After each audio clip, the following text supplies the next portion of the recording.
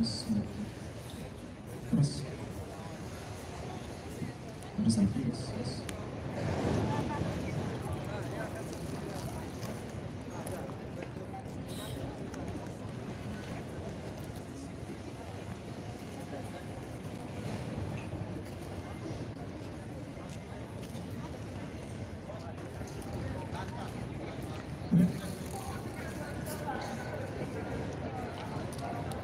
Так, ну что, всем привет. Мы начинаем трансляцию. Время у нас уже подошло.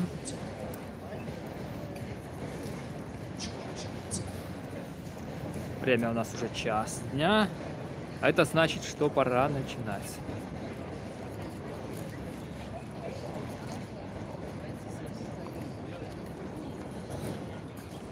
Так, отпишитесь по поводу звука для начала. Как слышно? Есть ли звук какой-нибудь?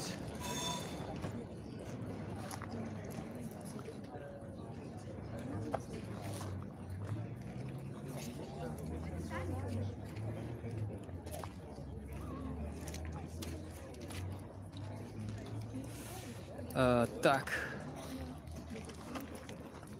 Кто сейчас в чате? Напишите по поводу звука. Как, нормально ли все?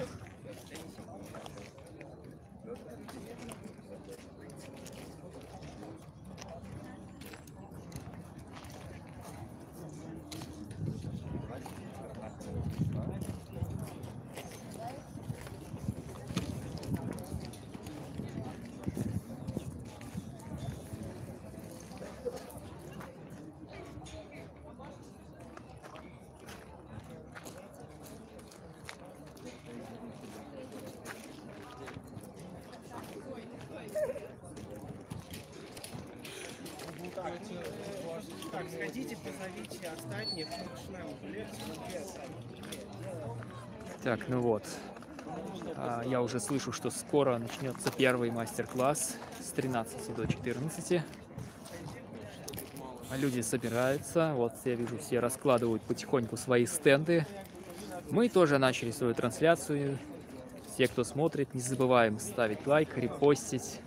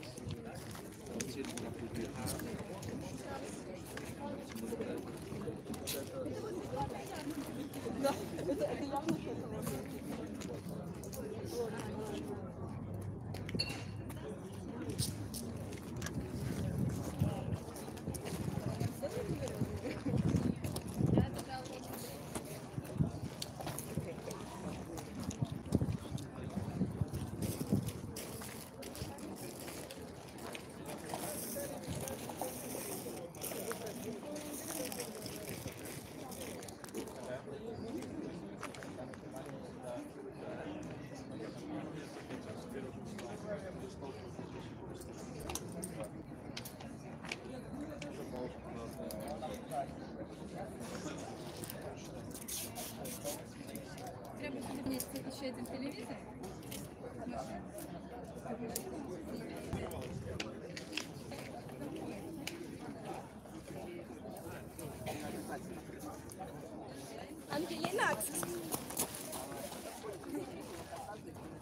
Я тебе это пока в рюкзак кину.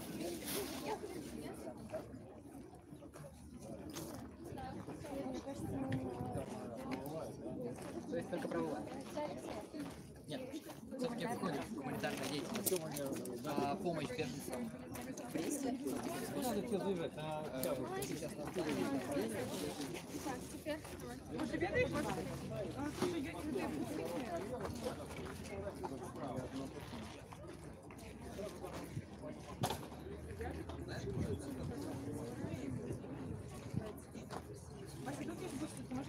Почему же?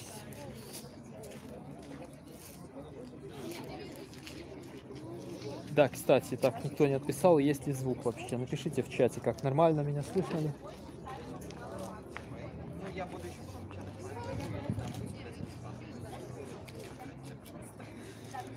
Ну, извини, по поводу картинки ничего сказать не могу. Я просто запустил эфир, как обычно, а как оно показывает, тут я вообще ничего сделать не могу.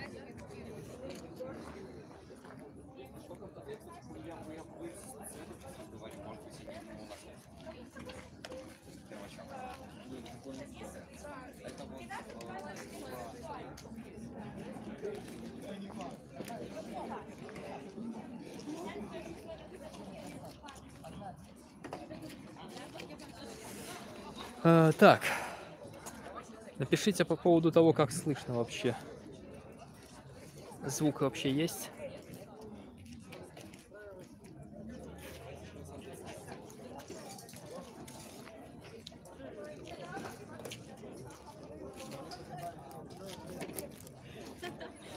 Мероприятие пока начинается, скоро должен быть первый мастер-класс. Люди вот потихоньку собираются, раскладывают участники стенды.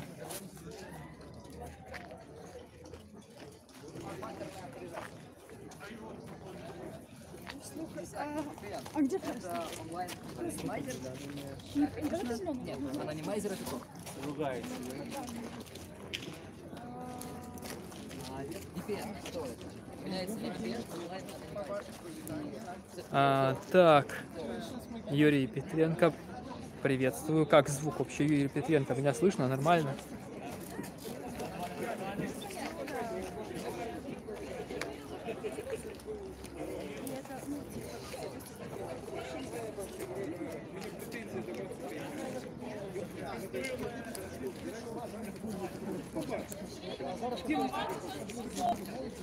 Напишите в чате. Добро чути. Все отлично. Кто еще не понял? О, здорово, ты тут? Ай, блин. Говорят, картинка провисает медленно, вот, ну тормоза типа, мало кадров, как с лекции. С этим вообще ничего сделать нельзя. То есть, ну, ты запускаешь просто и не знаешь, как оно пойдет. Ну, говорят, что херово. Кто-то написал, может, тролли просто. Тролльня какая-нибудь. Так, тут пока еще вижу только начало. Говорят, что вроде как наши там после 16 будет что-то такое вообще. Читал. Там программа, кстати, висит где-то на бочке вон там. Ты же снимешь? Нет, так я снял, хотел сделать заставку такую с программой, а потом подумал, какой смысл. Все равно же будет картинка время идти, никто ж не увидит, что там заставка. Добрый день. Добрый. Только после мероприятия, здравствуйте. Видел Петрухина там внутри. Наш приехал, тут Казимирчак Сорши тоже. Дофига там кто. Организаторы там все внутри сидят и участники.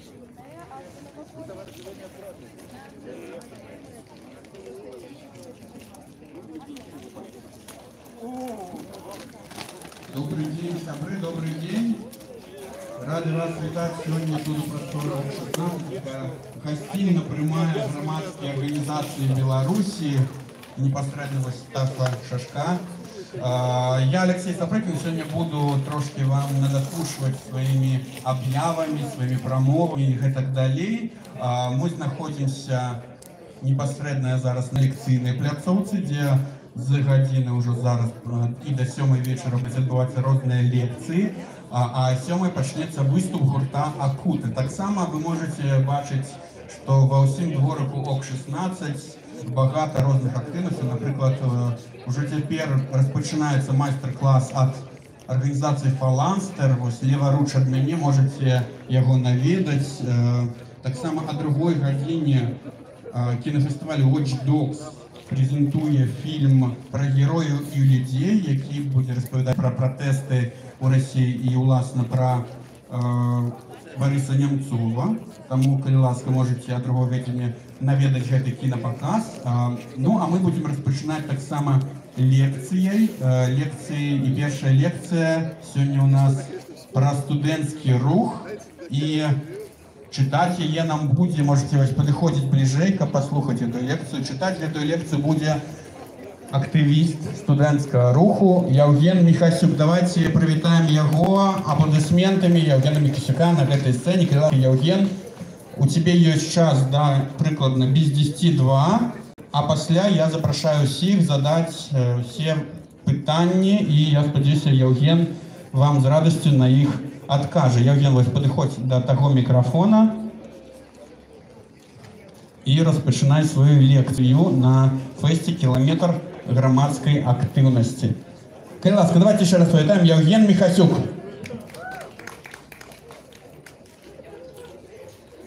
Так.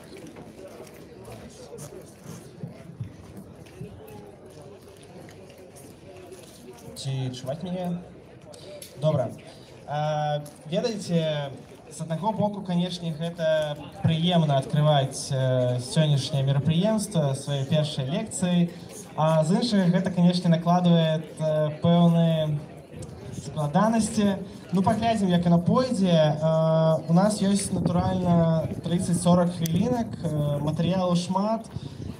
Я паспрабую не вельмі падрабязна так паглыбляцца ўсё гэта, распавесці нейкія цікавыя сапраўды гісторыі са студэнцкага руху. Ну і пасля, я спадзяюся, мы трошкі падыскутуем, можа быць, некалькі выказванняў, ці ёсць студэнцкі рух у Беларусі і чаму не пратэстуюць беларускія студэнты на кшталт еўрапейскіх. Так. Так, ну ад пачатку я заўсёды распавядаю, што такое студэнцкі рух. Звычайна, канешне, аўдыторыя больш кампактная, я могу задаваць пытанні, ну давайте паспрабуем, можа быць. Это будет нагодай падысці бліжэй да сцэны. Што такое студэнцкі рух? Хто-нибудь можа адказаць?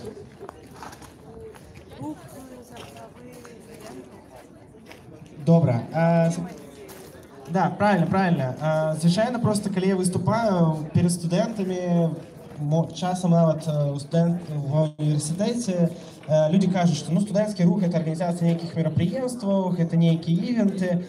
Насамрэч гэта не так. Студэнцкі рух, ён мае заўсёды пэўную адвакацыйную ролю, да? То бок гэта нейкія змены ў грамадстве, у эканамічным, сацыяльным, палітычным, прававым статусе ты іншы.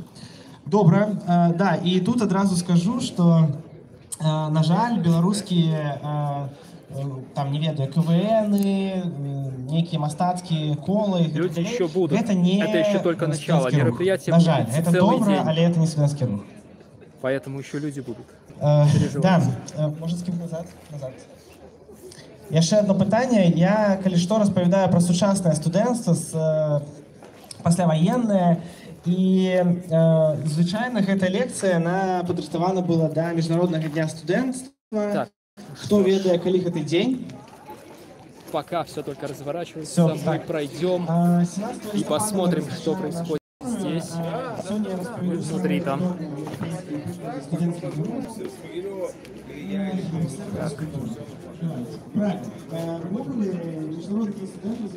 Все происходит не только снаружи, но мы видим и внутри здесь тоже. Вот внутри здесь зал. Сегодня проедешь на это самое? Куда? Куропатка. Ну не знаю, оно весь день будет идти здесь. Да, весь день. Сегодня же уже видим на Куропатках же реквием, скажем, благодарим. Ну не знаю, посмотрим. Что и набудется тогда. Год. А? Год все-таки, да. Год. Так, ну вот, там снаружи мероприятие, также вот мы видим внутри. Мероприятие огромное, все соответствует названию «Километр гражданской активности». Здесь вот огромное количество залов, помещений, везде идут разные мастер-классы, проходят всевозможные мероприятия. Вот здесь стоят люди, будут представители разных организаций, которые будут рассказывать. Вот мы тут видим известный правозащитник Леонид Сидоренко. Вот там в центре.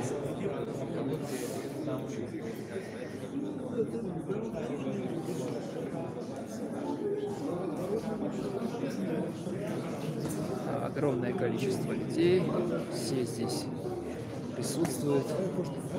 Вот мы видим, сидит брестский блогер Сергей Петрухин, вон там, тоже, видимо, с каким-то докладом. Здесь действительно огромное количество людей.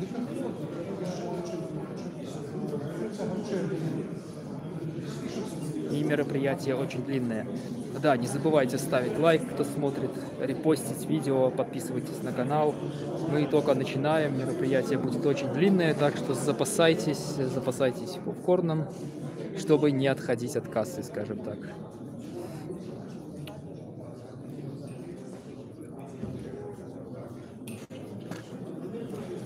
Судя по всему, здесь еще только начинают, еще готовятся.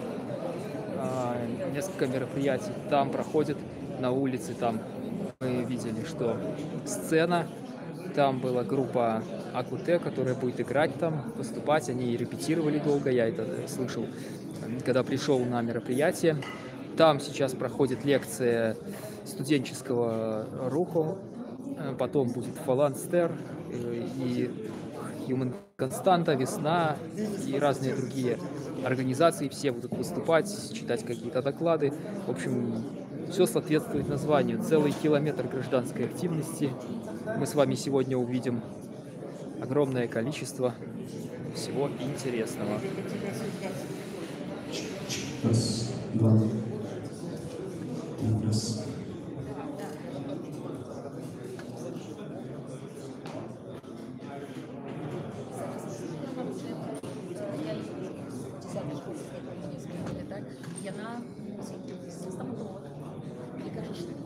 Там сейчас будет сцена. Здравствуйте, Сергей. А что вы сегодня будете, о чем рассказывать? Я ни о чем. А, вы просто как зритель, да? Гость. А, как гость. Я думал, вы будете какую-то лекцию читать, может быть, тоже. Ну, если попросят, почитаю, конечно. А, ну да. Я всегда А раз по ходу дела, как там у вас дела с аккумуляторным заводом идут? Я слышу, что вы уже наподобие как в Куропатах сделали свинцовую стражу там возле завода. Значит, люди с 3 травня, с 3 мая дежурят круглые сутки около завода. Вот, фиксируют все нарушения. Завод, дело в том, что проходит сейчас стадию, как это называется, пусконаладочных работ. Вот. А на самом деле он работает на полную мощность, то есть он производит аккумуляторы. Там было, активисты словили машину с аккумуляторами один раз. По ночам он дымит, там начали помирать муравьи, птицы. Вот. Завод должны были принять 28 травня, приемка должна была произойти, но тот человек, который принимал экспертизу, Рачевский, отсюда с Минска, он даже не приехал, потому что Лемешевский не может выйти никак на 3 килограмма в год по выбросам свинца. Он никогда не выйдет. Вот. Ну и сегодня, я знаю, там приезжали Нью-Йорк Таймс, тоже делали репортаж, вот, и последние новости там скоро появятся в Америке или в России. Там, московский офис приезжал сегодня, некто Хиггинс. Вот. Ну я думаю, что закроем мы завод. Может, как бы не сразу, но... Но надеюсь, что нас не постигнет судьба вот этого известного латиноамериканского городка Эль-Миньо. Дело зависит от людей. Если люди готовы умирать, если люди боятся потерять работу и готовы отравиться свинцом, ну, мне кажется, что с нацией что-то происходит, потому что, ну, так не должно быть. Это просто инстинкт самосохранения. И если сейчас белорусы не будут... Это же не только в Бресте, это Светлогорск, это Гомель, там, Азот. Могилев тоже. А? Могилев Светлогорск, Могилев. И если белорусы не будут сопротивляться, так просто нации не будут. И так как бы нету. Так правильно, те нации, которые слабые, они сходят с мировой сцены. И то же самое ждет белорусов, потому что они боятся потерять зарплату там в 300, 400, 500 рублей. Но это смешно как бы. А где годность, а где самосознание? Потому что свинец, ну не буду лекцию читать по свинцу. А то... Ось. Спасибо, Сергей. Удачи вам. Ну вот, вы сейчас слышали, что сказал нам Сергей Петрухин по поводу ситуации с аккумуляторным заводом в Бресте. Они дежурят, скажем так, да. Сергей полон оптимизма, что они закроют этот завод. Как там что будет, не знаю, посмотрим. Посмотрим, что у нас тут еще. Пройдем в другие залы. В начале мероприятия я видел, заходил Антон Матолько, но где он? Сейчас его здесь пока не видно. Возможно, он в другом лекционном зале, в другой комнате. Вот у нас тут какая-то надпись «Ассамблея неурадовых демократичных организаций в Беларуси». 8-й конгресс.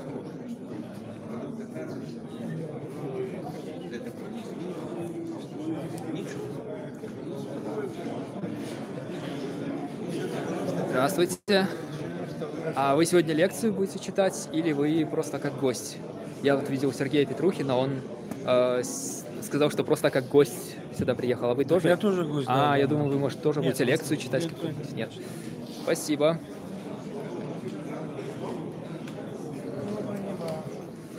Так. Кто не знает, это был Леонид Судоленко там. Сейчас мы посмотрим, кто еще здесь присутствует. Кто здесь еще присутствует? Вот мы видим, тут тоже какой-то зал. Что-то готовят, выставляют здесь стулья, разносят оборудование. Вот там есть какая-то комната. Посмотрим, что там. Можно ли туда пройти? Может быть, там кто-то находится. Посмотрим сейчас. Вот здесь какие-то расставлены кружками стулья. Видимо, какое-то будет мероприятие. Там, судя по всему,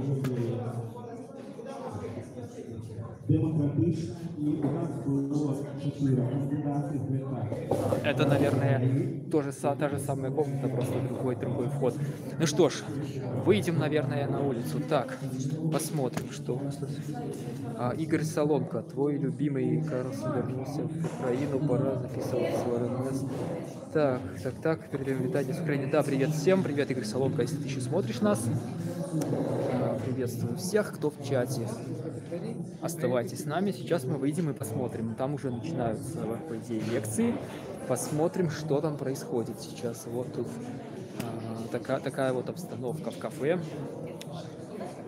Там внутри залы проходит ассамблея негосударственных организаций. Здесь у нас проходят снаружи лекции. Сейчас мы посмотрим, что там происходит. Не зовсім зрозуміло, звісно, чому був такий масовий протест. Є різні байки. Наприклад, лічиться, що першопочатково студенти почали протестувати, тому що було обмежування, хлопці не могли ходити в інтернати до дзяўчын, вось ім гэта вельмі не падабалася, і вось яны якби замуцілі гэтую рэвалюцыю. Вось. Гэта было правда, але не толькі праз гэта яны пратэставалі. Вось. Але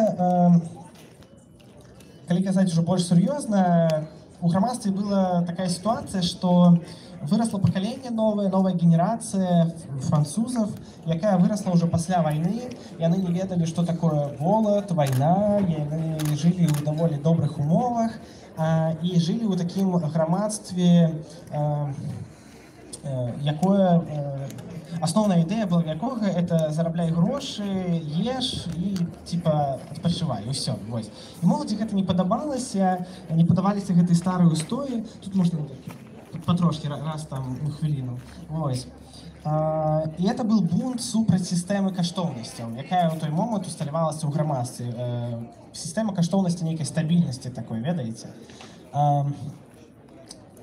Да, Пачалося з Даніэля Кон-Бедіта, это такі сацыялістычны моладзевы актывіст. Вось, яны зладзілі такую акцыю супраць амерыканскага імперыялізму. Яны закідалі камнямі прадстаўніцтва амерыканскай авіакампаніі і іх паплечнікаў пасадзілі ў турму, што, ў прынцыпе, пакуль што гучыць лагічна. Вось. Але яны вырашылі гэтаму пратэставаць супраць гэтага, і я ўжо запытваў, што робяць студэнты, калі ёсць нейкі пратэст, надо выказаць сваю нязгоду. Да, яны захопліваюць рэктарат Нантэра. Вось. Самое цікавае тут, што адміністрацыя не пагадзілася так проста на гэта. Яна паспрабавала іх выгнаць адтуль, яна выклікала міліцыю. Міліцыя прыехала, і ведаеце, гэта былі такія людзі ў штатскім. Ну, я не ведаю, вы з Беларусі, вы павінны ведаць, што такое людзі ў штатскім. Вось. Цывільным. Вот. Яны прыехалі, хадзілі па калідорах, і студэнты пабачылі нейкіх людзей у цывільным, вырашылі так. Гэта, напэўна, прыехалі арыштаваць іх, яны іх сфотаграфавалі і павесілі ў калідоры фотаздымкі. І таму студэнты хадзілі, проста па рэктарату іх не маглі вылавіць. Больш за месяц яны правялі ў рэктараце, іх так і не здолелі адтуль выгнаць. І ў выніку універсітэт Антэра, ён як бы зачыняецца. Рэктарат кажа: ладно, мы не можам павярнуць сябе рэктарат, таму мы як бы зачыняем універсітэт, пакуль вы не выйдзеце з рэктарата. Але як бы відавочна, што гэта так не працуе, і гэта наадварот толькі падагрела пратэсты. І тады першамайская, першатравенская дэманстрацыя, студэнты далучыліся да яе, выйшлі са сваімі лозунгамі, і пачаліся зноў бойкі з міліцыяй, уже вулічныя, на вуліцах Парыжа. І тут такі важны момант, да гэтых пратэстаў пачалі далучацца іншыя універсітэты. У Парыжы ёсць Сарбона, Сарбона гэта, іх там шмат, Сарбон, вось. Але яны пачалі далучацца да студэнтаў Нантэра, і там таксама адбылася смешная сітуацыя. Ректар Сарбоны, ён сказаў, што усе, хто выйдуць, далучацца да пратэстаў, будуць адлічаны. І студэнцтва Сарбоны, яно думала, што это нейкі жарт, таму што іх там тысячы пратэставалі. І яны такі: ну, нас же ўсіх не адлічаць. І там адлічылі 1000 з чымсьці людзей за некалькі дзень. Вось. Ну і студэнты сказалі: ладно, калі такія справы, нам уже няма чаго губляць, і яны масава пашлі выходзіць.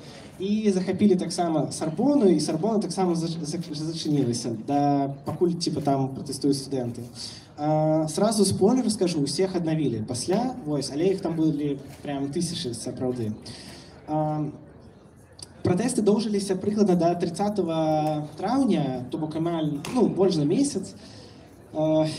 Вельмі цікава, раю, калі будзе час, пачытайце ўспаміны людзей, якія жылі ў Парыжы ў той момант, таму што яны распавядаюць, напрыклад, з 10 па 11 траўня, так званая ноч барыкад, калі на вуліцах каля 50 000 студэнтаў махаліся з паліцыяй, вось, горад быў у агне, і парыжане, я чытаў успаміны, яны кажуць так, што у горадзе ніхто не спал, усе слухалі радыё, выглядзелі ў вокны, і ў Парыжы было светла, як днём, таму што все вуліцы гарелі.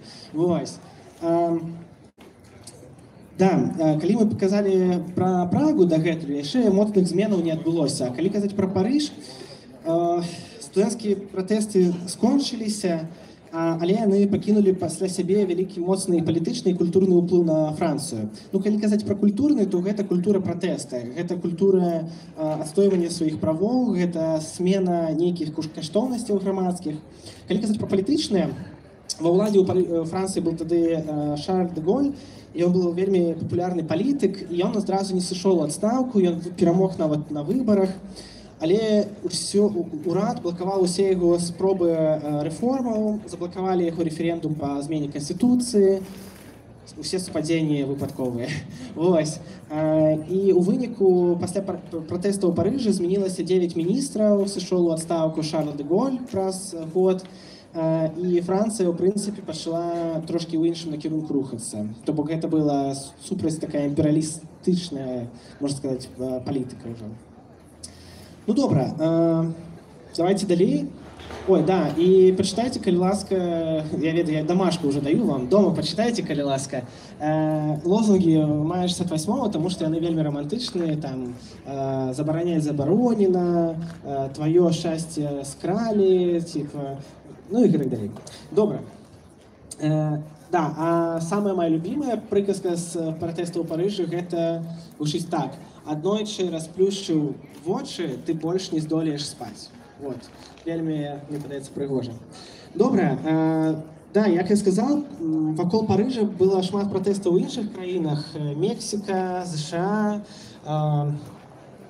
Германія, Брытанія, ну то бок шмат было пратэстаў. Афіны.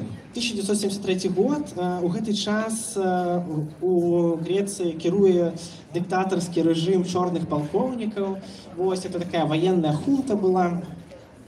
І, в прынцыпе, это ўсё, што вам трэба ведаць пра Грэцыю 73 года. Давайте далей. У той час, в прынцыпе, нягледзячы на тое, што там дыктатура і хунта, студэнцтва было даволі вольным, было самакіраванне, яны адстойвалі свае правы, нешта рабілі. І першы пратэст, ён яшчэ быў таксама ў 68 годзе, як і ва ўсёй Европе. Але тады гэта хутка ўсё скончылася. Наступнай хваляй была 73-я, і пачалася она ў лютым. Першага, хлопцы, увага, гэта, магчыма, чакае і вас, калі вы студэнты. Карацей, там увялі новыя правілы, па якіх ваенная хунта, відавочна, па якіх хлопцы, які навучаюцца в універсітэце, ўсё адно павінны служыць. Ну, то бок, больш не дае тэрміноўкі ад арміі. Вось, гэта была першая такая хваляванне студэнцкія, але тады это ўсё так скончылася, ў прынцыпе, хутенька. Наступны раз, это уже было 14 листопада, карацей, самакіраванне політэхнічнага універсітэта Афін, это один з мацнейшых універсітэтаў Грэцыі, ім спусцілі спісы, па якіх трэба было абраць пэўных людзей на пасады самакіравання. Да? Так, я яшчэ раскажу, усе супадзенні выпадковыя. Да? Вот. І самакіраванне яно сабрала студэнцтва, і спыталася, што мы робім? Мы ўсё ж такі абіраем дэмакратычна тых людзей, якіх абяруць, або мы абіраем па спісу, ніякіх праблем. На гэты сход прыйшло даволі шмат людзей, і людзі сказалі, не, давайце ўсё ж такі абіраем таго, каго мы лічым. Яны абралі самакіраванне, то, якое лічаць патрэбным, і яны баяліся пэўных рэпрэсій. І што робіць студэнцтва, калі яно баіцца нейкіх рэпрэсій? Яно захапіла будынак політэхнікі, ну, цэнтральны. І яны выставілі такія ўмовы рэктарату, што мы адразу сыдзем, як толькі вы паабяцаеце нам, што нічога нам не зробіце. Ну, што типа самакіраванне захаваецца, нікога не адлічыць, і ўсё. И у них, это, ведаете, такая акция была, кажа политехника, это было, они запустили радио. И оно ретранслировалось по всем Афинам, и они закликали горожан прийти на политехнику, как поборонить студентство.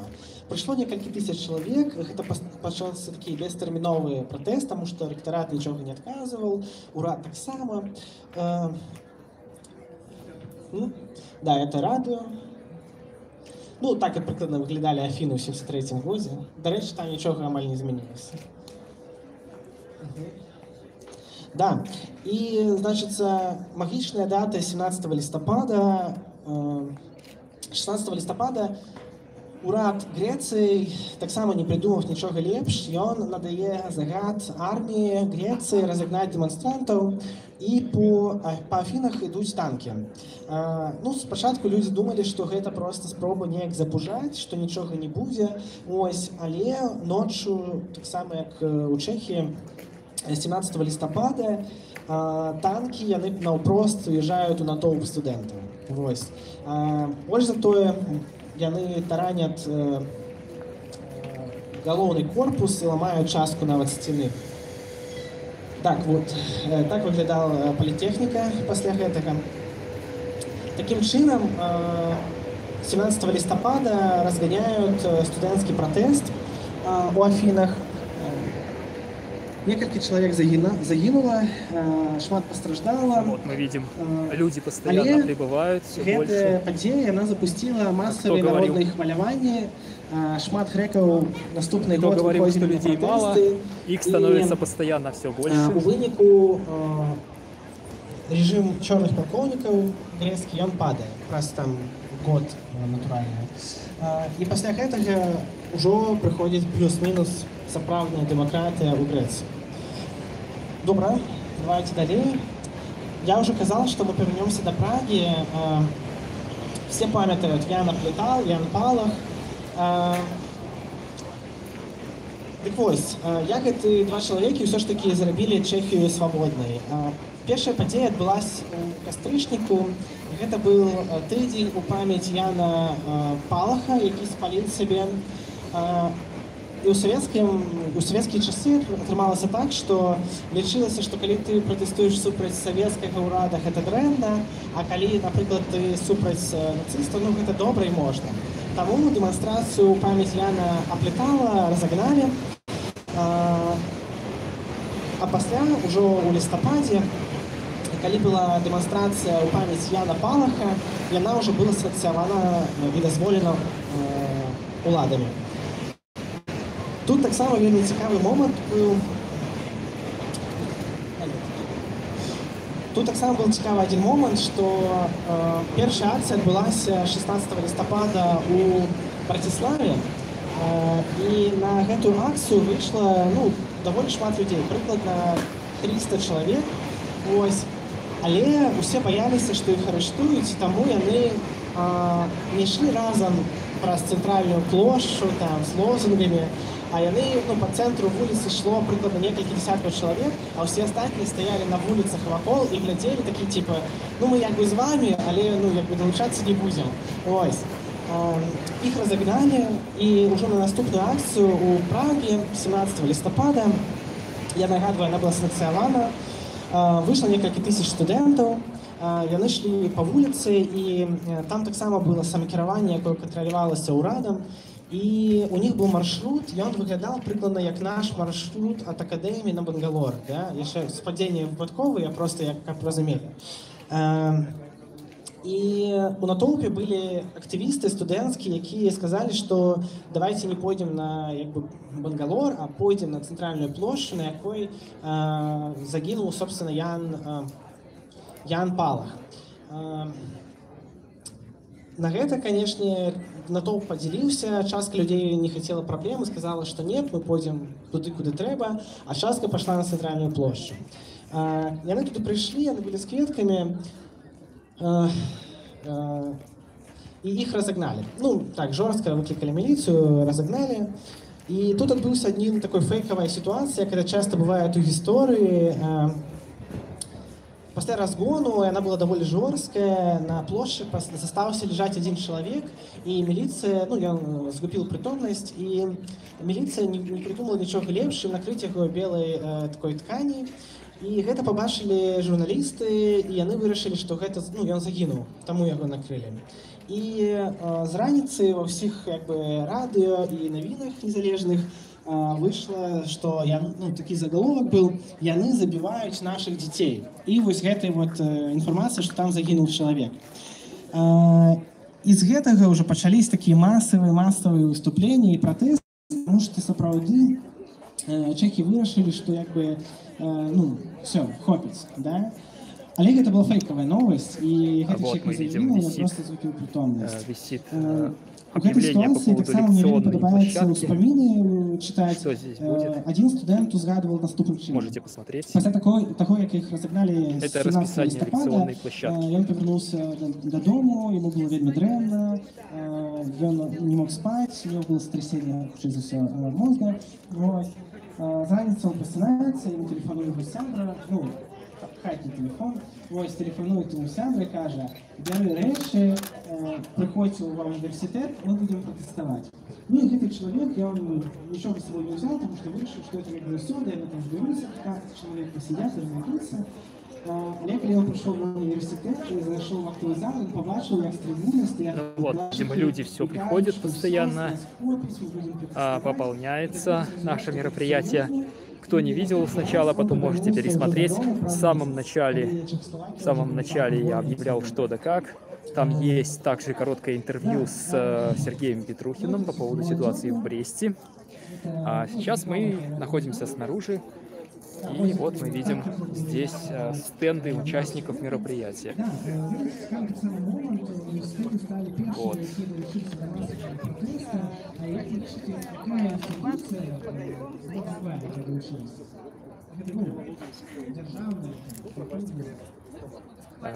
Расскажите, что вы представляете, что это такое? Мы представляем веб-платформу svili.org, которая объединяет спонсоров некоммерческих организаций и волонтеров. Внутри экономика своя, там баллы, можно обменивать на ресурсы, получать за это новые баллы. А сегодня мы делаем квест на основе нашей платформы, где будет 3 участника, это спонсоры некоммерческих организаций и волонтеры. Они будут обмениваться разными ресурсами, получать баллы, и можно будет поучаствовать просто в такую игру и выиграть наши баллы. Спасибо. А кто еще не знает, это Октябрьская 16, приходите, и вы можете поучаствовать еще в этом квесте.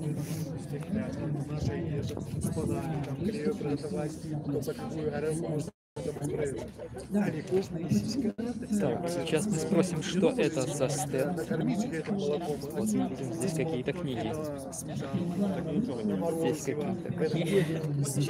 Молодь за устойчивое развитие.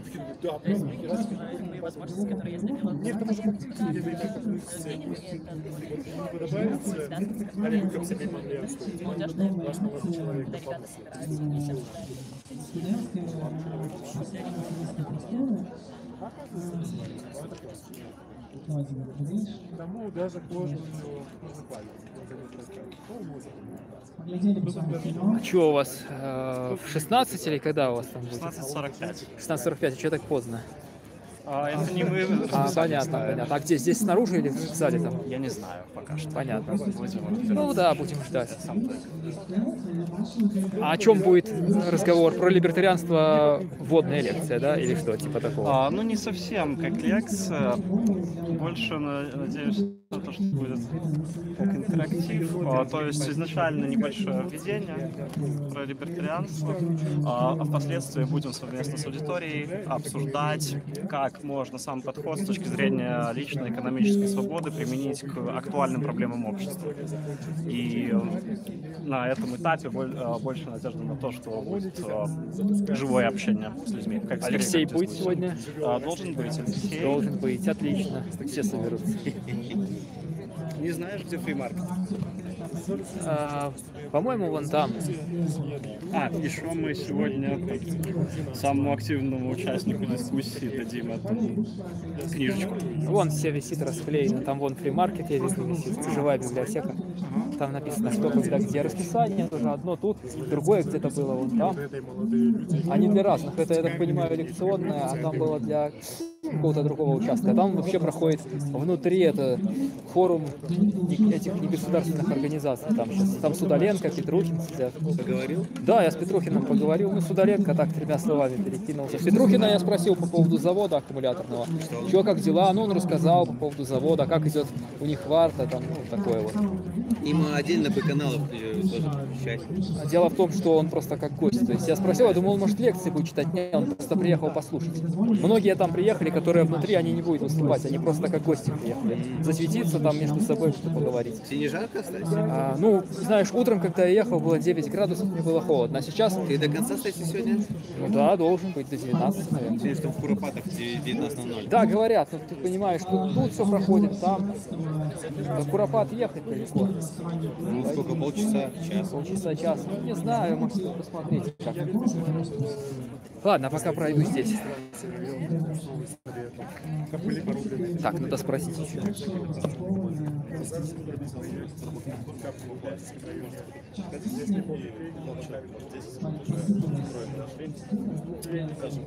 Так, а теперь вот нам надо выбрать 6 из 17.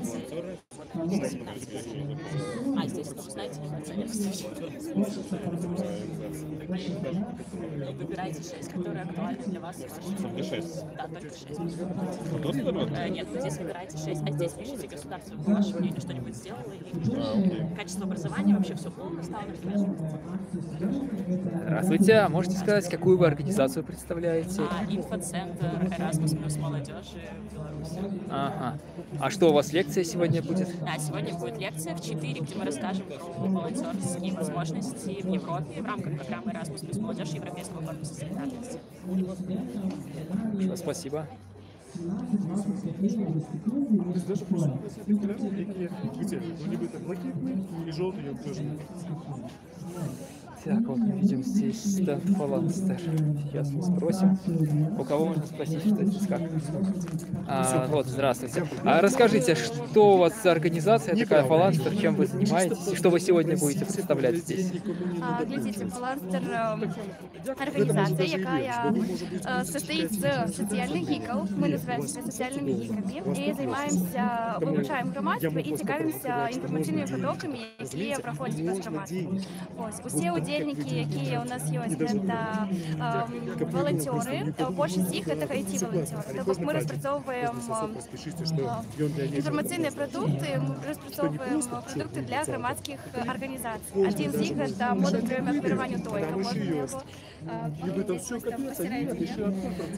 Гэта модуль прыёму ахвяравання. То бок некамерцыйныя арганізацыі могуць яго на свой сайт і збіраць праз яго сродкі на нейкія свае праекты. Сёння мы будзем распавядаць пра сваю арганізацыю. Таксама частка нашай каманды яна праводзіць сёння лекцыю. Хорошо, спасибо. А во сколько у вас лекций сегодня? Яна должна была пачацца ў гадзіну. Гадзіны до 2. Хорошо. Так. Гражданский форум, я смотрю, у вас называется. А чем занимается организация? Что Молодежная либеральная организация, занимаемся неформальным образованием, студенческие поездки, помогаем молодежи получать новые знания нестандартными способами. А у вас сегодня лекция тоже, да? Сегодня мастер-класс у нас будет, мы будем учить ораторскому искусству, что-то вроде такого. А во сколько? 13:45. Приходите. Хорошо. Кто еще не здесь, можете подходить. Октябрьская, 16. Здесь все, собственно, и происходит. Вот, вы можете видеть.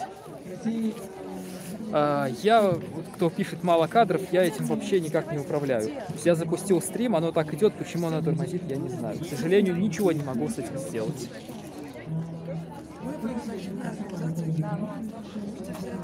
Что-нибудь из этого можете выложить и выложить в Инстаграм.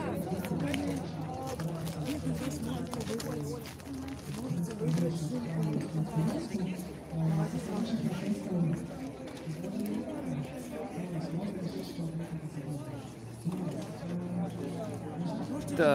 Так, вот, я вижу здесь.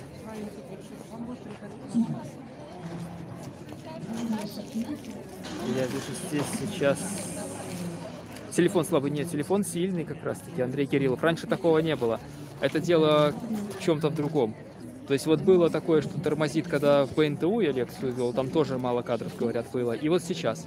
Почему это происходит, не знаю. Скорее всего, может, дело в программе. То есть постоянно обновления какие-то приходят, может, какое-то бракованное обновление. Потому что раньше такого не было. Без разрывов. Звук, кстати, нормальный. Ну вот, видишь, непонятно чего. Это, я думаю, глюки в YouTube в мобильном какие-то.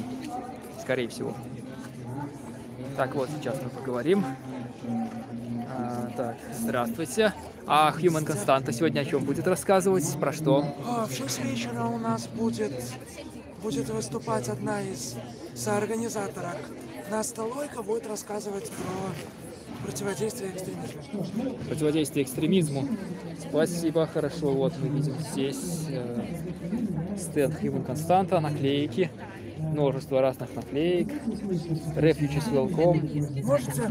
А вы кого представляете? Я блогер. А что вы хотели сказать? Ничего, просто интересно. Можете взять какой-нибудь из наших буклетов. Можете сфотографироваться с какой-нибудь из этих штуковин для фотозоны, если выложите в Инстаграм с хэштегами Human Constanta или Розные руны, в 6 вечера можете выиграть рандомом розыгрыш сумок. Сумки от Human Constanta. Вот, видите, сейчас идет прямой эфир, идет стрим, зрители как бы смотрят. Так что приходите, участвуйте. Приходите, будем всем рады. Спасибо. Так, вот. Самое большое количество народа стоит возле стенда арт-сядибы. Сейчас мы попробуем тоже пробиться и спросить, что там раздают. Смотрю, какие-то наклейки.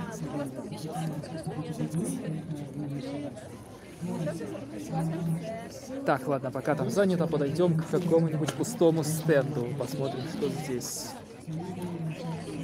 Здравствуйте. А что у вас здесь? Какая организация представляете? Организация, которая занимается просовыванием закона о противодействии домашнему насилию. Большую деятельность. И у вас тоже лекции сегодня, да? Нет, лекции сегодня.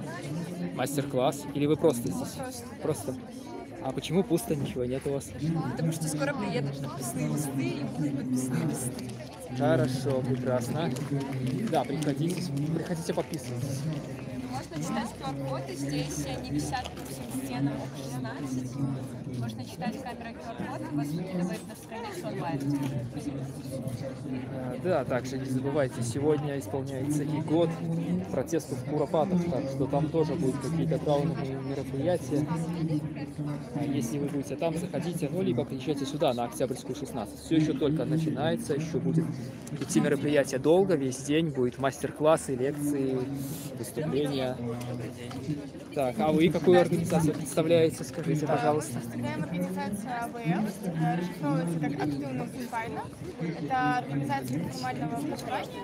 Мы занимаемся проведением шведских кружков. И что вы сегодня будете, мастер-класс делать или лекцию? Нет, сегодня мы просто рассказываем о нашей организации. Возможно, у нас будет какой-то небольшой интерактив, если наберутся люди. Вот. Ну и будем рассказывать, что мы делаем, какие мероприятия мы проводим, какие кружки есть в списке. Так, хорошо. А это что, у вас здесь буклеты, наклейки? Да, вы можете взять наклеечки. У нас есть наклеечки вот с нашим логотипом АБФ. У нас также есть наклеечки с разными кружками. Вот, например, у нас есть кружок Минский Soft Skill, литературный, дебаты, а также у нас есть... Слушайте, вот английского, немецкого, арт-терапия, театр, дебаты на английском есть. Мне какая больше нравится, а вы уже все взяли, мало? Ну да, по очереди. Спрашивайте, где это нашла. Просто вау. Спасибо большое. Вот. Кто писал про наклейки, наклейки есть. С наклейками все в порядке. Как встречу тебя, потом отдам тебе наклейки. Да, приходите за наклейками и за тем, чтобы узнать поподробнее. Ну, видите, карте Диби пробиться, к сожалению, не получается, пока тут народа стоит, толпа огромная. Просто что они там делают, я не знаю. Сейчас мы попробуем подойти.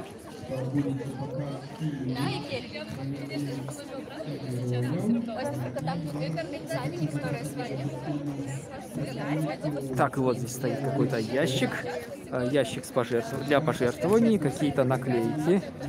Смотрю, есть наклейки.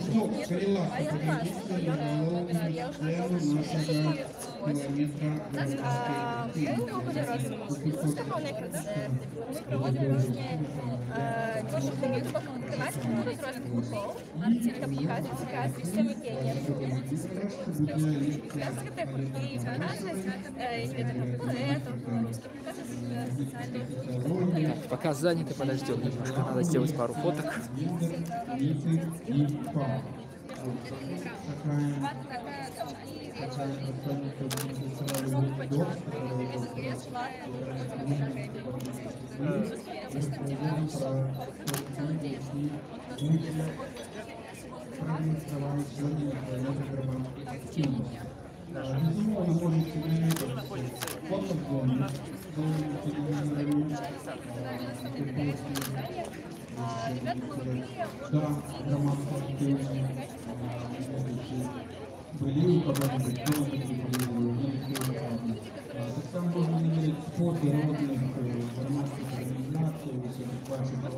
Так, если что, это еще далеко не все, тут огромное количество разных организаций. Вот, наконец-таки освободилось. Так, ну вот, вы видите, это арт-садиба. Арт-садиба не нуждается в представлении. А что вы сегодня будете здесь представлять? Лекцию, мастер-класс? У нас в арт-садибе буде мастер-класс по белорусской латинице. Ён буде ось там, не на головной сцене, а сбоку трошку. И так само у нас тут есть такая зона, где можно записать свой любимый белорусский гурт, например. Можно написать свой инстаграм, коли ты ведаешь арт-садибу, коли не ведаешь, мы подпишемся, и вы доведаетесь совсем про арт-садибу. Там у нас есть стикеры клёвые с белорусскими сучаснымі дзеячамі культуры. Гэта музыкі, напрыклад, гуртакі сёння тут будзе выступаць акуты. Гэта пісьменнікі, як Святлана Алексеевич, атрымала Нобелевскую прэмію ад Беларусі. І ми хочемо показати, що тут шмат, наприклад, молоді ходять, вони навіть не чули про арцидібу, і вони не ведають ніякі білоруськомовні гурти. Ми хочемо показати, що білоруська культура, вона живая, і що вона серед нас, і що це нормально, вона не просто у школі така мертва, а ось тут ми такі. Ага, а вот это что? Гэта стикеры можна атрымаць бесплатно. Приходите, можна подписаться на наш инстаграм, на инстаграм Арцидибы. Мы зрабілі, у нас уже 3 такія серії культурних стикерів, їх можна використовувати у Телеграмі навіть безплатно, просто собі додати. Коли зайти у Телеграм Арцидибы, то яны там будуть, і можна їх собі додати, налепити. Давайте я вам допоможу, будь ласка. А, ви пропустили літер. Ось, а ще у нас можна згуляти у дженгу по-білоруську, яка називається «Вежа». І виграти так само собі який-небудь стикерочок. Спасибо. Так, вот.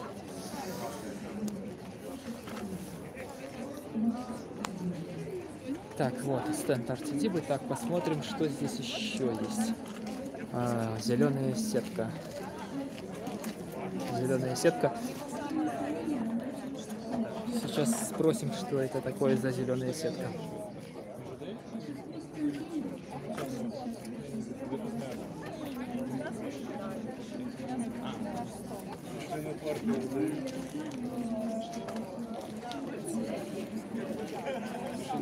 Зеленая сетка, зеленый портал. Ага, это по поводу домашних животных. Это стенд зеленых. Сейчас мы поговорим подробнее, узнаем у них, что к чему здесь. Написали, да? Дайте. Все, в понедельник, почтовочку проводите вашим адресатом. А мы еще? Конечно, конечно, выбирайте. Так, сейчас мы пойдем потихоньку дальше. Сейчас подойдем к этому стенду. Ага, вот тут сидят, спросим. Ладно. Время-то и хотелось, ведаете. Здравствуйте. Что у вас за организация, скажите? Что вы представляете? Мы представляем, я представляю товариство «Зеленая сетка». Это товариство экологичных организаций, якое займаецца вырашэннем экалагічных праблем праз шэраг розных ініцыятыў. Да прикладу, у нас есть такая инициатива «Зеленый дозор». Ага. А сегодня что вы будете представлять? Мастер-класс, лекцию? Не, у нас интерактивный спот. Мы представили, до прикладу, паштоўкі, вось такие паштоўкі, якія тычацца змянення клімата, і прапануем людям просто з гэтага мерапрыемства даслаць такое экалагічнае прывітанне сваім родным, знаёмым, сябрам, каб яны таксама задумаліся пра экалогію. Таксама мы распавядаем пра спецпраекты нашага зелёнага портала і пра ініцыятыву «Зеленый дозор», а таксама гарачую лінію зеленых тэлефонаў, якія дапамагаюць вырашаць экалагічныя праблемы людзям. Так, спасибо. Так, что, пойдем дальше. Что у нас здесь? Эко-этика-бай. Так. Эко-этика-бай. Тоже какая-то экологическая организация. Сейчас мы спросим, что тут к чему. Что каждый должен знать об использовании животных в экспериментах. Ага, это против опытов над животными. Сейчас мы спросим. Здравствуйте, расскажите, что у вас за организация, что вы представляете, ну, о чем будете рассказывать сегодня? Мы представляем организацию «Эко-этика». Мы занимаемся питаниями экологии, этичного ставления до природы. Принаймні, про нашу организацию можете дознаться по улеточках, які ми спеціально підрихтували. Це і питання по зоопарках, цирках, бо про це люди шмат чого не ведають, то, що відбувається за кулісами. Ось, про футрову індустрію, наскільки вона екологічно шкодна, і не кажучи вже про те, що це жорстке обиходження живьома. І от такі питання ми всі якраз охоплюємо. І альтернативи в розслідуваннях наших живьолах займаємося. У вас сегодня будет выступление, мастер-класс, лекции, нет? Ну, на самом деле, мы сегодня просто такое представление нашей организации именно на кропці. И у нас есть конкурс. Мы разыгрываем 2 мыла экологичных, які ще не тестуються на живьолах. Треба заповнити анкетки, дати свої варіанти альтернативних альтернативних речей по 2 темах. Ось. І хто саме класний життєвий пропонує, ми відзначимо якраз таким коштовним, реально коштовним подарунком. Я рекламирую в основном Вот, это организация «Экоэтика». Приходите, заполняйте анкету, да, не забывайте ставить лайк, репостите ссылку, подписывайтесь на канал, если вы еще не подписаны. Мы подходим к следующему стенду. Там есть ссылка на Инстаграм, написано «Адукация инфо». Сейчас мы спросим. Скажите, пожалуйста, что у вас за организация? Знаете, мы не только волонтеры, придет наш директор, и она все сможет рассказать. Буквально пару минут. Хорошо, хорошо, отлично. А пока давайте посмотрим, что здесь присутствует на столе. Вот здесь есть какие-то буклеты.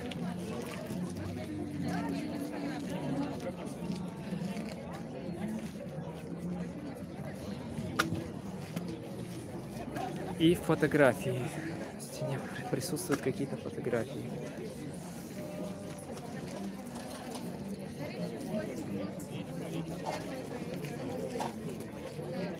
Так, ладно, здесь пока никого нет, давайте пойдем дальше. Тут еще много разных стендов от разных организаций Беларуси, всяких негосударственных организаций, так что давайте вот спросим, что здесь. Здравствуйте, а что у вас здесь? Мы Европейский молодежный парламент. Да. Моделируем работу Европейского парламента через сессии, которые проходят в разных странах мира. Прекрасно. Во многих странах Европейского Союза. С помощью нас можно путешествовать довольно дешево, научиться английскому, потому что все сессии проходят на английском языке, и найти много знакомых из разных стран. А сегодня у вас будет мастер-класс или лекция, что вы будете Сегодня представлять? у нас только квиз, что вы знаете о Европейском Союзе. Можно вытягивать вопросы, отвечать на них и получать какие-то бонусы. Также вы можете оставить свой мейл в рассылке, и мы обязательно запишем вам, что у нас есть среди сессий, которые скоро будут, и как к нам можно присоединиться. А это сегодня все. Вот так вот, да. Вот здесь стенд. Буклеты, так, ну идем дальше. Вы тоже это, да, представляете? Так, а вот здесь Legalize Беларусь. Legalize Беларусь. Здравствуйте, я смотрю, вы Legalize Беларусь представляете. Так, пробачте хвилинку. Можете написать признание и взять поштовку, абрикоски и цимандарь. Так. А почему у нас здесь абрикосы, а не конопля на столе? Ну, потому что конопля нелегальна у нас. Ну да, хорошо. И вы добиваетесь того, чтобы она стала легальной, как в развитых странах сейчас, да? Мы добиваемся декриминализации маленьких колькостей всех психоактивных речевал, тому что людей садят за вельмі маленькие колькости простых споживцов. Вот. Гэтага мы добиваемся. Ну и было бы добре у медицине легализовать в медицине. А у вас сегодня лекция будет, мастер-класс? Не, у нас только спот. Понятно. А 30-го был митинг в Киевском сквере, вы тоже на нем участвовали, да, представляли? Мы помогали Матчиному руху его организовать. Помогали, да? Хорошо, вот. Кстати, кто не смотрел, трансляция есть на нашем канале, переходите по ссылке, смотрите трансляцию. А это Legalize Беларусь. Наклейки вот. Да, берите келевас. Короче, Лариса Жигер пришла, и Кирилл Савский. Да, у нас адреса. Блин. Не, ну как вот так вот. И что? Вот так вот, а мы идем дальше. Тут как-то пусто и грустно, ничего нет, но мы продвигаемся. Так, что здесь у нас? Крутая наклейка. Да, приходи, забирай. Все на халяву, наклейка крутая. Приходи, пока не расхватали. Legalize Беларуси ждет вас. К сожалению, каннабис не раздают бесплатно пока, но наклеечку крутую можно взять. Так вот, а тут у нас, я смотрю, Рух за свободу. Это уже политическая организация, кто не знает. Рух за свободу. Да. Посмотрим, кто сейчас подойдет, поговорим. Губаревича сегодня я лично не видел, значит, кто-то, возможно, из заместителей будет. Сейчас мы поговорим. Вот тут такие висят стенды. Дискриминация женщин, повысить ли активность женщин. Гендерные игры, что-то про гендерные игры, День воли. Какие-то буклеты со значками Евросоюза, День воли и прочее. Так, сейчас мы узнаем у кого-нибудь по поводу того, что здесь они представляют. Вот я смотрю, там сидят люди и смотрят какой-то фильм на экране. А мы тоже к ним подойдем и спросим, что они там смотрят. Watch Dogs. Watch Dogs — международный фестиваль документального кино о правах человека. Да, они смотрят фильмы про права человека. Вот там тоже какой-то еще монитор есть под стендом, там под тентом. Люди там вот сидят. Это тоже, возможно, там что-то будет. Сейчас мы посмотрим, что здесь. К сожалению, пока никого нет. Наклеечку с коноплей взял? Где? А вон там, Legalize раздает, крутая. Кто-то написал в чате, типа... есть. Уже есть. Кто-то написал, типа, крутая наклейка. Смотрю, перчик, или спрашиваю, а что коноплю не раздаете? Должна быть конопля на тарелке. Да. Да, расскажите про рух за свободу. Вы представляете, да? Здесь? Да. Здравствуйте, расскажите, с чем вы сегодня приехали? Мы сегодня приехали рассказать про нашу организацию. В первую очередь хотим пригласить всех на летнюю школу движения для молодежи. На нашем сайте есть заявка, везде мы отправляем. Это большое такое мероприятие. Это 3 региональные школы, на которых выступают известные белорусские эксперты, такой как Сергей Чалы по экономике, да, про нашу взаимосвязь Беларуси с Европой. Это также Валерина Кустова, наша известная поэтка, историк Владимир Орлов, которые, да, рассказывают про тесные взаимоотношения Беларуси и Европы. Тема этой школы будет репрезентативная демократия, так как у нас скоро выборы в Беларуси парламентские, скоро также будут президентские выборы. Хотели бы рассказать, как вообще в Европе происходит выбор, как в Беларуси это происходит, да, как мы близко соединены с Европой. И также для тех, кто потом пройдет отбор, будет большая школа в городе Белосток, где мы будем также разговаривать и общаться с представителями местной власти, с демократическим сообществом. Это вот как бы для нас вот такая хорошая возможность пригласить молодежь, которая хочет попробовать и посмотреть, как вообще работают демократические институты в Беларуси и в Европе. Да, по Фейсбуке есть объявление по поводу школы, так что переходите, смотрите, да, и подписывайтесь, записывайтесь. Вот еще хотел спросить, появление Юрия Губаревича сегодня не планируете? Да, он, скорее всего, подъедет, только попозже чуть-чуть. Хорошо, спасибо. Да, пожалуйста. Так, а мы посмотрим, что дальше. Что за кино там смотрит у нас? Вот еще здесь какие-то игрушки. Эдкэмп Беларусь. Это лялечный театр. Лялечный театр. Что вы будете сегодня показывать? Спектакль кукольный? Пропонуем стать артистами. Усіх, хто пожадає, положим 3 сценара казок, ляльки и просто пропонуем згуляць какие-то фрагменты казки. Але гэта лялечны тэатр беларускамоўны, это для дзяцей пачатковых класаў, каб яны полюбілі нашу беларускую мову, беларускія казки. И потом написали заяву на беларускамоўнае навучанне. Да. Это очень важное дело. Сейчас перепись грядет. И да, не забудьте написать, что белорусская мова — это ваша первая мова. Это очень важно. Вот, видите, здесь такие куклы лежат. Наши вот еще, да. Баба с дедом имеют характеры. Вот типовый характер. То есть вы видите, что не все у нас здесь так серьезно и взросло. Как бы, да, для всех возрастов все есть. Дети — это будущее. Да, детей треба будовать нашу Беларусь. Спасибо большое. Так, пойдем посмотрим теперь, что тут за Watch Dogs. Канал, а вот это вот оставьте, пожалуйста, подпись за движение Алексея Навального в качестве кандидата в президенты, а там еще есть донейшн. Там, пожалуйста, на донейшн дарните, отправьте сумму любую, 100 рублей, 50, неважно. Наш логотип «Зеленый волк». Эту сумму и становитесь это назва нашего театра. Барановицкая городская организация ТБМ имя Франциска Скорыны. Где это находится? Да, вот. Баранович? Да, адрес всех этого Барановича можно найти. Театр это. Наш офис Вёска Русино, товариство белорусской мовы. Сосновая 5. Сосновая 5? Так, у Вёске. Это была кузница, мы ее драмонтовали. Зараз там театр. Да, скрипт.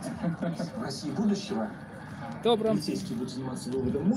Так, ну что, надо по той стороне теперь пройти.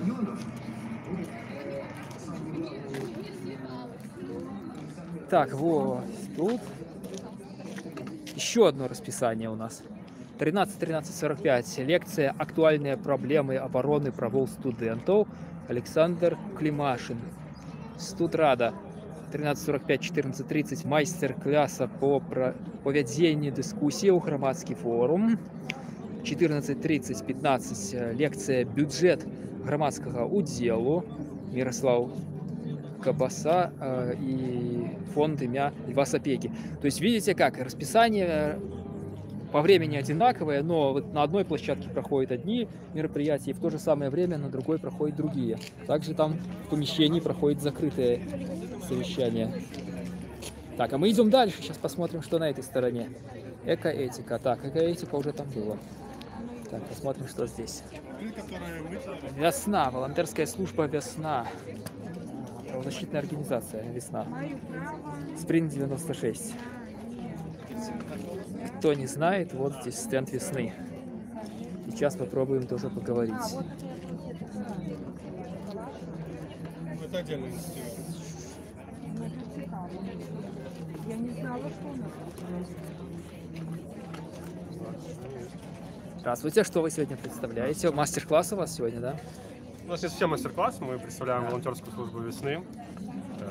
Вот, и есть разные активности, в частности, например, написание открыток по незаключенному Михаилу Жемчужному. Можно ознакомиться с нашей деятельностью, взять права человека, почитать, декларацию прав человека на белорусском переводе, заполнить анкету. А что за анкета? Анкета волонтера. Стать волонтером можно здесь, да, записаться? Ну, можно взять QR-код, заполнить анкету в интернете и присоединиться. Да, кстати, кто не может прийти в интернете, можете на сайте «Весны» также присоединиться, стать волонтером. Наклейки вот тут, смотрю, есть какие-то. Наклейки, открыточки, да, которые мы делали и распространяли. Привет! Привет! Я здесь становлюсь впервые всем. Как диктант? Сочинение топ. Диктант. Да, основная тема наклеек: мирный сход, правдивые выборы, открытки.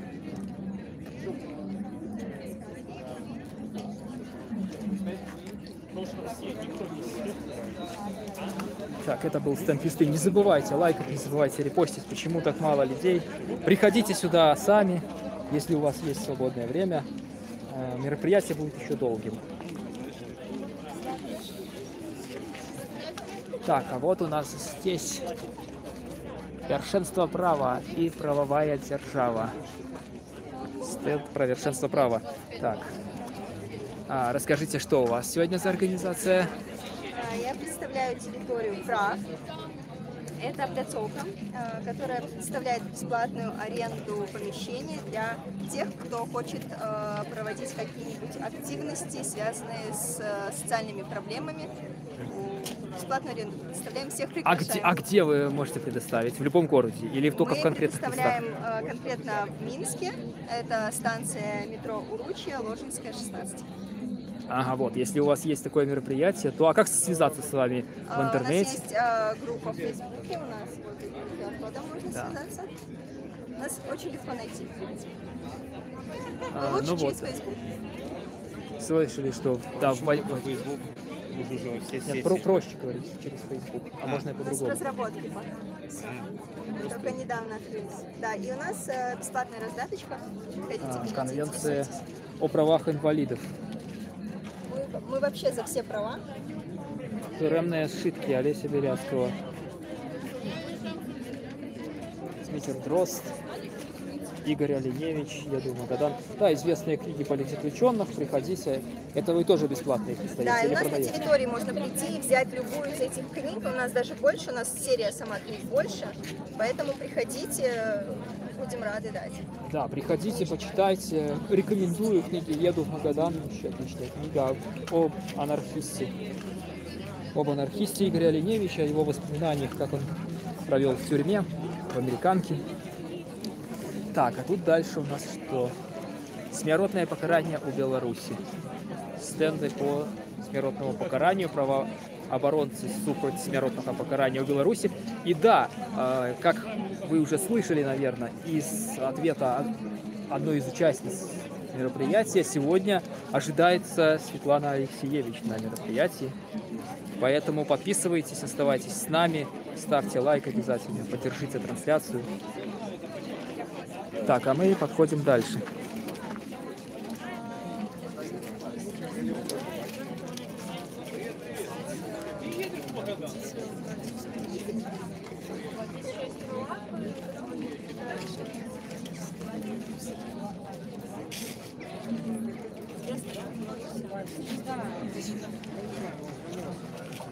Вообще, то есть в кейсах рассказывается о случаях, когда эта же компания помогает избежать смертного наказания.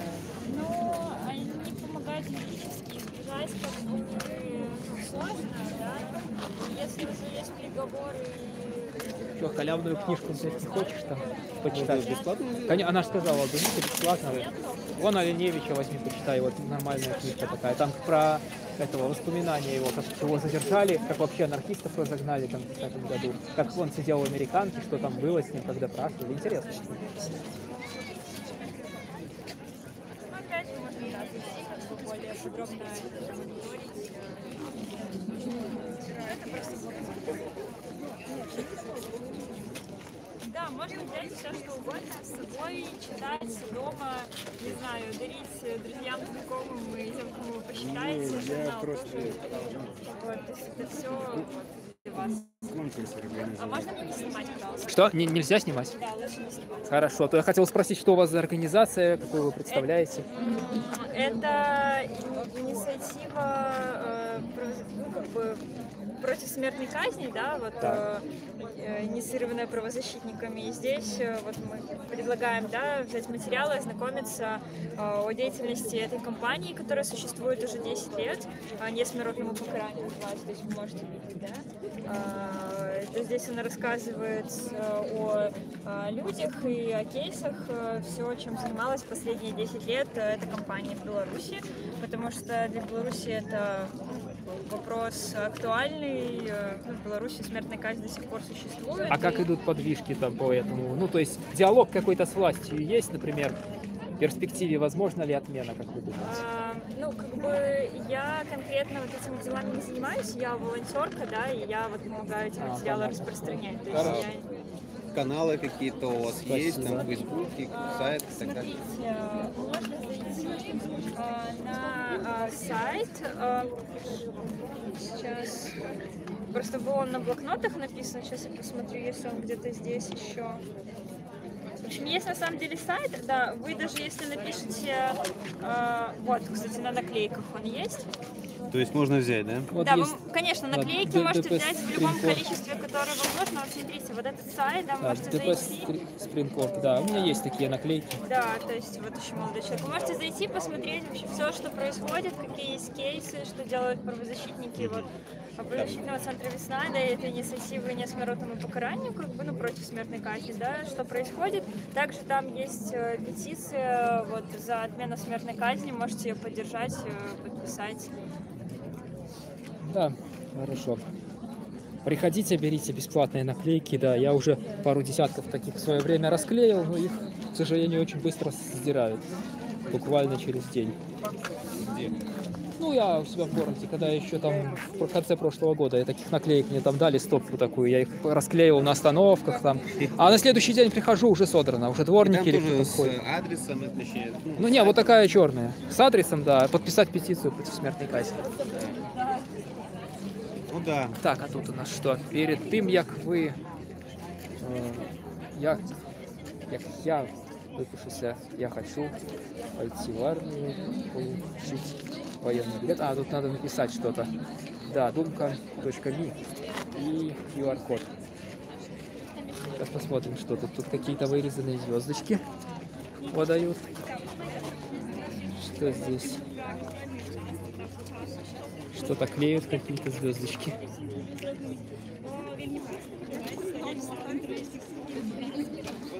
Задзіночення белорусских студентов.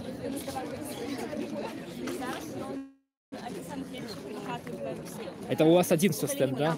А можете рассказать, что у вас? Я смотрю, задзіночення белорусских студентов там написано. Я? А кто, скажите? Я блогер. Сейчас стрим идет, прямая трансляция. Ну моладзевая арганізацыя студэнцкая, і мы займаемся тым, што яднаць студэнтаў і студэнтак, калі яны разам нешта рабілі, они не сидели просто як звычайна студэнты зараз, а рабілі, змянялі свае універсітэты, змянялі адукацыю, увогуле змянялі нават краіну будучыні. Да, понятно. Не пейте пиво, не вступайте в БРСМ, изменяйте белорусскую действительность. Но в умеренных количествах, да. Но в БРСМ не вступайте, там, дочь. Ніколи. Ой, долучайтеся до нас, да. Да, вот, доучайтесь до их.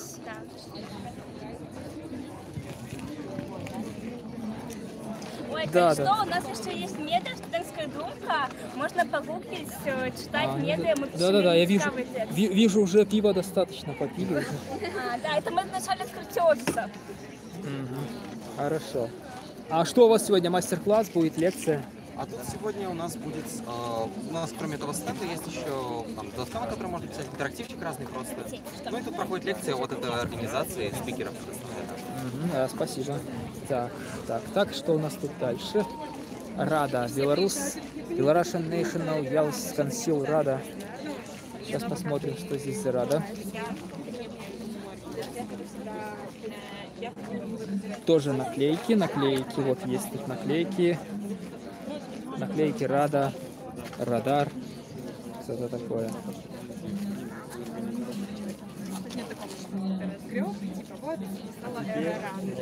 А ты в каком Там часик кто-то написал, привези наклеек, дружба, найдите города. Говорит, ну спасибо, там наклеек. Ты бы взял бы там те... Нет, так я каждому, у меня дома они лежат, я ему их давал, тем более такие еще. Ему другие надо, он говорит, вот тех, которые все дибы там, крутые вот эти всякие, типа мемов такие, вот тех наберу. Ну я там взял один с Карина такой, там, типа я твой батька. Ну да, вот это батька, да. Да. Они это, усатые, не буду говорить.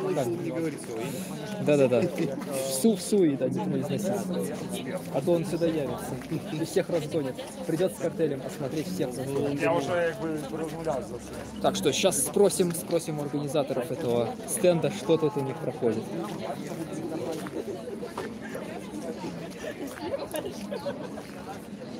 Здравствуйте. Расскажите, что у вас здесь, что вы представляете, что у вас тут будет? Мастер-класс, лекция? Нет, у нас не мастер-класс, мы представляем Белорусский национальный молодежный совет Рада.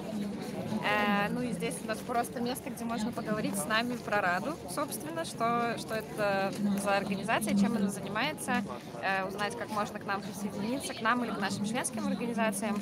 А конкретно здесь у нас стенд, посвященный нашему мобильному приложению, которое называется Радар. Мы собираем обратную связь по тому, как это приложение работает, и по тому, как можно его улучшить, изменить, дополнить чем-то и так далее. Вот здесь вот есть QR-коды, по которым можно скачать приложение, посмотреть, что там есть, и дать нам какой-то комментарий. Вот. Хорошо. А чем занимается Рада? Это, то есть, вот для чего присоединяться к вам? Рада — это добровольный союз молодежных организаций и инициатив, который создан для того, чтобы объединиться вместе, отстаивать свои права, влиять на молодежную политику и так далее. Хорошо. Спасибо. Так, ну вот, в принципе, все, мы обошли, там дальше шмотки, фримаркет. Можно будет поговорить с организаторами фримаркета, вот тут люди хапают, все. Надо набирать шмотки. Так, по-моему, тут обмен. Тут обмен. Ну да, принести старое что-нибудь. Да, поменять на другое. На новое. Бартер. Да, у бомжей жаль нету телефонов, им сюда ссылочку скинуть, подходите, ребята. Ну, по-моему, есть такие организации, те же анархисты занимаются. Ну да. А народа побольше немного стало. Так, вон там какая-то еще сцена. Сейчас мы по-тихому туда пойдем. Пойдем дальше, посмотрим. Так, а сейчас почитаем чат. Максималист, который, ну, как бы, это не сидишь на сцене вот такой, да, и люди, короче, радовались, что переключили.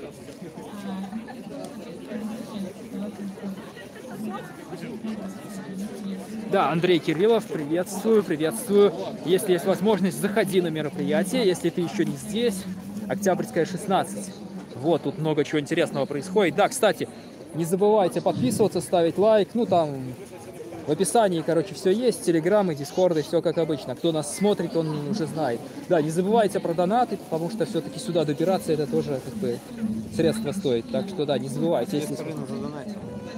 Да, но это же когда-нибудь кончится.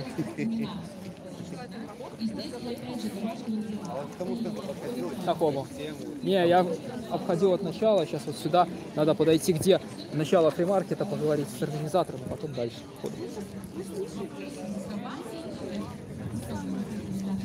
Да, вот здесь стенд фримаркета, вот это все, вот там. Вот там вещи разные, мужские, женские. Там не то раздают, не то меняют. Сейчас мы спросим подробнее у организаторов, что-то как. Вот здесь Donation Box, тут правила фримаркета.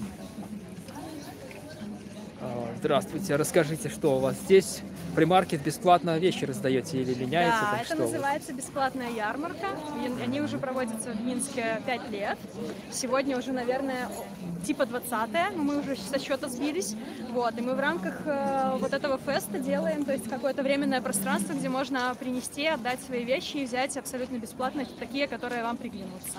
Вот, и еще мы также участвуем в информационной части. В этот раз мы затрагиваем тему голода, кризиса продовольствия, то есть в 15:00 у нас будет презентация на эту тему, а в 17:00 лекции. Спасибо, да. Если вы еще не здесь, приходите, халява налетай. Вот, кстати, правила. Если вы не знаете, сейчас я покажу правила. Можете посмотреть и заранее себе узнать, что вы можете делать. Я не знаю, как качество картинки, насколько читабелен текст. Смотрю, известные личности даже пригласили, а я, да и хрен с ними. Меня никто не приглашает, я сам всегда напрашиваюсь. И вам то же самое рекомендую. Не пожалеете. Так, посмотрим, а что у нас здесь происходит. Тоже какой-то фримаркет. Открытки, наклейки. Кто тут главный? Всякая всячина. Так, надо спросить, кто же здесь главный.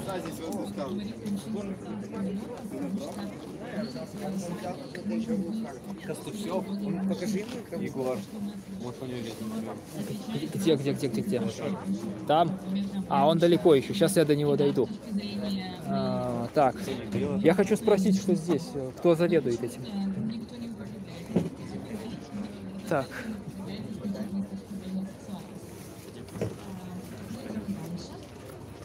Все подходят, а кто организатор? Что? Понятно.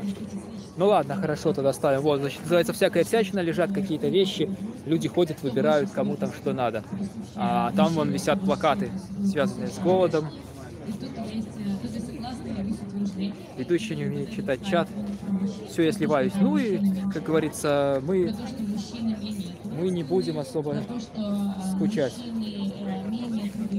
К сожалению, понимаете, в чем дело? Тут светит солнце, и я вообще плохо вижу, что происходит в чате, плохо вижу, что на экране.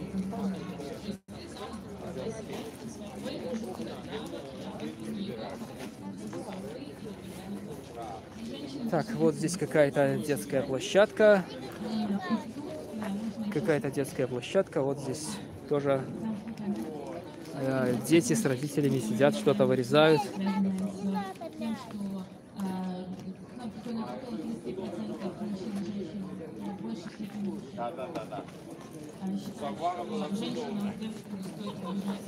Так, вот здесь стенд «Сход-бай». Право на свободу мирных сходов у Беларуси.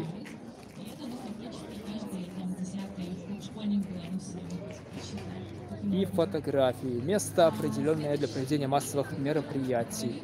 В Гомеле площадка около ДК Глухих. То есть вот разные места, которые отведены для массовых мероприятий. Вот Витебск.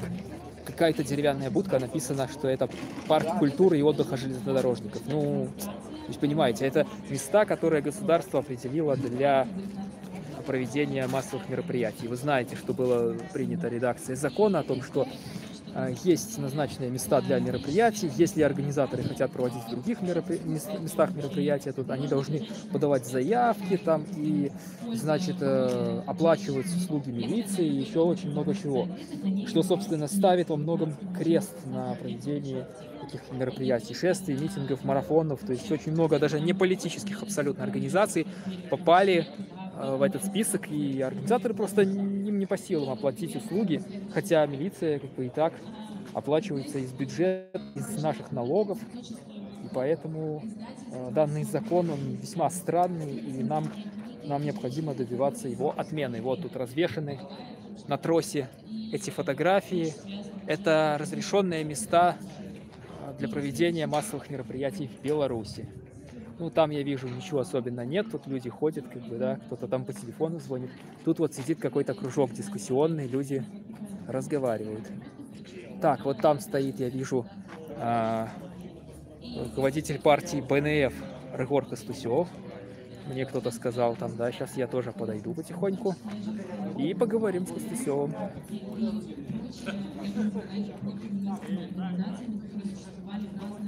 А тут у нас что?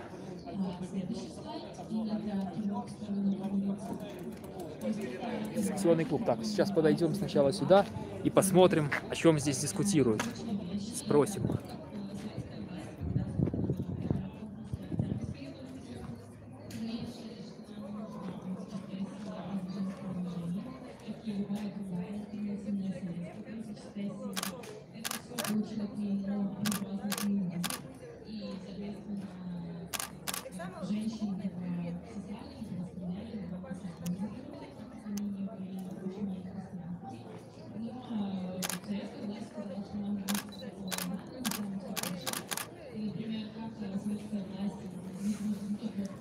Так, немножко извиняюсь, я сделал несколько фото. Что тут говорят? Что это? Про мову. Ага, так, вот здесь буклет. Говорят про мову. Оборона мовы — это... Тут идет дискуссия. А еще параллельно у той министерства ходит кассия. Ты можешь написать не обставить, а не больше мягко написать у министерства образования. То есть тогда напишите сверху закрытие уже министерства. Я не занимаюсь правом образования, а я просто бы им давать, если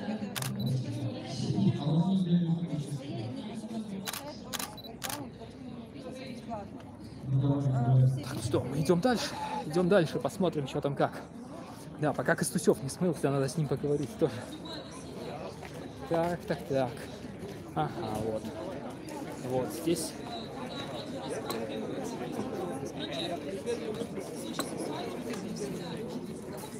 Здравствуйте, вы тоже участвуете сегодня, да? Так, удельничек. Да, и что вы представляете? А вы кто? А я блогер. А який ви блогер? Я веду трансляцию, блогер на YouTube, канал Серый Кот. Я веду трансляцию. Я Рыгор Костусев. Да, я веду. Расскажите зрителям, сейчас смотрят зрители прямую трансляцию вот этого мероприятия. Расскажите, что вы сегодня представляете, да? Вы сегодня как гость или как участник? Нет, я як удельник з правом голоса. Сьогодні відбувається конгрес або асамблея неурадових організацій. Ось сьогодні ми працюємо в цьому конгресі. Ага. А о чем вы будете рассказывать? У вас доклад какой-то есть? Уже конгрес, основна частина скоро пройшла. Зараз відбувається представлення по секціях. Громадські організації представляють свою працю. Тут можна побачити ту пляцовку. Ну все, да. Спасибо. Вот, это был Рыгор Костусев. Он сегодня участвует. Вот здесь люди отдыхают.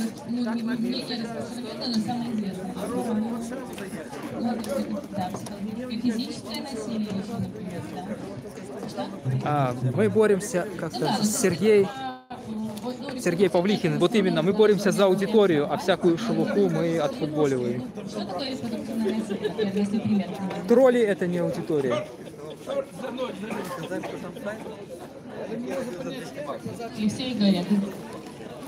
Так вот, здесь продолжается дальше лекция.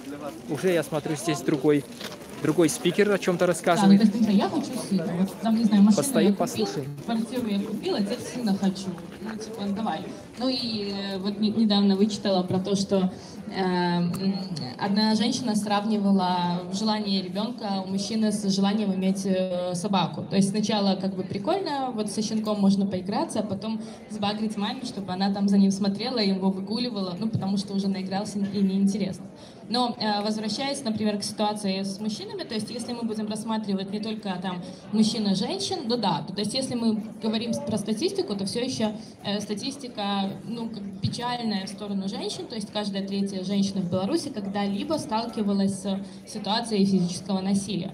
Но если, например, мы говорим про, ну, добавляем вот в этот ингредиент возраст, то внезапно оказывается, что мальчики и девочки, опять же, статистика про насилие в отношении детей, то мальчики чаще в детстве подвергаются физическому насилию. То есть считается, что мальчиков как раз-таки дисциплина должна быть строже и непременно с ремнем. И, соответственно, ну, как бы насилие — это в том числе язык воспитания детей. Да? Но если с девочкой можно как-то словесно обойтись, то мальчикам обязательно надо ремень. Потом, соответственно, эти дети растут, и вот, собственно, в партнерских отношениях уже больше страдает женщина, потому что насилие — это про власть, и, соответственно, у кого власть, тот и, собственно, это насилие реализует. И чаще всего, как бы, вот, собственно, власть и насилие, в том числе физическое, это про мужчин. Но дальше проходит время, и, соответственно, родители стареют, дети вырастают. И опять же, если мы говорим про пожилой возраст, то и мужчины, и женщины пожилые подвергаются домашнему насилию со стороны своих детей. Опять же, я не говорю, что это в каждой семье происходит, но если рассматривать, где чаще всего происходят подобные кейсы, то они вот происходят в такой ситуации.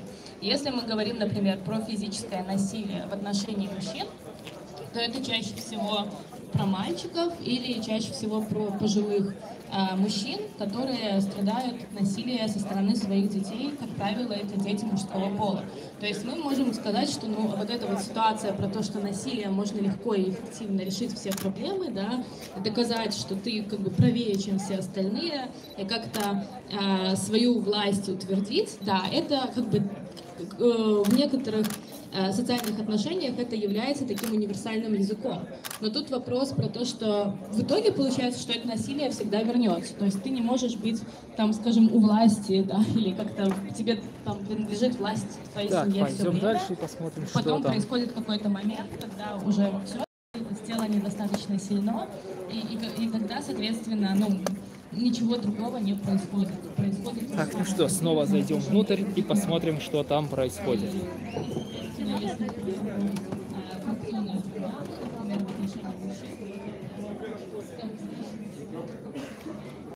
Так, вот здесь. Мероприятие проходит не только снаружи, но и внутри.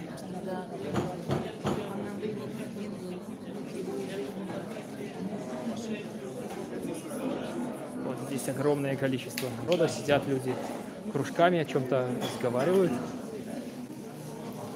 Сейчас мы посмотрим.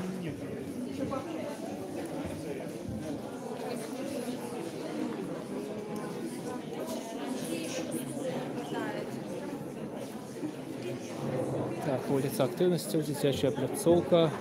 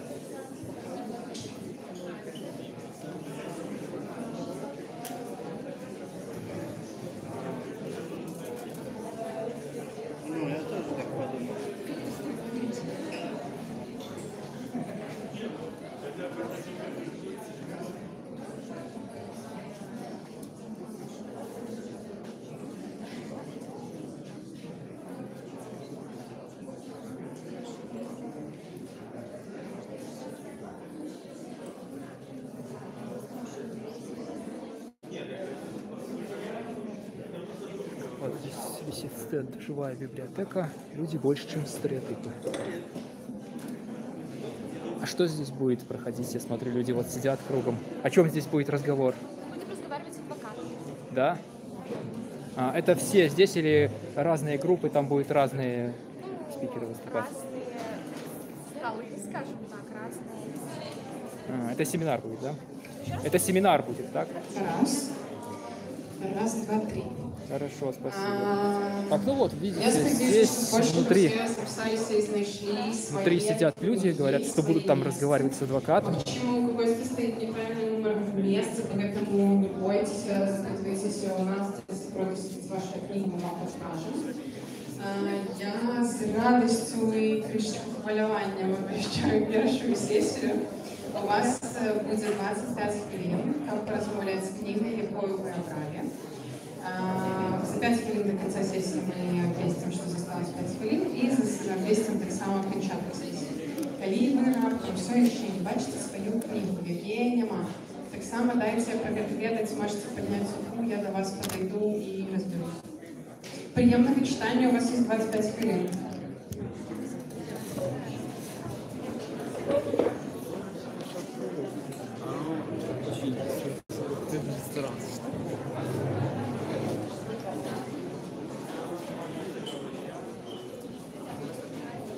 Так вот, везде висят расписания со временем, где что как будет.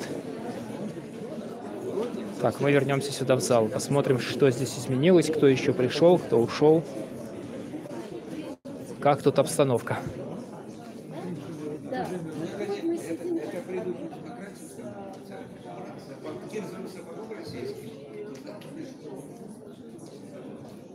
Так, ну вот, здесь тоже сидят люди. 8-й конгресс Ассамблеи неурадовых демократичных организаций Беларуси. Прошел, либо будет проходить, еще не знаю. Вот тут большие эти экраны.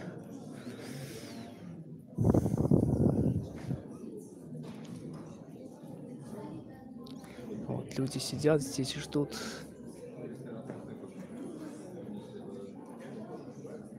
Правы человека.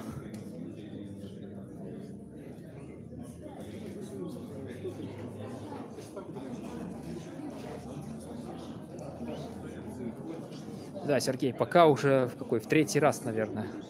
Третий раз прощаешься, но все еще здесь. Так, а мы тем временем попрощаемся с теми, кто находится здесь в зале, и пойдем снова наружу, чтобы посмотреть, что там происходит. Некоторые лекции, мастер-классы еще не начались, они начнутся позже, там после 15-16 и до вечера. Посмотрим, что еще здесь есть. Так, вот здесь тоже что-то раздают. Free Donation.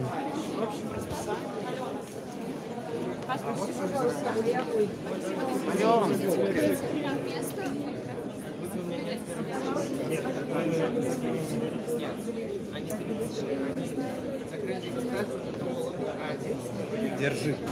Что это? Обороним мову. Что это, наклейка? Ну, не, она слишком, вороты можно. Она слишком большая, мне она не влезет. Я снимаю. Это маленькие наклеечки сюда ваши. Так, ну что, сейчас мы пойдем опять снаружи и посмотрим, что там происходит. Какие изменения. Видите, к сожалению, охватить все мероприятия одновременно невозможно. Тут идут и лекции, и кинопросмотры, и там какие-то презентации. Все одновременно.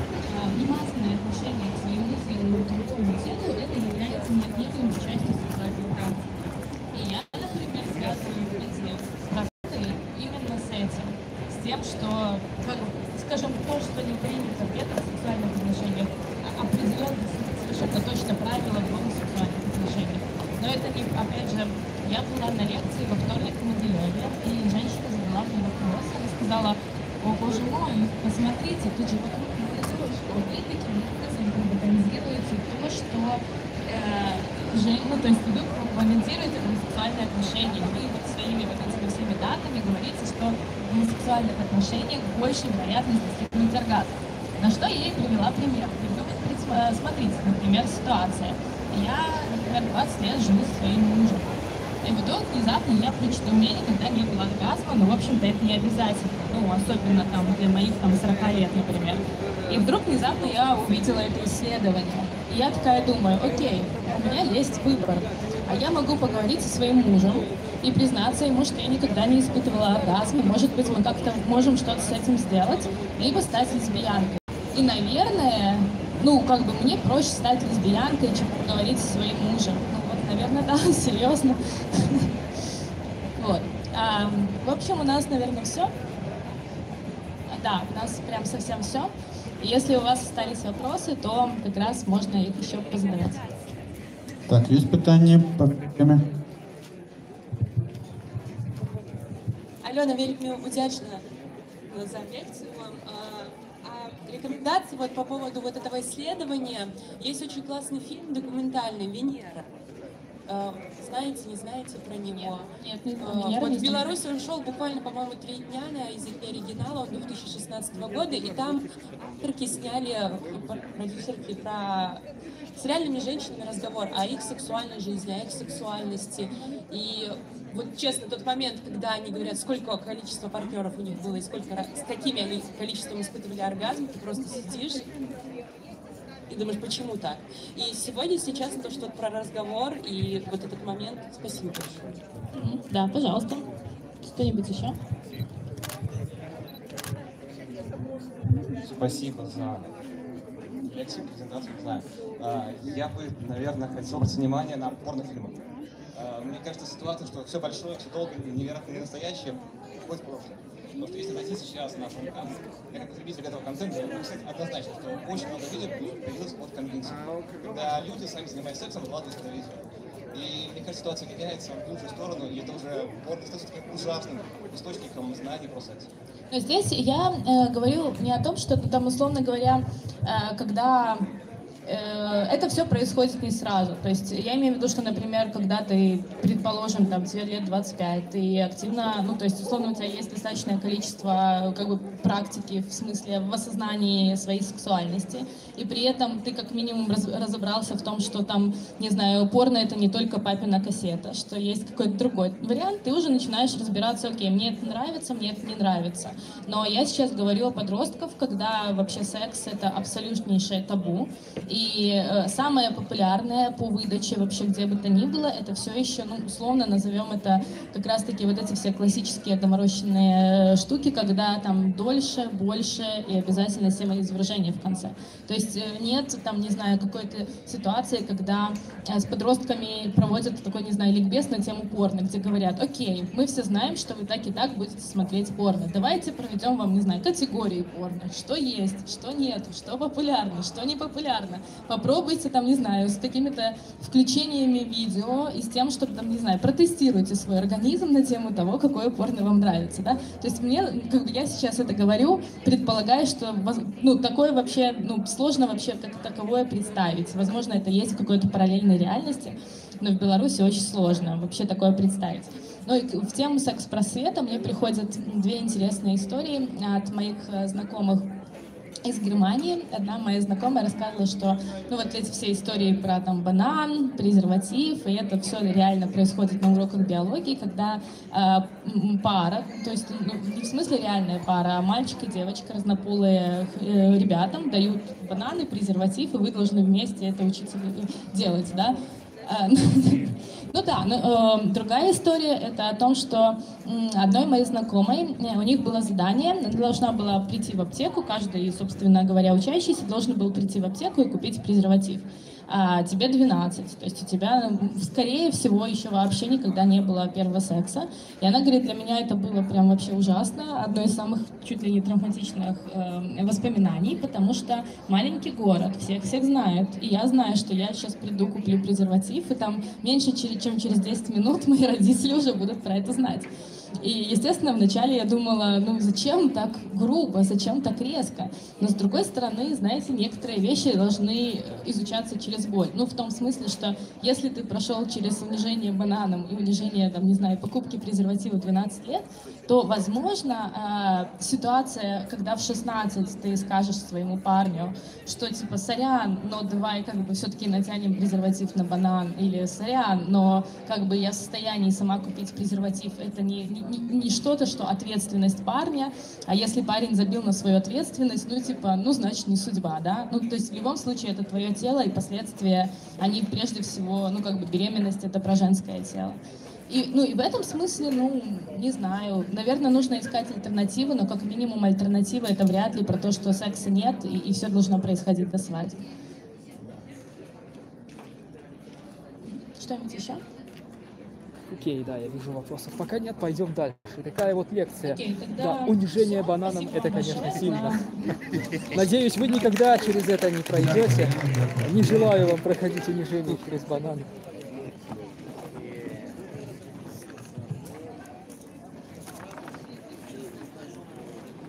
Да, людей уже достаточно много собралось тут.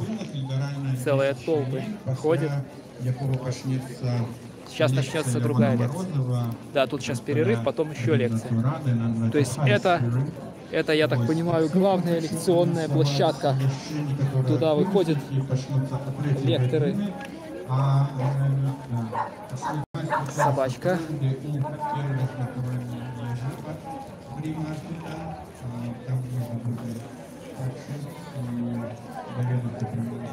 Брал интервью у Костасева? Да, ну спросил, что как, он говорит, я там это участник, показал версию, буду выступать с докладом, там сказал, о чем-то там доклад, ну что так. Ну где-то он не сказал на какой площадке, где-то, он мне что сказал на видео, там есть. Ну так, сухо, чисто по пунктам, типа так и так. Зашел туда, там уже Петрухина нет, Судаленко тоже я не видел, куда ушли. Ну, Петрухин ушел, Судаленко тоже нет. В начале мероприятия видел, Матолька появлялся, когда я приходил. А куда он потом делся, хер знает. Я там ходил, его не нашел. Сейчас уже все. Как ты подумаешь, то есть, если видишь русскую мову, можно сюда написать «изворот» и обратиться по этому поводу. Ну, так, не, понимаешь, если ты видишь русскую мову, ну, мне придется буквально через каждый шаг писать «изворот», потому что у нас все на русской мове. Ну, нужно, чтобы... Не, ну, понятно. Чтобы дублировалось хотя бы. Понятно. Не, ну что-то, да, продублировано, но в основном там вывески, все такое, там практически все на русской мове, так что это будет слишком долго, то есть ты не выйдешь из дома. Что с этим делать же? Нет, так нужно, да, для этого надо... Это то же самое, что Анизу не поддерживает, потому что она депутат. Для этого нужно, знаешь, что делать в первую очередь? Люди должны понять, зачем им это надо, а так, если ты просто будешь говорить... Это объединяет людей, культура и язык это объединяет людей. Да, но это объединяет тех, кто хочет, а так, если ты просто подойдешь вот рандомно к какому-то человеку на улице... Кто обычно активизмом занимается? Ну, пронациональные патриоты. Ну, так им не надо это объяснять, они как бы знают. Нет, нужно объяснять это, кто не знает, он-то и делает. Вот, да, им надо это объяснять. Тем, кто этим занимается. Для чего это. Никто не выбирает русский. Многие, да, не понимают. Так вот, в том-то и дело, что им надо дать мотивацию. Зачем? Они скажут, типа, ну а нафига? Мне как бы все устраивает. Чтобы люди друг другу помогали, объединялись и так далее. Не про это, по поводу мовы скажет человек, что типа, ну нафига мне, как бы, и мне вот так удобно. Ну, я проходил там что-то в школе. Ну вот. То есть я говорю, это не причина, то есть нет мотивации. Люди должны понять, зачем им это надо, и сами учиться. То есть, понимаешь? Объяснить. Не, это не объяснить, это просто, это сам человек должен каким-то образом понять, для чего ему надо. То есть ты будешь ему объяснять, он скажет, да, отлично, здорово, ну, сорян, чувак, мне некогда, извини, там, погуляй. То есть человеку надо понять, зачем. То есть вот я знаю русскую мову, зачем мне белорусскую, что мне это даст. То есть какие плюсы. Вот я изучу и буду на ней говорить, и что от этого лучше изменится в моей жизни. Не для страны, не для всех, вот именно для меня. Потому что многие не понимают, ты им говоришь, они типа, да, это круто, ты молодец, все правильно, ну, понимаешь, а зачем?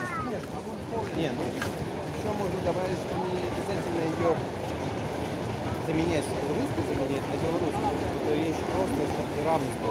Да, нам надо просто дополнить хоть до 50%. А так, Ставкевич в интервью правильно сказал, у нас на бумаге написано 2 государственных языка, но по факту у нас один только, все, у нас нет никаких Никто не говорит убирать русский язык. Как Швейцария, как Финляндия, хотя как бы до Бельгия. 50% дойти, это много лет, просто работать упорно. Просто чтобы по только ящику дойти. вещали и на белорусском, и на русском. Все. Переключаешь пульт, там она белорусскую вещает. Переключаешь там на русскую, выбираешь. Да, В чем понимаешь, проблема? что суть? Тут интересная особенность. Они вещают, но только такие каналы, которые никто не смотрит, типа Ну, БТ и Беларусь прочее. 3. А Кстати, другие... на Беларусь 3 я посмотрел, там есть неплохие документы. Бывает, да, но все-таки редко. Понимаешь, у нас нет Просто у нас стереотип, своих... что БТ это плохо, а У то нас, хорошо. да, у нас нет просто каналов, аналогов, например, Муз-ТВ Беларусь. Например, Муз-ТВ Беларусь на белорусской мове. Типа вот Радио Свобода только... Нет исторических. Нет исторических, так а знаешь, в чем суть? Потому что нет денег, это очень дорого. Хотя- Государство могло бы, но оно не хочет. А те, кто хочет, Деньги те не есть, могут. это все отмазки, на самом деле. Не, ну смотри, Ну, есть, деньги есть, но смотря у кого и смотря на что. Что-то рано, ничего не ваше, наверное, выступление, да, Так вот. это же хорошо, что рано. А, ну да, всегда хорошо. Батарейку высаживаешь? У меня батарейка еще будет долго высаживаться, часов 12, наверное, еще беспрерывного стрима. Вот тут про порно рассказывали, да, жесткий порно-стрим. Бананы. Да, унижение бананом, слышал ты такое выражение? Ну это очень цензурно. Да, унижение бананом. Вообще, в Беларуси Каждый это как-то должен... по-своему, там картошка какая-нибудь. Картошка. Голландская. Не, картошкой унижение трудно очень пройти. А где будет ваше выступление? На какой Да, площадке? знаю, Там? я ж А, не понятно. знаю. Ты мог бы у этого Франтишева. Я спросил, он сказал, что после там 16:45. 16:45. Так, а сейчас у нас только 14:10. Так он давно уже здесь. Да? Да. Он тут ходит давно сначала, тут вообще много кто был. Тут Петрухин уже был, там Матолька был, Судаленко, да, ну конечно раньше всех. Я ж приехал, Все разнюхал. я тут стоял, тут настраивали аппаратуру. Спрашивал, уже все пропомнил. Да. Не спрашивали скорее меня, кто такой, чего там это, какой канал представляете, что там делаете. Короче, выбрал самое безопасное место возле детячей плацовки. Нет, просто здесь тень, мне лучше видно, что на экране, а на солнце оно отсвечивает нифига. Мне говорят, ты там чат херово читаешь. Ну извинись, я херово читаю чат, потому что я не вижу. Потому что когда идешь, я немножко яркости добавил, когда идешь на солнце вот так вот, вот ты смотришь, что тут написали, тут не видно ни хера. Попробуйте. Удлинитель? Для этого, да? А, для микрофона? Не, ну оно так бы так пойдет. Понимаешь, в чем? Так громкость, ну, качество сигнала падает. Если бы был усилитель мобильный хороший. Усилитель там в этом... Нет, здесь вообще его нет. Здесь просто переключатель с 90 градусов, 120 градусов. Подожди, я имею в виду, что питание же идет от батарейки. Нет, питание это все с телефоном, камера вообще не привязана. Это просто подставка, чтобы в руках держать. Я же не могу одновременно то и то. Это я просто фотографирую. Телефон, да. Это же стрим идет на телефон. А это просто фотографируется иногда. То есть иногда идешь, надо там фотки сделать. И просто оно удобно сверху становится. И круче выглядит. Все дают охотно интервью, потому что думают, что это какой-нибудь Белсат или Радио Свобода. Если ты скажешь... А почему Белсат, а не Ну, Радио Свободы? они видят, потому что погоню. Скипетр такого, знаешь, тотем. Да-да-да. Но БТ не будет такой херни. Слушай, если ты туда наклеил какой-нибудь этот Russia Today, меня бы сюда не пустили. Ну Выгнали бы или пинками. флаг России. Выгнали бы Или пинками. не, Russia Today была круче. Какой-нибудь этот Первый канал. ОНТ, БТ. Выгнали бы пинками. Не, ну справедливости ради, как я уже говорил, есть исторический, тоже БТ-3. Ну да, ну понимаешь как. Дело в том, что в основном все с новостями ассоциируют. Я это. посмотрел, там 100 просмотров, 200, ну хотя программа там есть хорошая на Но БТ-3. то, что ОНТ, там да, там 200, по-моему, тысяч подписчиков и обычно по 100-200 просмотров. Нет, сейчас То есть там, понятно, откуда там они когда взяли Лукашенко эти появляется, подписчики, там их 30 тысяч накрутили. просмотров. А ну рейтинговое видео, да. Новогоднее обращение Лукашенко. Не, когда-то БТ был хороший канал, там фильмы все переводили на белорусский язык. Ну когда-то. Да. Ну сейчас на БТ-3 там есть исторические, там про Быкова есть историческое, про там и других писателей наших на мове. Там даже есть про репрессии, только этого видео уже нету на БТ. Прогу для мобильного телефона Streamlabs. У меня есть, было там, но я не знаю, насколько эффективно. Куропаты даже упоминали. То есть я разные видел, как его, так, отключу пока микрофон. Да, я видел разные проги, пробовал, Mobilizen, Типа там после всякие другие для стримов. выступления Но стандартная пойдёт, как бы нормально. посидеть, да, если тут уже что-то... Сейчас перерыв просто пока небольшой. Там выступать дальше. Сейчас, да, перерыв. Там и внутри сидят, выступают, там адвокат какой-то выступает, там огромная внутри толпа человек, не знаю, там 100, может быть, сидят на стульях вот так кружками. Я спрашивал. Что вообще интересного? Тут уже обошел все стенды, ArtCD, Human Constant, они, короче, все себя представляют. Это типа ярмарка самого себя. Ты приехал, представляешь. Слушай, я ты же такой... эту книгу, по-моему, выбрасывал на Discord. Если вы тут давно, где живая библиотека, может, знаете? Живая библиотека, подождите. Живая библиотека вот там внутри. Пройдите, вот там в кафе, да, внутри, увидите там сразу. Вот, обошел. Можно обращаться. Конечно, обошел все, там вон Legalize Беларусь, там у них, короче, тарелка персиков стоит. Я говорю, чего не тарелка конопли? У вас должна быть тарелка конопли. Короче, Да, все там фильмы сидят, кто-то смотрит, Watch Dogs там. Вообще не освещали. Ну, по поводу легалайза. Честно говоря, я видел, там дофига стояло каких-то людей с камерами, Белсат там, кстати, был. Ну, Белсат стримил. А, он даже стримил, вот, Белсат был. Ну и все, и какой-то чувак, там вот этот чувак с легалайзом. Надо было у Белсата интервью взять. Нет, так они работали. Я к какому-то чуваку подошел, корреспондент, он говорит, я работаю, типа, все, они вот так вот говорят. Тогда на Куропатах этот был Шрайбман, я хотел подойти, он говорит, извини, я работаю. То есть они не дают интервью. И сами не берут, потому что когда видят, думают, что коллега, типа, понятно сразу. У меня никогда никто интервью не брал. Зато менты тоже не подходят. Это и плюс, и минус. То есть тебя интервью не возьмут, ты не попадешь, зато тебя и не возьмут. Марта 2017, да? Не, ну там, когда приказ жесткий на зачистку всех, тогда да. А когда говорят, что гасить всех... Я к тому, что нет информационный вакуум, то есть никто такие события не освещает. Не, ну почему? По возможности. Другое дело, что какие у меня возможности, чтобы освещать. Я не про тебя, я вообще имею в виду. Но для других это надо просто им объяснять, почему. Кто-то может боится перестраховывать. Нет, никто не говорит объяснять, просто осветить события. Я и говорю, что они, может, что-то боятся. Или просто считают, что это не рейтингово. Понимаешь, СМИ там смотрят на рейтинг. Хотя вот это наркотическое, это, по-моему, очень рейтинговое. Это спорный вопрос, то есть будет и противники, Просто даже сторонники. оппозиционные СМИ про это ничего не сказали. Вот да, я удивился, что свободы не было. Белсат был, должна была быть радио Свобода. Чего-то видишь, не было. Даже в Куропатах. Они даже не повесили до акции, когда... Не, ну до обычно никто там и не оповещает. Они и ведут трансляцию. Понимаешь, они сами знают для себя, приезжают и все. Ты типа смотри их канал. Подписчик ваш. О, вы здесь? Я думал, вы уже уехали. Петрухин здесь еще. Да, вот вы видите, Сергей Петрухин здесь еще ходит, не уехал никуда. Вот тут несут какие-то пакеты. Тут кадров много хороших. Да, я прошел все это. Там вон какая-то барахолка, раздают вещи. Вот это что же? Какой-то фримаркет. Тут бесплатно, типа, можно взять что-нибудь вещи. Что пишут? Пишут, сейчас посмотрим. В Беларуси нет интересных программ, все подконтрольные, все подконтрольно. Почему есть? А Лысому не нужно свободное ТВ. Так, дальше. Ну в этом плане, ну, да, тут мне пишут, типа, серый кот, прогу Streamlabs для трансляции не пробовал. Посмотри на 4 PDA, она вроде нормальная. На это я уже отвечал. Унижение бананом, но это уже старое. Мы это собрали. Знаешь, что надо Диме сделать? Да. Вот серый кот, эту аватарку, да, сделать из нее нашивку на куртку. Вот, да, надо сделать, да, как-нибудь. Надо будет как-нибудь сделать. Не, ну серый кот спорное еще название, по правде без говоря. названия, чисто картинка. Кот тут на фоне флага. Прикольно. Кстати, может в ПЧБ купить можно? Попадет. Здесь?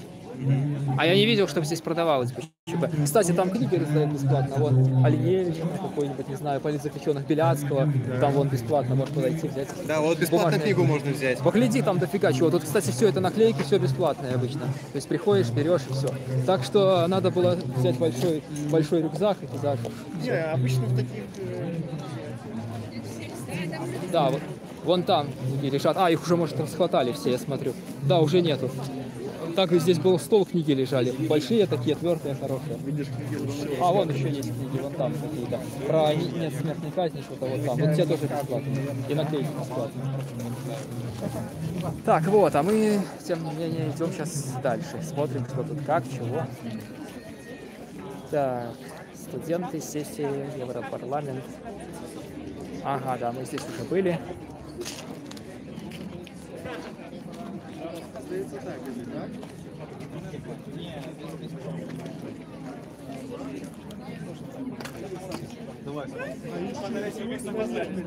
Да, погодка такая.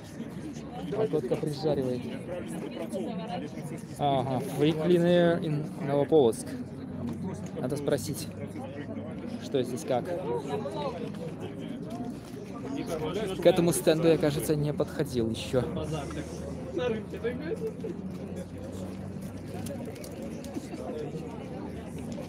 Так, надо спросить, что здесь такое.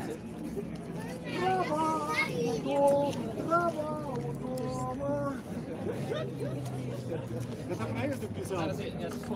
Самая чудовная куртка, самая чудовная песня была «Снится нам трава, трава у дома». Вот. Зеленая, Здесь. зеленая трава. Хотите передать привітання нашим Ніві? Наша Ніва, привітання. Дякую за дармовий піар. Дякую всім, хто пам'ятає про Олеся Товстика.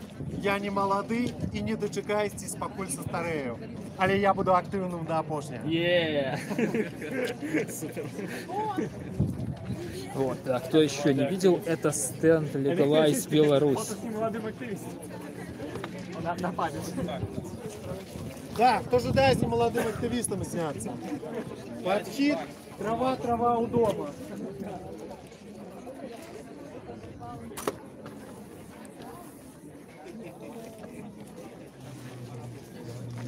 А, вы организаторы? А скажите, про что у вас стенд? Что, вы будете сегодня лекцию читать? Или у вас... Не, мы собираем подписи под петиции. Подписи под петиции за что? Супроть того, как у Новополоцку робили на Новополоцкой теплоэлектроцентрале котел, где собираются спаливать отходы нефти, нефтяный кокс. Это завод «Нафтан» там робить нафту, остается твердый остаток, и они ожидают по программе импортозамещения спалить вот гэтыя адкіды на Новополоцкой ТЭЦ замест природного газу. Таким чином они збираюцца экономить газ, але при этом спаливании выкидывается шмат выкиду в атмосферу, там оксид серы, твердые рэчывы. Вось, і што зразумела для людзей будзе неспрыяльна. Новополоцку і так больш за всех в краіне выкидываецца брудных рэчываў у атмосферу, шкодных ад вытворчасці. Менавіта прамысловай Новополоцк з'яўляецца лідерам. І трэба рабіць все, каб паменшыць гэтыя выкиды, а не будаваць новыя установки, которые забрудживаются в атмосферу. Да. Спасибо. Подписывайте петицию. А как в интернете вас найти? Ecology.info. Сайт такие, где размещена информация о проблемах Новополоцкой экологии. Вот это? Да, Новополоцкий Ecology.info. Вот, да, Новополоцкий эколог. Да. Ecology.info. Там размещена информация про выкиды. Мы отримываем официальные отказы с этого концерна Белнафтохим, где они распавядаюць, што они конкретно выкидывают, там сколько рэчываў там, і спрабуем з імі змагацца, каб яны рабілі нейкія, ну, менавіта очистные збудаванні, которые зменшали бы колькасць выкиду в атмосферу.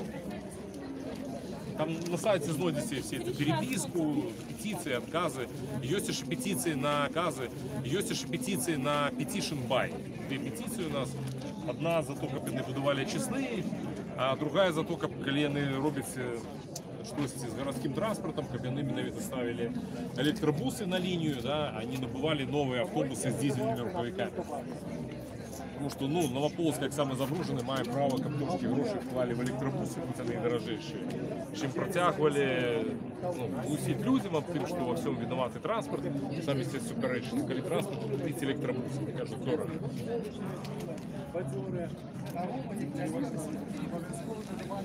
Да, вот сама петиция, собственно. Подходите, подписывайте, если вы рядом. Ну, либо подписывайте через интернет.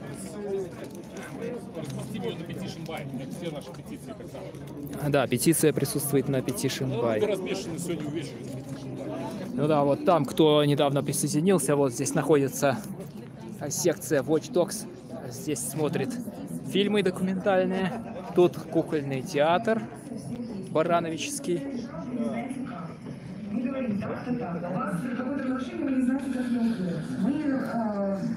Срочно там связываемся с юристом, приезжаем к вам на место, помогаем бороться с этими нехорошими людьми, надеюсь, их будет поменьше. Без чатика вы будете чувствовать себя одним несчастным и брошенным. А мы к этому не хотим. Мы хотим быть одной большой дружной командой, помогать друг другу. Правильно? Давайте я кучу сообщений.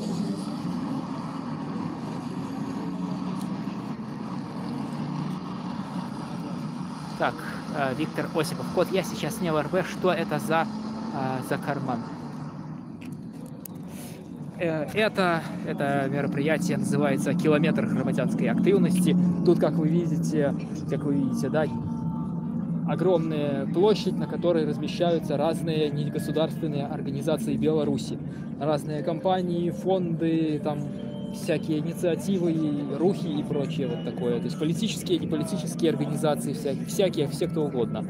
Вот они все здесь. Они себя представляют, тут и Legalize Беларусь, и Рух за свободу, там и кукольный театр барановический, там правозащитные организации, Human Constant, Весна и другие. То есть тут и там за права женщин, и за права животных, там зеленые, синие, кто угодно, все. Поэтому приходите, очень интересно. Минск, Октябрьская 16, это где станция метро Пролетарская, немножко там пройти, короче, где Минск Восточный. Вот там, да. Все свободно, бесплатно практически, ну там кроме, может, небольшого количества предметов разных. И тут есть свободный кермаш, свободная ярмарка, вот там. Там вон люди ходят, смотрят вещи, секонд-хенд какой-то. Огромное количество лекций, мастер-классов, тут разных мероприятий, там показы фильмов, то есть все интересное. Приходите, да, ставьте лайк, кстати, ставьте лайк, подписывайтесь и репостите ссылку, чтобы больше людей увидело это интересное мероприятие, на котором присутствует множество всяких организаций. А сейчас мы стоим возле экологического стенда For Clean Air in Новополоцк. Вот с нами рядом здесь Сергей Петрухин, приехал из Бреста. У нас по импортозамещению торф хотели жить. Это гораздо хуже. Там больше дубильных всяких, сейчас гораздо больше. Не, ну сера так само была. Я сам там привел свой дом таким торфобрикетом и памятаю, как серый вонял. А о чем, Алексей, у вас будет сегодня лекция? Давай пройдемся, посмотрим, что тут есть. Да, давай. Комментировать. Интересно посмотреть, что тут изменилось с первого прохода. Ну, то есть бесплатные наклеечки, открытки, я такие тоже видел. Это подписать для политзаключенных. За зарубок ровных. Открытка, да, я для понял, это женщинами, да? Да, это открытки, Американские экономисты провели исследование. Они говорят, что зарплаты женщин и мужчин на самом деле одинаковые. Просто женщины идут в такие профессии, которые меньше оплачиваются. Традиционно. А так дискриминации, в общем-то, нет. Ну да,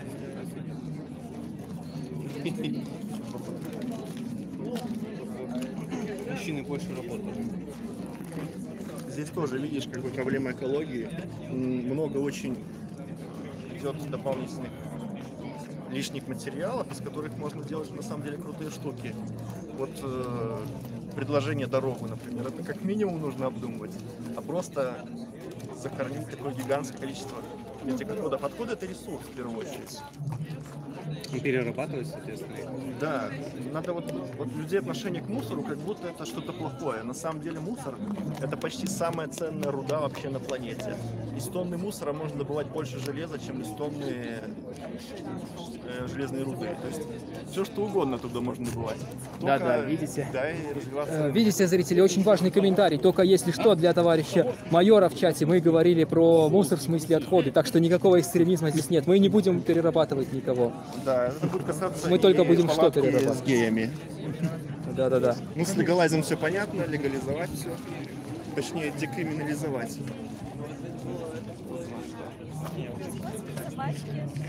Все засадить коноплей, всех сделать геями. Эти собачки. Кстати, вот что делать с бездомными собачками, кто знает? Приют? Вот это тюрьма. Ну,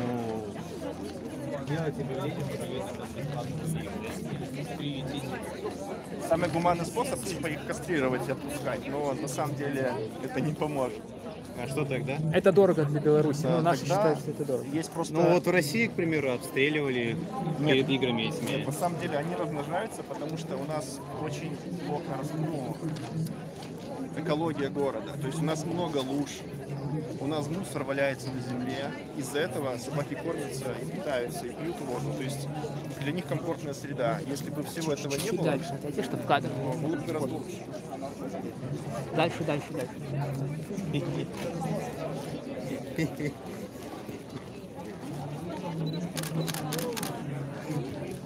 Красоте, да?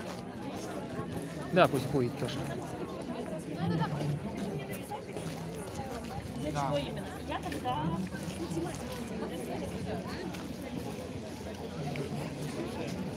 Вот там интересный стенд белорусских молодых этих демократов, ну, Белорусская Рада. С пластиковыми пакетами. Все их ругают, все кричат, что пластиковые пакеты, кошмар, кошмар. Да, говорят, бумажные. На самом деле, я не понимаю вещь.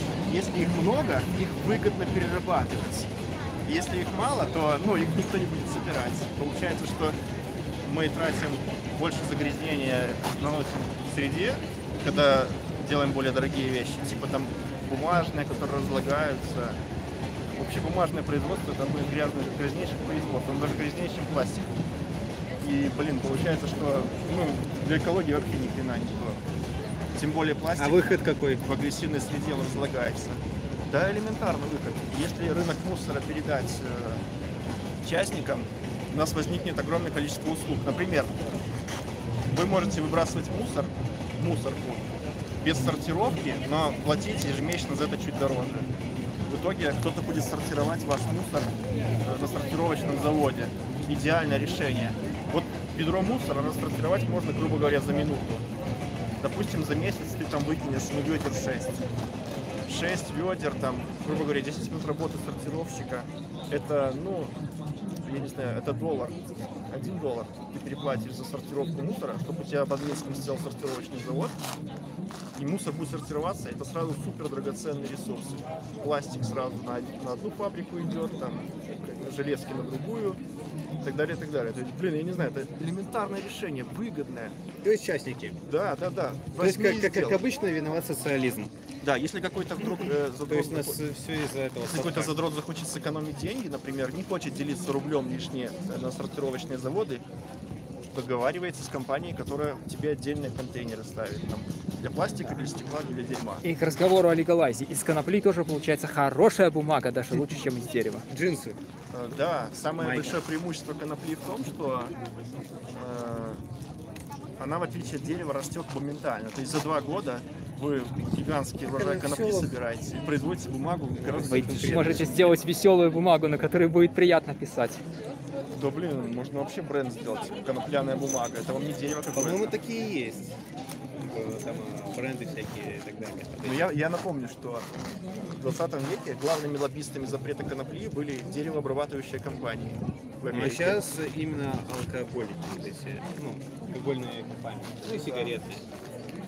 Ну и наркоторговцы, собственно, сами. Потому что если наркоту легализовать, то будет, то не будет химии, соответственно. И не только, просто прибыль упадет. Все, что запрещено, то дороже стоит. Вот как с сухим законом. Алкоголь запретили, возник огромный черный рынок, бандиты наваривали миллионы, варили самогон. Тут куча плюсов, если легализуют, тоже, к примеру, маленький. То есть не тяжелые наркотики, именно травка. То есть не будет тяжелых наркотиков, не будет химии, не будет коррупции, не будет вот этих всех сборов. Все будет, просто меньше немножко. Просто смотри, как с наркотиками происходит. Из-за того, что они вне закона, нужно объяснять обществу. Из-за того, что они вне закона, ты как потребитель можешь отравиться, и ты не можешь обратиться в суд за компенсацией. Потому что это противозаконно. Плюс доходы все идут мимо кассы, в карман теневикам, существует мафия и так далее, коррупция. Естественно. Получается, что потребитель... А граница открыта с какой у нас стороной? Граница откуда у нас открыта? Нет, так если государство контролирует и контролирует транзит наркотиков, то какая разница? Граница открыта с любой стороны, потому что оно в Польшу завозит эти все наркотики. Вот я скажу и там тебе в Украину. по рынку электроники. До облавы на таможенников, которые из Запада везли несертифицированную электронику, ее возили, оплатили взятку таможенникам, все. Сделали облаву, как возили, так и продолжили возить. То есть вообще ничего не изменилось. Понятно, что по такой схеме можно возить все что угодно, и, естественно, наркотики тоже. Что у нас тут? Зачем ты нас сюда притащил? Рада это, может быть, показать тебе этот стенд. Это как его, молодежная рада, молодых демократов. Правовая инициатива. Ему это интересно. Ладно. Что, там мы прошли, можно пойти туда. Можешь вон шмоток каких-нибудь прихватить. Я пойду лекции послушать.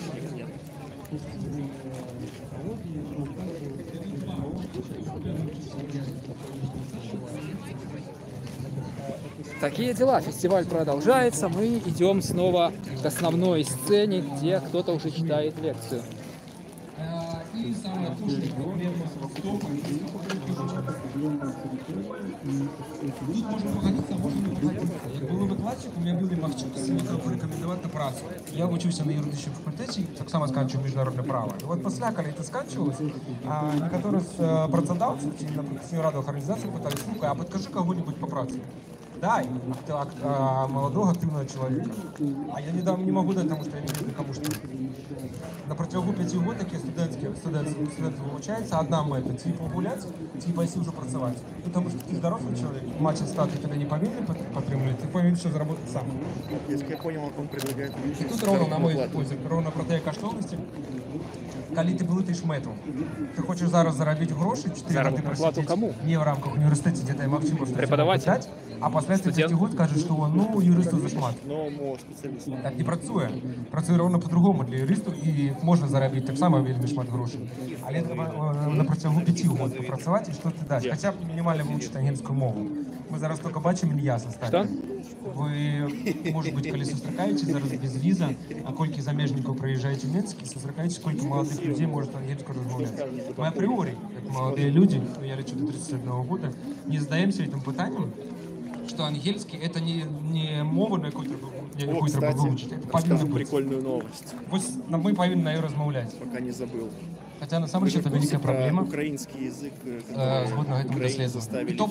Топ-5 проблем, які молодь каже, що у нас не існує. А ви слышали? Перше, сложність в процесі становлення ідентичності сексуальності. А вот это цікаво. Я ніколи не думав, що люди будуть задумуватися. Которая преподавала на английском языке. Задумываться про гендер. Они сказали, мы не собираемся довольно актуальная тема.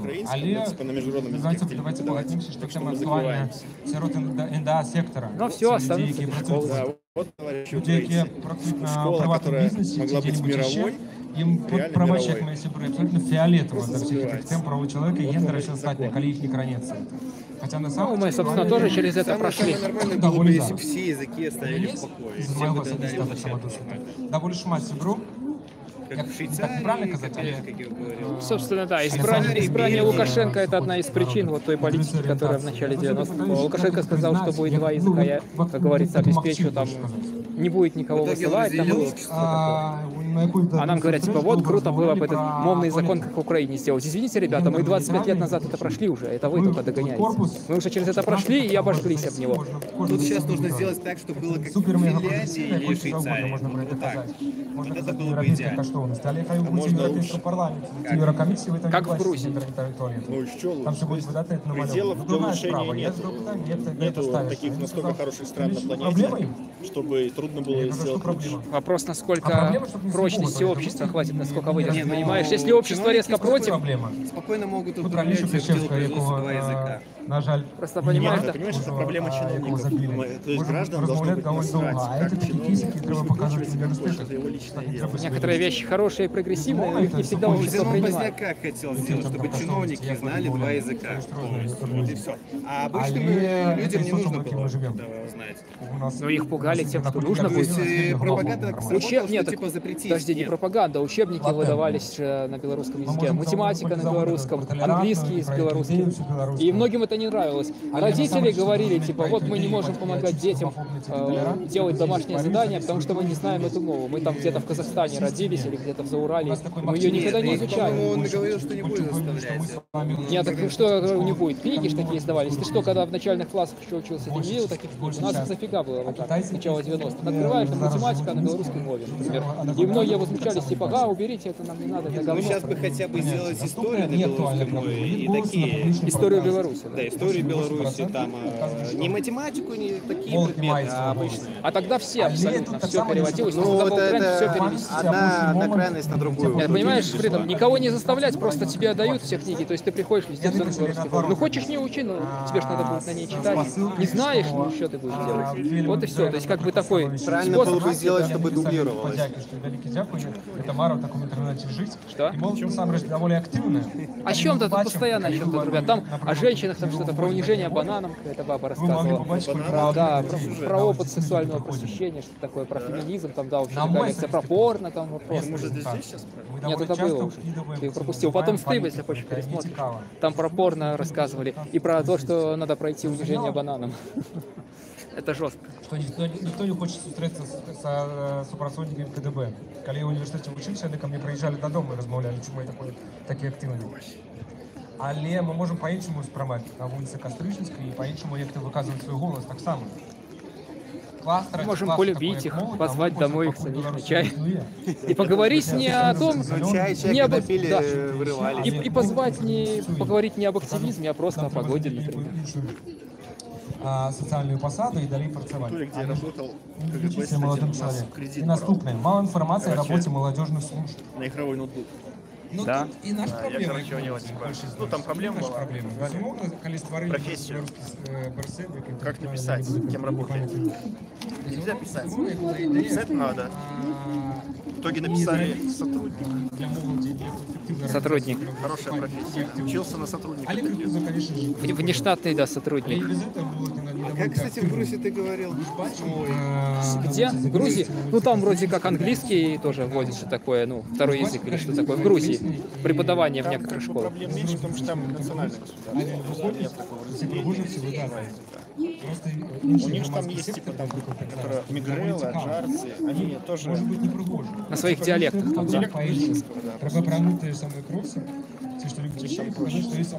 Я вижу Беларусь по поводу МОФТу такую же политику, как Бельгия или Швейцария. Вообще у нас проблемы с языком не было вообще. Если бы не политика Лукашенко. То есть он создал проблему. Потому что он все разделил, знаки поменял, все. Создал проблему символов. То есть до этого у нас было образовалось государство, у него был символ, герб, все. А теперь два. Одни говорят, давайте старое вернем, а другие нет, мы привыкли к этому. В 91-м году он развил общество. В этом году, по большому счету, кроме Минска, все говорили достаточно. Ну, на русском говорил Минск, потому что много было потому что это урбанизация, так называемая. То же самое было в Совке, то есть институты, ничего, политика была такая, что когда ты приезжаешь из деревни в город крупный, там нет ничего на белорусском. И такое смешение, то есть русификация. Это просто отношения, то есть тебя могут перейти на другую часть Союза, например, какой-нибудь Казахстана, там же нет твоей белорусской мовы. А русский это такой, да, язык-интермедиатор, который со всеми... Я сейчас говорю именно про урбанизацию. Так понимали прекрасно, потому что, смотри, фильмы в 90-х на русском языке, всякие мультфильмы на русском языке, нас же крутили в этот ОРТ, который канал, вы помните такой, Россия канал, ну вот, видики, все вот эти кабельные телевидения, все было на русском языке, поэтому мы русский знали хорошо, ну, не было проблемы знания. Дело в том, что институты, то есть в маленьких городах были школы все на белорусском, а в крупных городах все было на русском. То есть политика государства была направлена на то, чтобы не делать институты крупные, такие престижные на белорусском языке. И в итоге ты не мог добиться там что-то. В 90-х годах почти все были. То есть это этноцид называется сам по себе. Ну не знаю, он бы здесь как бык на красной тряпке метался. Там легалайз конопли, тут нет смертной казни. Там еще эти экологи с заводом, да, все против всего этого. И все легалайз, все, то есть он резко отрицательно ко всем этим вещам относится. Наркоманов расстреливать, смертную казнь оставить, всех расстреливать.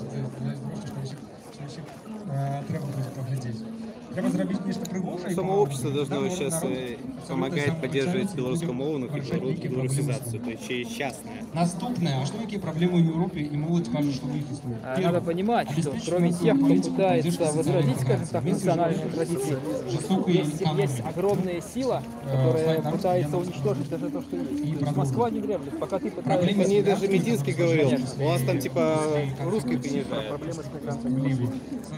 У нас проблемы с мигрантами? Да. Наезжают американцы, немцы всякие. Работу занимают, белорусы на работу найти нельзя. Белорус приходит, ему говорят, нету. Немцы вон с настройки копают ямы, котлованы. С мигрантами проблемы только в Москве, наверное. Происходит больше, или события, которые сейчас происходят в Вене, показывают, что курс меняется, популизм серого кота. И о молодежи в том числе забывает. Если вы видели, то университет из Будапешта как раз таки... Какой? Там много вообще таких. У меня персонажей разных много. Ватников. Будет находиться в Вене. Я к чему это веду? К тому, что молодежь рано или поздно начинает затуманиваться мозгами, и проблемы существуют ровно такие же, как в Беларуси. Если видели последний пример... Ты же эту книгу скидывал в Дискорде, насколько я помню, да? Да, я ее в электронном виде читал просто. Книгу давно еще. И на нее завели уголовное дело. Сколько угодно можем говорить, что... Там много чего интересного там по поводу Дмитриева, там есть отличается, чем у нас. Там ровно такая же самая ситуация, как у нас, просто более активная население, более активная молодежь. Следующее, отменить политику минимальной заработной платы. Только вопрос конкретный и что представляет собой определенный кого задерживали, вообще про анархистов. Ничего не поменялось, по сути. Те же пытки, как в России же пытки, блин, там Варламов скидывал там. Тогда было все гораздо шире, больше. Просто сейчас это замалчивается. С тем же ментом из Могилева или откуда. В другой стране. Да, из Могилева. То есть это серьезно, кто поверит в версию, что он сам себя убил? Это полный бред. Или истории белорусской. Тем более так все сделали родителям. Три дня искали, а потом придумали версию про самоубийство. Кто-то пишет в Телеграм. Логика не дружит. Это то же самое, что верить, что все репрессии в Совке были типа справедливые. Открылся рынок рабочий. И зачем работать за 1000 евро в Варшаве, если можно уехать куда-нибудь в Мюнхен или другой европейский город и зарабатывать 2,5. Все, уехали, молодые люди. Мюнхене не понимают по-украински. Это вы можете увидеть, по примеру, будьте в Вильнюсе, будьте в Варшаве. В Мюнхене не понимают по-украински. Нет, в Мюнхене как раз таки все понимают. Там дофига чего. Варшава уже переполнена, Мюнхен скоро тоже будет украинскомовным. Но они выучают польскую мову. Что предложили в Республике Беларусь? Придумали карту поляка и предложили белорусам переехать. На что многие активно это сделали. Ну, это реально не понимаю, это все нытья, типа, нужно уезжать, не чтобы сесть и делать там... Кому-то действительно нужно уезжать, но такие люди обычно не пишут в часе, что надо уезжать. Они сваливают тихо, потому что им как бы не до того, чтобы об этом рассказывать. То есть они пишут уже потом, когда уехали об этом, что типа извиняйте, это типа друзья. Но некоторые, допустим, кого там прессует реально КГБ, там менты бывают такие случаи иногда. Вот именно, я говорю, что уезжают по экономическим причинам, а не по политическим. То есть кого реально прессанули, тем, да, бывает, что кому-то необходимо просто уехать. Иначе никак. Но это редко. О, пивко вот тоже бесплатно, что ли, раздают. А то, что мы сейчас видим, там все почти бесплатно раздают, если еще пивко бесплатно. Вообще, да. Слушайте, я придумал, как привлечь людей на мастер-класс. Пивко? Кстати, да. С ящиком пива. Да, во-первых, бесплатное пиво, а во-вторых, как говорится, без бокала нет вокала. Как ты будешь рассказывать, если ты на это не навеселее? Так веселее, толкнул и начинаешь про политику. Мы сейчас их там всех там на кукан насадим. Да, это интересно. Ровно там как раз в Америке выходили молодые музыки, которые голосовали 40-часовую рабочую неделю, их там расстреляли, а потом... А начиналась первая лекция была про французскую эту студенческую революцию 68-го года. Там рассказывали потом про Прагу, про Грецию. Там. Про Беларусь тоже. Нет, так это сейчас. Я говорю, первая лекция вообще была, как только началась. Там рассказывали про студенческие движения, короче, протестные в мире. Ну там другой кто-то рассказывал. Не он. Не, мне было бы жарко. Не, мне тоже не холодно, но мне просто некуда девать. Я ж не могу нужно. Я встрел 18 градусов, сегодня обещали. Да, а мне просто по-любому. Я утром выхожу, пасмурно, как будто сейчас вот дождь пойдет, и 9 градусов. А, там все занято, да? Конечно. В следующий раз стакан самогонки. Так ты его так на шею одень, лежи. Да не, нормально. Я вот так целый час вообще не двигаясь стоял, даже почти 1,5 часа вот так вот снимал, мне солнце в спину палит на митинге, который был 30-го тогда. А потом пешком пошел с Киевского сквера до Сизибы БНР. Нормально. Ничего, а потом еще вечером вернулся и пошел в 2:30 ночи пешком домой. Еще тоже с вокзала. И каждый раз, сегодня, кстати, тоже все это повторяется, каждый раз. 4 часам утра, короче, буду дома. Не то, что нам помогают, которые солидарны с нами. В 5 часу выходишь, в 4 возвращаешься, да. Сейчас спросим. Здравствуйте. Вы сегодня что будете представлять? Я товариство белорусской мовы и одночасовый депутат Палаты представников. А еще кто-нибудь будет? Конопатская одна будет сегодня? Не ведаете, я запрошали питание не до меня, потому что я была сябром рабочей группы Ассамблеи неурадовых организаций. Да, говорят, Губаревич, возможно, появится. Я видел Рыгора Костусева сегодня уже. Рыгор Костусев, по-перше, партия БНП, по-другое, мой помощник депутатский. А як сейчас обставины помои? Что делается? Что робится? Робится, да. Ну, я как депутат роблю все, что ад меня залежит, как мова присутничала на посідженнях Палати представников, как яна присутничала у обороте документов, потому что свои пропановы я вношу по-белорусски, выступаю за все по-белорусски, как вы ведаете, и когда меня запрошают до удела в разных передачах на АНТ, нават когда я одна, меня это совсем не полохает, потому что со мной мова живе и буду жить. А я буду робить все то, что от меня залежить, как мова в Беларуси. На сегодняшний день той стан, який есть, как ён стал полегчаться. И я вельми хотела бы, как наши молодые люди так само долучались до рук за мову. Я бы хотела пожелать нашим молодым людям сочить за информацией о деятельности университетов имени Нила Гилевича с белорусской мовы навчания и рыхтовать своих сябров, деток, племенников, братов и сестер для того, чтобы они научались по-белорусски. Да, очень часто приходится в интернете видеть комментарии по поводу того, что как бы наш парламент, вот и даже демократические представители в нем ничего не делают, они никаких законопроектов там не подали. То есть вот что можете сказать по своей деятельности, чтобы вот, скажем так, было что возразить вот таким? Дело производства на 2 мовах, чтобы было. Прогресс есть какой-нибудь? Ну, я вам хочу сказать, что я чекаю, что решті-решт тыя висілки, тыя намаганні, які я робила у справі поширення білоруської мови у сфері законодавства, праз некоторий час вони набудуть виразний такий твар, обличчя такое, тому що не все так вельми хутко, на жаль, приймається в нашій країні. На жаль, не так хутко все реалізується. Що дотичить законопроектів, я зараз накіровала законопроект об державній підтримці білоруської мови в різні інстанції, отримала певні відкази, і ці відкази не свідчать про те, що наші державні органи влади зацікавлені в наявності такого законопроекту. Але я не збираюся на цьому спиняти, а йду далі по процедурі. То есть проблема не в депутатах, а в жестком противодействии власти. То есть 2 человека не могут изменить ход событий, Лукашенко не допускает. Вас должны подтримливать общество, громадянство. Я на это сподіваюся, я на это працюю, потому что я открытая для супрацы с громадянами. Наверное, последнее, что я хочу сказать. Вот там, с той стороны, представьте, где мои коллеги или коллежанки располагаются, чтобы робить, то есть як у Швейцарии, такой же мовный, то есть чтобы все у сферах життя было напротив. Для этого влада повинна разуметь, что громадству это потребно.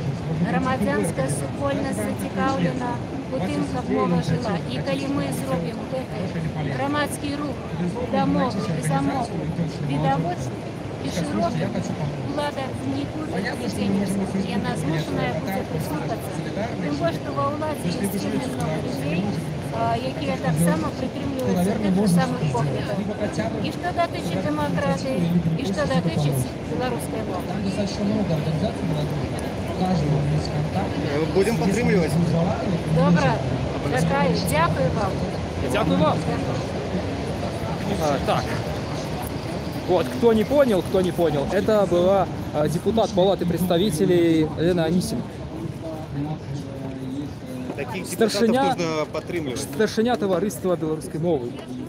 Это был ее ответ тем, кто говорит, что депутаты вообще от оппозиции не нужны, от них никакого толка. Я много раз уже говорил об этом на стримах. Они нужны, то есть даже если власть противодействует, они не могут ничего сделать, они хотя бы будут направлять законопроекты и, скажем так, направлять общество. Сейчас Лукашенко во многом выгодно даже было бы поддерживать национальную культуру, традиции в борьбе с Россией, чтобы просто не потерять свой пост. И поддерживать нужно прежде всего общество, которое говорит, что ничего не решается и что они ничего не делают. Да. Вы должны подписывать петиции, вы должны поддерживать таких людей и так далее. Хоть даже они и в государстве находятся. Просто поймите простую вещь. Если в парламенте не будет анисим, как говорят некоторые, там бюджетные средства тратятся на зарплату депутатов, они будут все равно тратиться. Просто их будет получать не старшиня товариства белорусской мовы, а какой-нибудь жирный начальник РОВД, который будет голосовать за то, чтобы побольше секретов о тунеядстве, побольше там русского языка и прочего. То есть решайте, что вам надо. Либо больше свободы национальной культуры, там, мовы и прочего, либо больше жесточайшего трэша. Поэтому лучше все-таки голосовать. Лучше, как говорится, синица в руках, а там потом видно будет. По капельке, по чуть-чуть это можно подвигать в законном русле. Да. Есть какой радикализм. Смотрим, что там как. Адвокаты там еще выступают. Пойдем посмотрим. Так, вот мы вернулись опять внутрь, чтобы посмотреть, что здесь происходит. То есть лекции, мероприятия идут не только снаружи. Там внутри проходят также лекции, семинары. Вот люди сидят, обсуждают. Вот здесь живая библиотека, мы тут уже были. И вот снова здесь, смотрите, такое вот мероприятие. Вот сидят люди и о чем-то говорят.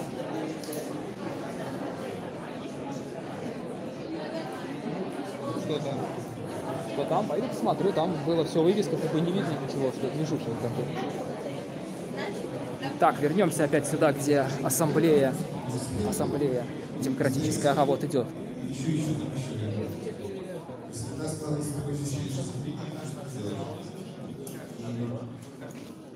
Здесь я часто вижу, что это просто выражение конкретных интересов той организации, собственно, с которой я контактирую.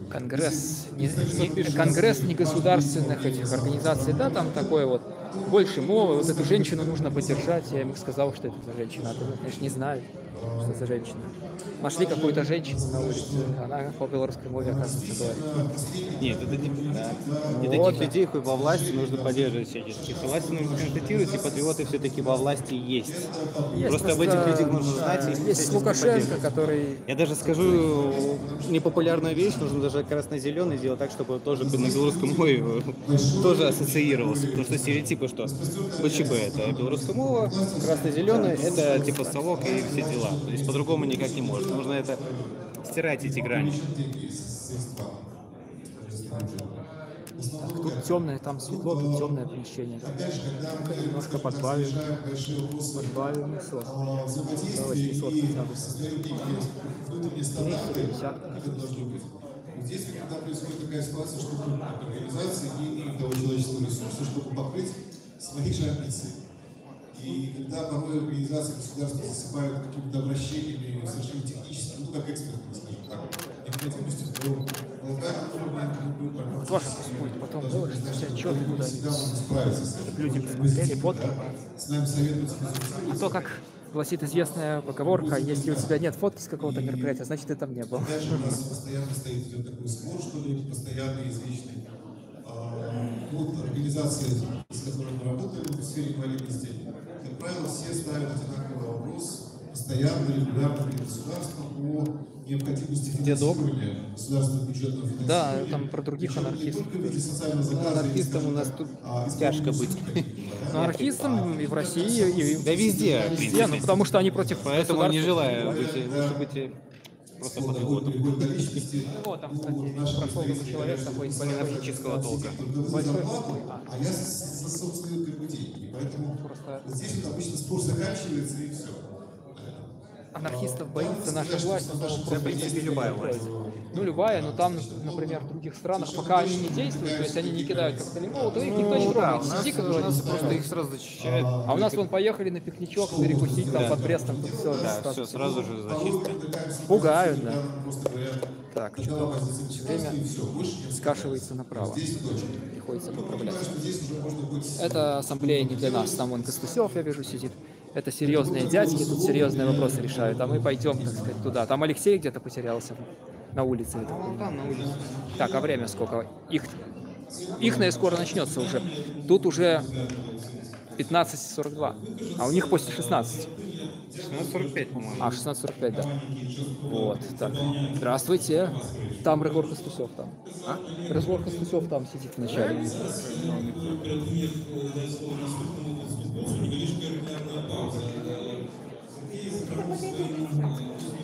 Знаешь, кто это?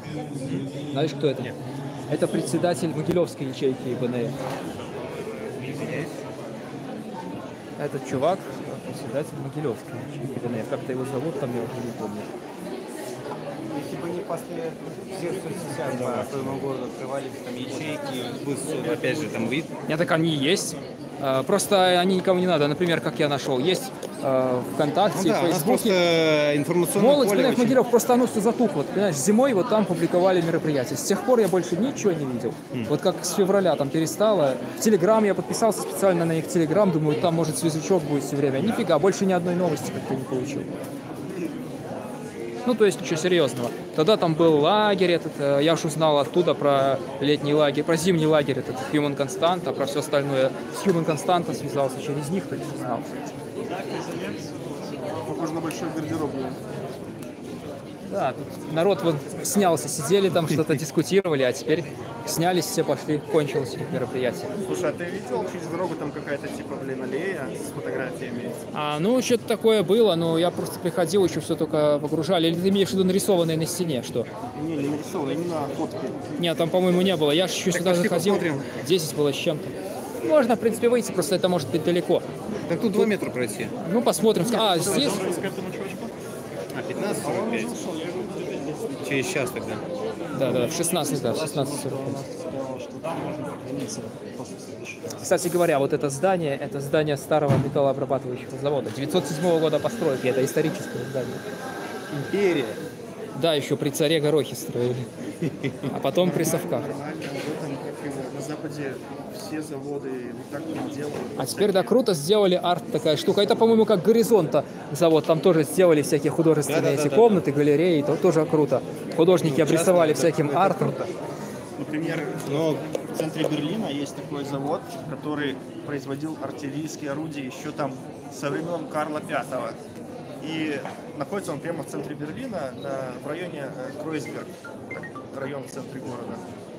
Короче говоря, сейчас секунду. Да, вот видите, отвлекли. Кто не в курсе, это экономист Алексей Терещук, австрийская экономическая школа.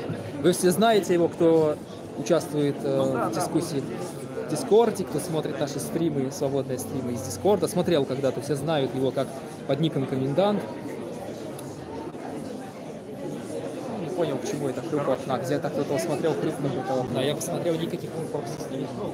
Да какая разница? А вон там. Это, грузили раньше металлолом, там видно, может, рельсы какие-то были или машины. Старое погрузочное оборудование. Да, вот бы вот эти все организации открывали бы у себя в соцсетях страницы и делали YouTube-каналы, и тоже вели бы как ты стрим. Тогда бы, может быть, об этих инициативах бы и знали. Некоторые делают, но, скажем так, не все. Я тоже не понимаю, где насчет активистов, что касается активистов. Некоторые говорят, что они не делают, потому что кто-то просто не умеет, у кого-то нет оборудования. Кто-то делает, кстати. Некоторые активисты делают, именно этим занимаются. А другие, именно активисты чисто, они не делают. Например, какая-нибудь Нина Богинская. Она пенсионерка, во-первых. Да, причем тут Нина Богинская? Ну, я имею в виду... Или Леонид Кулаков, например, тоже. Что они Короче говоря, смотрите, на этом заводе открыли офисное, на аренду офисов сделали. И такой антураж, типа средневековый завод. Кругом арки такие. Мануфактура старинная. Мануфактура вообще такая древняя. И посреди всего этого дела супер модный дизайн, компьютеры Apple, там и офис Битвала, я там у них был. Они тогда еще были маленькой компанией, а сейчас они очень крупная контора. Они продают биткоины с пластиковых карт. Ну, типа рассчитываться, что в магазине мог обычной карточкой те биткоины рассчитывались. В течение часа подъедет Евгений Романенко, это такой экономист, блогер. Который вещает с этим, как там его? Дмитрием Потапенко. Дмитрий Потапенко, да. Он будет через час здесь, можно будет с ним поболтать. Надо же. А что он так резко решил? Ну, он вообще-то белорус. Да, оказывается, он белорус? Ну да. А что он не хочет о Беларуси говорить, а именно о России с Потапенко? Как почему? Потому что Россия больше рынок. Так можно делать параллельно и Беларусь. То есть сейчас Беларусь в топе. Если они иногда упоминают, когда там что-то параллельно есть. не страдают качеством, можно, если страдает, нельзя. Сейчас в последнее время, когда там с Россией терки, информационное поле. Евгений решил проникнуть вглубь врага и разрушить систему изнутри там. Так что все нормально, все по плану. Наши резиденты уже там разлагают морду. Да, как россиянин на русском языке говорит. Как в 17-м. Или как там первый съезд РСДРП, в 904 или 5 Так, вы куда-то хотели пойти, да? Мы хотели фотографии какие-то посмотреть. Пойдем. Уже? Смотрит кто-то? Да, смотрит, 10 человек, там было 20, то есть немного, как-то мало, но просто разные люди приходят, я думаю. Приходят, уходят, да. Я ожидал, что, честно говоря, будет много просмотров, может быть 30-40 человек. Обычно 50, такие 70. лекции смотрят мало. Нет, так дело в том, что тут не лекции, тут весь полностью праздник, мы ходили везде, то есть кому-то интересна музыка, там все такое. Например, вот когда я вел трансляцию Дня воли из Киевского сквера, тогда 24-го, там в итоге, так это тоже хайповая тема, прилично. Здесь вообще все организации представлены. Тут и Легалайз, тут и все остальное. Не, ну почему? Если 700 посмотрело один митинг только, который, как ты говоришь, никто не освещал, так извини меня, здесь таких организаций 100-500. Тут и Костусев, и Анисим. Я его, кстати, не вижу. Где БТ, где Белсат? Тут вообще никого нет. Ну, Радио Свобода. Ни Радио Свобода, ни Белсат, никого. То есть тут такие люди в Голливуде. Да, тут такие люди в Голливуде, и подписчики особо не смотрят. Нет, смотри, на самом деле... Чего не ощущение, да? Потому что у нас информационный вакуум. Слушай, ты же как бы сам крутишься в этой теме и не знал про эту хрень. Про какую? Ну, я когда скинул, сказал тебе, что ты типа не знал. Я про это не знал, да, но я бы узнал, потому что потом мне 10 раз уже перепостили в Фейсбуке. Просто я не знал настолько рано, я обычно за 2-3 дня узнаю. Да, вот если бы блогеры по типу того же Нехта говорили пару слов, там типа освещение тех или там на 700 тысяч просмотров. Дело в том, что да, Нехта, он в Польше. Да какая разница, тем более ему ничего про это не сделали. Просто мне один чувак, например, писал, когда я приехал со съезда блогеров украинского с Киева, говорит, надо организовать такой съезд, говорит, напиши Нехта, скажи ему, пусть он организует. Ну да, он прям скажет, да, окей. То есть, люди даже не знают, что Нехта в Беларуси давно уже, как сказать, ну не то, что они въездной, ему сюда опасно попадать. Так зачем ему сюда попадать? Я про то говорю, что съезд блогеров он организовать не сможет. Я про то, что вот я тебе рассказываю. Почему может? Почему не может, вопрос? Не, он может предложить тем или иным блогерам собраться, которые в Беларуси находятся. И эту тему у себя репостнуть. Да, просто сам он, да, там... Он не туда приезжает. Я говорю про освещение, понимаешь? Я смотрю, у нас просто пока нет такой обстановки. То есть блогеры, кого-то не скажи, Филиппович прямо отказал, сказал, что у нас как бы нет. А другие блогеры, они вообще как бы об этой теме. То есть, короче, никто пока нет спроса на это. И среди белорусов тоже. Да, на сходку блогеров, то есть нет спроса пока. Ну, вообще-то хотели они сходку блогеров сделать, ну там общество Гомель, там Нехта, еще кто-то. Ну все потом, ну ладно, не важно. Ну это зависит от того, когда. Может это в 17-м году, так еще как бы, да.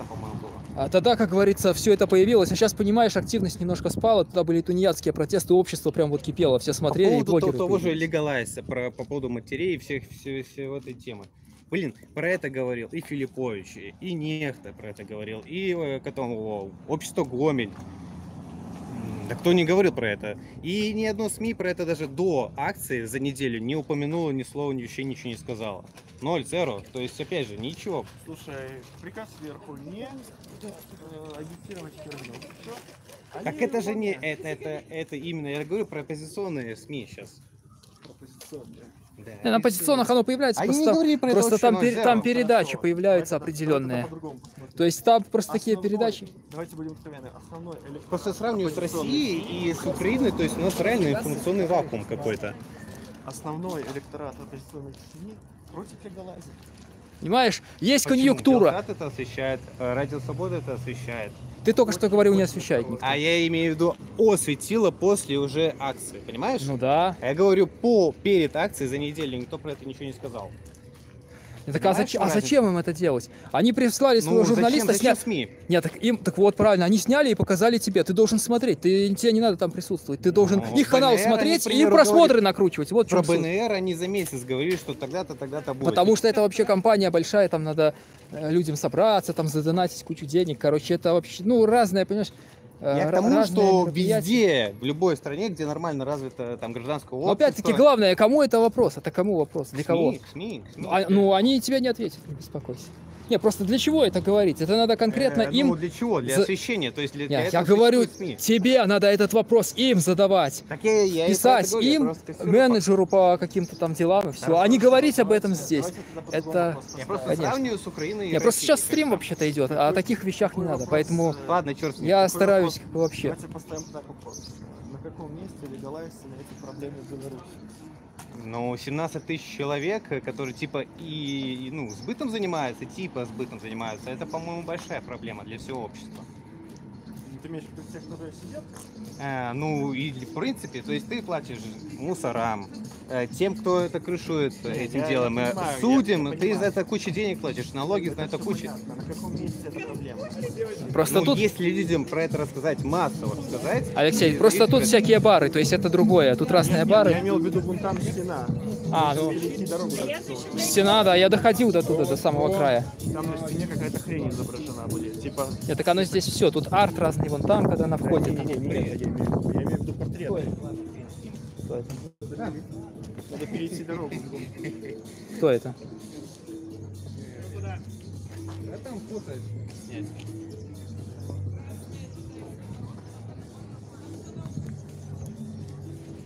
Блогерам нужно учиться от Украины, пишут. Не знаю, как сказать. Нужно учиться. Украинские блогеры, я думаю, тоже, по-моему, не все там темы освещают. Некоторые темы там... в сравнении с нами, у нас реально и с Россией, опять же... дело в том, что в Украине, например, блогеров не прессуют. То есть там большинство вот этих блогеров, как была сходка, они провластные. То есть они могут свободно там собраться, и там нет... Почему? И непровластные тоже могут собраться. Непровластные могут проломить голову. Это, типа, как говорят российские СМИ, шабас на 9 мая. Там были и ватники, и, как их называют, нацисты, и третья вообще сторона, которая просто по здесь. И, в принципе, мусора защищали. Возможно, либо у нас это вообще, да нет, в принципе, как и в России. На России, правильно говорить. На России, да.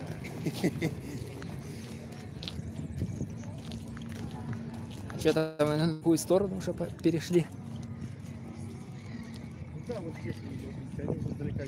Ага. Это видно, завод обрисовали здесь такие картиночки. Вначале, там, когда начинается, на входе прикольные картинки. Гусеница там какая-то такая.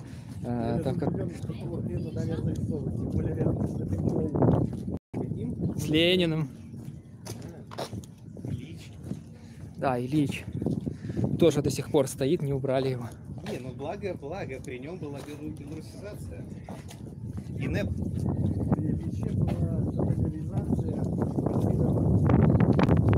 То же самое было при царе Горохе.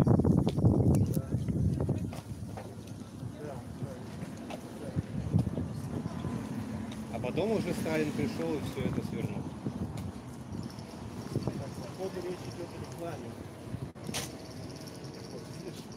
Вот это вот. Ага, да. 25.07. Да, рекламе, причем реклама это достаточно долгосрочная. Вот такие вот фотки развешаны. Вот, кстати, да, это информационный лист. Вот висит и наше сегодняшнее мероприятие. Километр громадянской активности. Первое шестое. Про нее только узнают только те, которые здесь ходят. Ага. Ну да. И говорит мне. Просто издалека, с той стороны, казалось бы, какие-то портреты висят.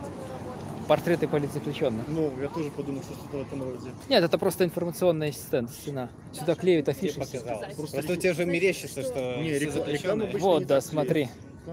Смотри, жесть какая. Какие-то русалки, какие-то непонятные русалки, да-да. Я не знаю, как разрешили это вообще. Ну, типа, переулок ну, какой-то. Типа, разрисовали. Даже на Евроньюз, помнишь, этот батч смотрел? Типа, посмотрите, Евроньюз делает картинку, типа, и здесь они снимают, типа, граффити, все дела. Так, ну что, мы возвращаемся назад. Вот, мы немножко вышли с мероприятия, пройтись тут, посмотреть, что это за... что за фото такие развешаны на стене. Это оказались просто афиши, да. Реклама воздуха. Покупайте наш самый чистый воздух. Белорусский воздух пахнет свободой, да?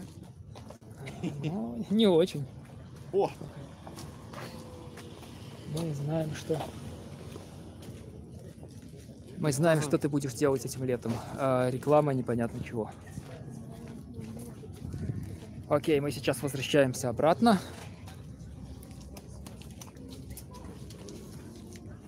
Странно, что и Петрухин не ведет стрим. Он просто как гость, сказал, приехал. Но все равно, как говорится, я бы, если бы поехал... Мне тоже очень часто хочется вот так, как он, просто без оборудования приехать, просто постоять, пройтись на митинг. Да, приехал, взял книжек, набрал. Нет, там обмен, бартер. Бартер-то бартер. Я просто приехать без всего этого, просто вот как, например, ходит там чернобыльский шлях какой-нибудь, просто пройти и все. Но с другой стороны думаешь, приехал, время потратился, как говорится, ни фоток, ничего нет, как говорится, такое дело, что, ну, потеряешь день, потеряется интерес к каналу. Что? Алексей, ты знаешь, что за завод вообще это был раньше? Здесь? Да. Это был металлообрабатывающий завод. Там в начале где-то висит эта табличка такая, это культурная ценность, вот этот завод, ну здание, вот это то, я так понимаю, вот то старое.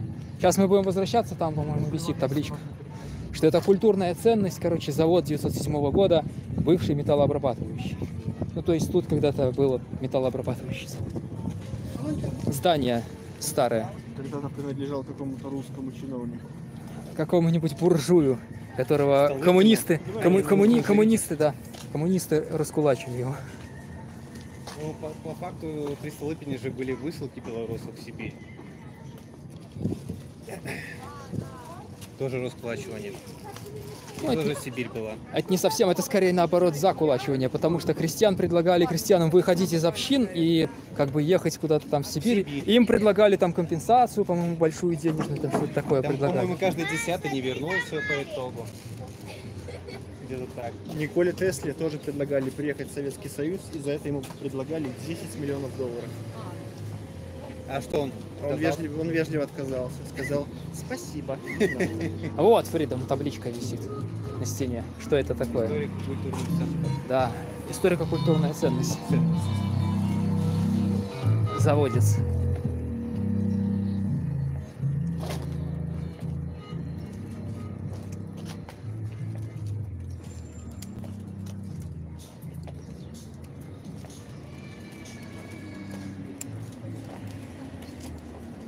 Короче, пора его сносить и строить такие, знаешь, 18-этажные кукурузины.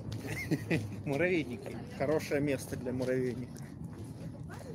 Торговый центр рядом. Не понимаю, совку. Чего они так тоскуют по совку, по этим муравейникам? Типа ему делали эти 4.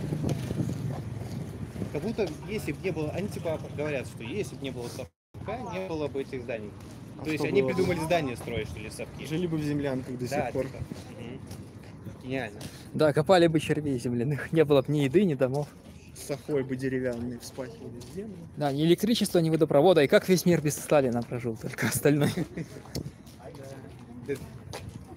Столько репрессий по отношению к своему же народу не было нигде. То есть сопоставление с теми же количеством. Не, ну почему? Если количественно смотреть, может быть, я думаю, Пол Пот, наверное, больше истребил. Или Дракула, например. Он истребил треть населения вообще. Там в Трансильвании было сколько-то там 300 тысяч, а после него осталось, по-моему, только 200. Но это было модно в то время. Пиночет это вообще мелочевка. Это ни о чем. Нормальный мужик, который сделал нормальное капиталистическое. Понимаешь, если бы... Понимаешь, в чем дело, Фридом? Если бы Сталин был, допустим, тоже не леваком, а каким-нибудь каким-нибудь правым диктатором, и он нормальную экономику сделал, то тогда бы его тоже многие действительно оправдывали по существу. То есть, да, он нарушал права человека, но он вот сделал то-то и то-то, а вот что сделал. Как сейчас американские СМИ, не левые издания, леволиберал, так называемые, оправдывают Мадуро, они пишут: да, он репрессирует народ, убивает людей, но он против капитализма. Ну да, конечно. То есть это как бы сразу. Это большая ценность, да.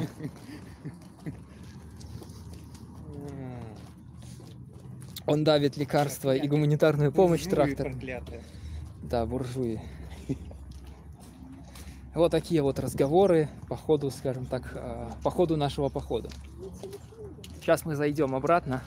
На фоне Ленинграда. Да, Ленинград, город интерьеров. Рублевский 24. Нет, это в честь группы Шнурова.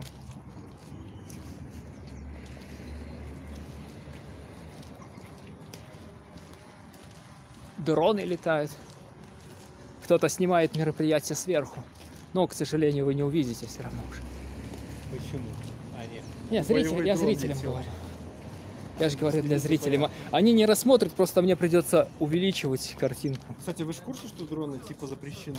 Где? Во время игр, сколько я знаю. Игры еще не начались, так что все если может. что-то полетело, то, скорее всего, это товарищи из министерства. Да, возможно, они наблюдают там. Нет, сейчас же еще игры не начались. Товарищ майор подсматривает, как тут дела идут. Вот когда игры начнутся, будет блокировка сайтов, зачистка, всякая там и так Да, далее. блокировка сайтов, только не сказали каких. Критерии очень мутные, которые будут призывать к мероприятиям, к всяким несанкционированным. А кто? Очередной обыск набил сайт. Что есть несанкционированное мероприятие и что есть призыв к нему. На То есть можно заблокируют онлайнеры и Тутбай. натянуть можно все что угодно под это дело. Ну, Тутбай, онлайнеры немножко... Кто-то что-то сказал, кто-то что-то подумал. Они освещают тогда, Да, когда нужно. вот когда что-то интересное, реально лекции какие-то там, воркшопы, народа смотрит мало, 9-10 человек. Как только просто разговор, походка ни о чем и в кадре ничего, то сразу человек 15 собирается. Людям интересно смотреть ни о чем. Они не хотят, когда тема какая-то есть. Что это за китайская буква? Что она символизирует? Какая? Это? Это символизирует, где Беларусь сейчас находится. Вход в определенное место. Место, где в Минске можно фотографироваться. Реакционная площадка. Реакционная... Нет, подожди. Но на какую атмосферу?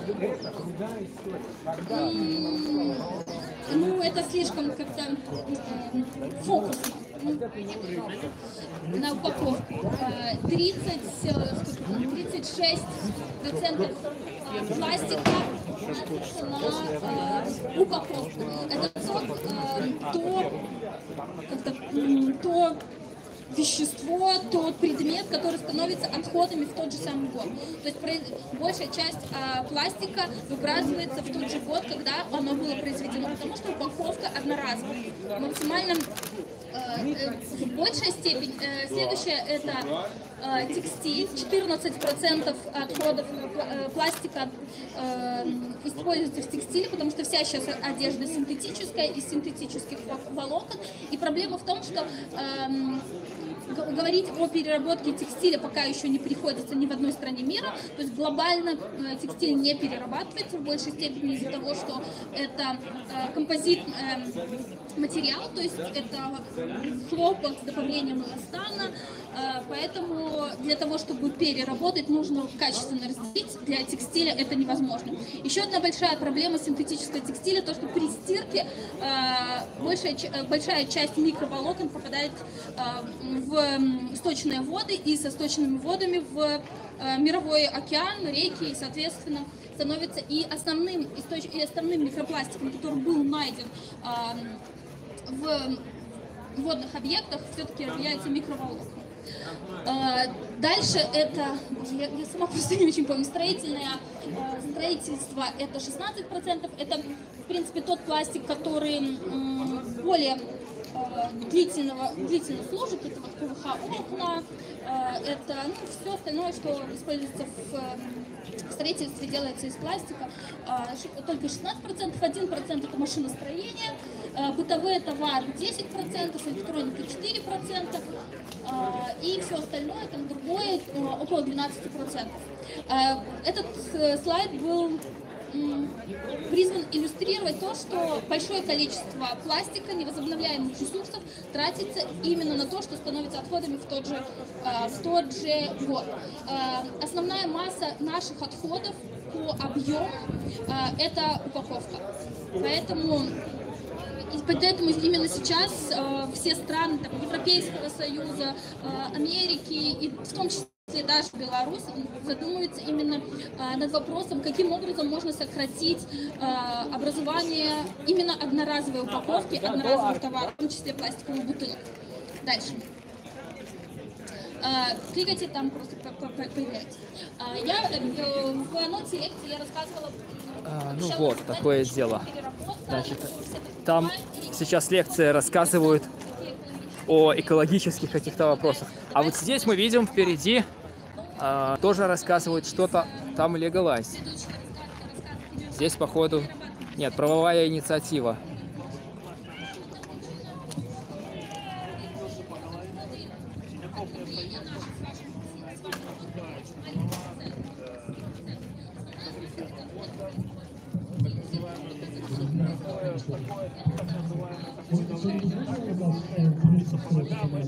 Для того, чтобы следы остаются, для того, чтобы оправдать, скажем так, можно оправдать. Человек споткнулся, человек зацепился где-то, мало ли где.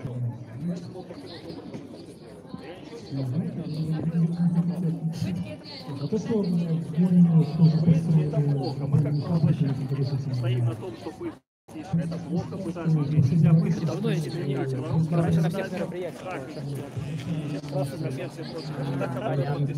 Сразу пропал куда-то. Да, у меня уже 3 часа идет стрим. Я тут сам да, ну, 11-15, как-то так заходит. Всем привітання, особливо людям з України. Да, есть там з України. Певні шмат людей здесь. У нас сегодня, до речи, был день Швеции. Мы занимались. Я знаю, что он есть, но я не был там в посольстве. Да, там целое мероприятие, 10 человек в день ехало. Это Игорь Мицкал. Да там в Киев не обратили всех.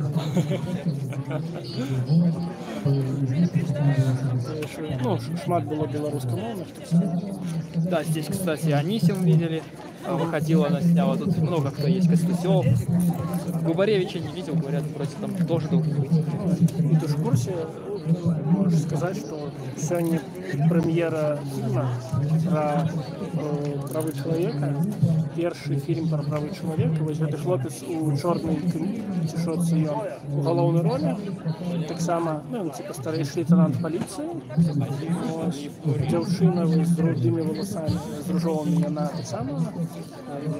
Молодший лейтенант поліції. Фільм зняты при падтрымцы правовой инициативы, там, ну, лейбл правовая инициатива, это правооборонная организация. Я обходил все эти стенды вначале, там спрашивал у них кто, чего, как, наклеек там набрал. Просили в чате, типа, принеси наклейку, Ну, надо же.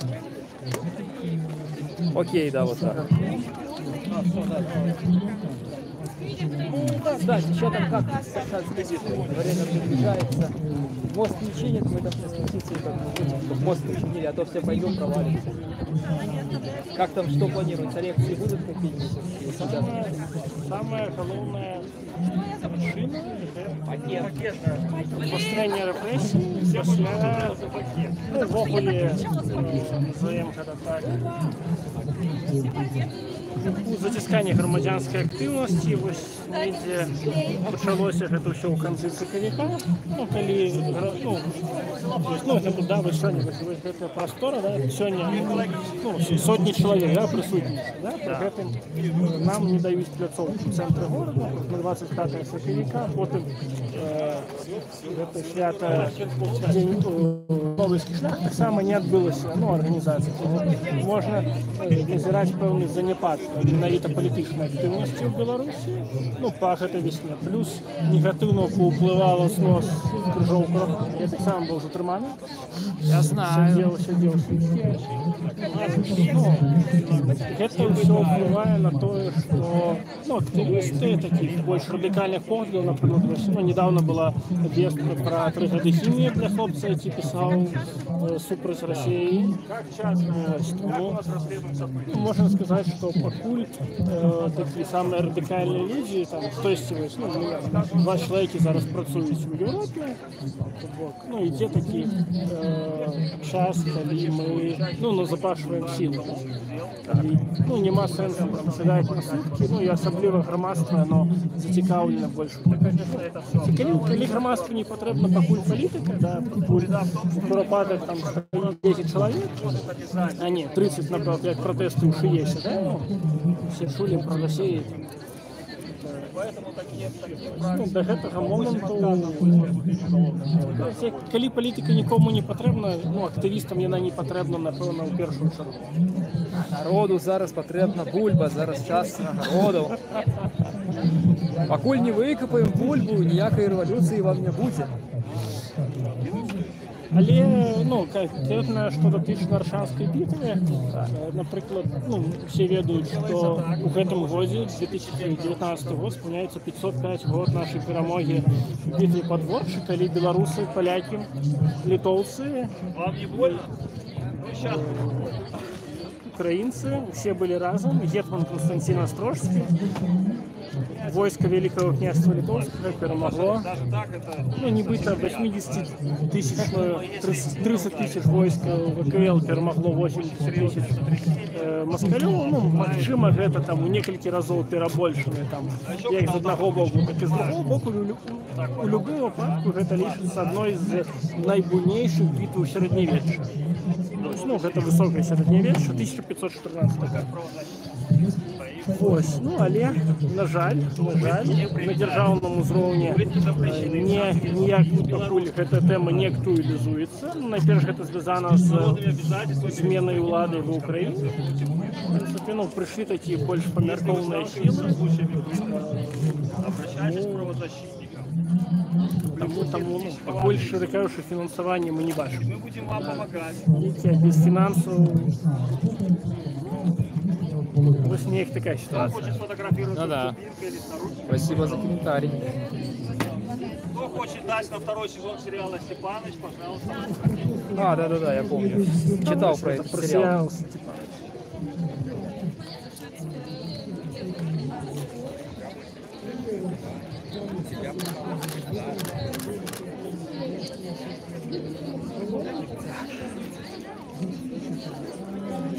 Ну что там, как? Как ваш выход?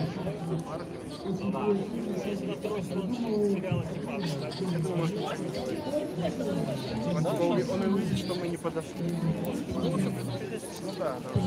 Так, что тут по времени? 16:14, да, через полчасика. Такие дела, да. Что? Про завод выступления прикольно, но, блядь, жара, невозможно стоять на жаре. Я знаю, а ты представь, каково мне. Я здесь стою уже весь день. Так а куда ее ложить? Ее не повесишь нигде. Ее неудобно, мне как бы с монополом. Не, она не влезет, там маленькая такая щелка для фотоаппарата. Там маленькие карманы. Не предусмотрел. Нет, так у меня она не предусмотрена. Так я когда выходил из дома, было 9 градусов и пасмурно. Было холодно даже.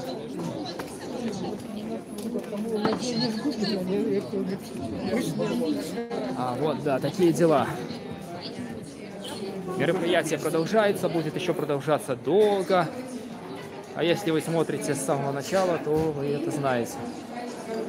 Тут проходит другое мероприятие. То есть все идет параллельно. Все идет параллельно, разные мероприятия, воркшопы и эти как лекции, и семинары. Вот люди тоже выходят с какого-то мероприятия очередного. То есть каждая организация представляет свои какие-то инициативы, там, собирают людей, рассказывают, тут вон экраны, как бы, да, своими презентациями. Люди приходят по интересам, каждый свое смотрит, то, что интересно. Есть и на открытом воздухе мы видим там, и в закрытых помещениях, и по поводу каких-то там правовых аспектов, по поводу культуры, там кино, мовы и прочее, чисто политические движения, экологические движения зеленых. То есть люди самых разных взглядов, самые разные организации сегодня пришли, чтобы представить свои программы, заявить о себе, чтобы больше людей, больше белорусов узнала о том, что и у нас тоже существует гражданское общество, в каком бы виде оно зачаточном не было, но, так сказать, оно есть люди, которым это интересно, которые приходят, участвуют. И вы тоже участвуете, приходите. Минск, Октябрьская, 16, мероприятие еще продолжается. Если вы можете, то подъезжайте. А мы с вами встретимся. А если не можете, то оставайтесь с нами, смотрите стрим, ставьте лайки, подписывайтесь на канал. И, конечно, сделайте репост, поделитесь с друзьями. Как-то так.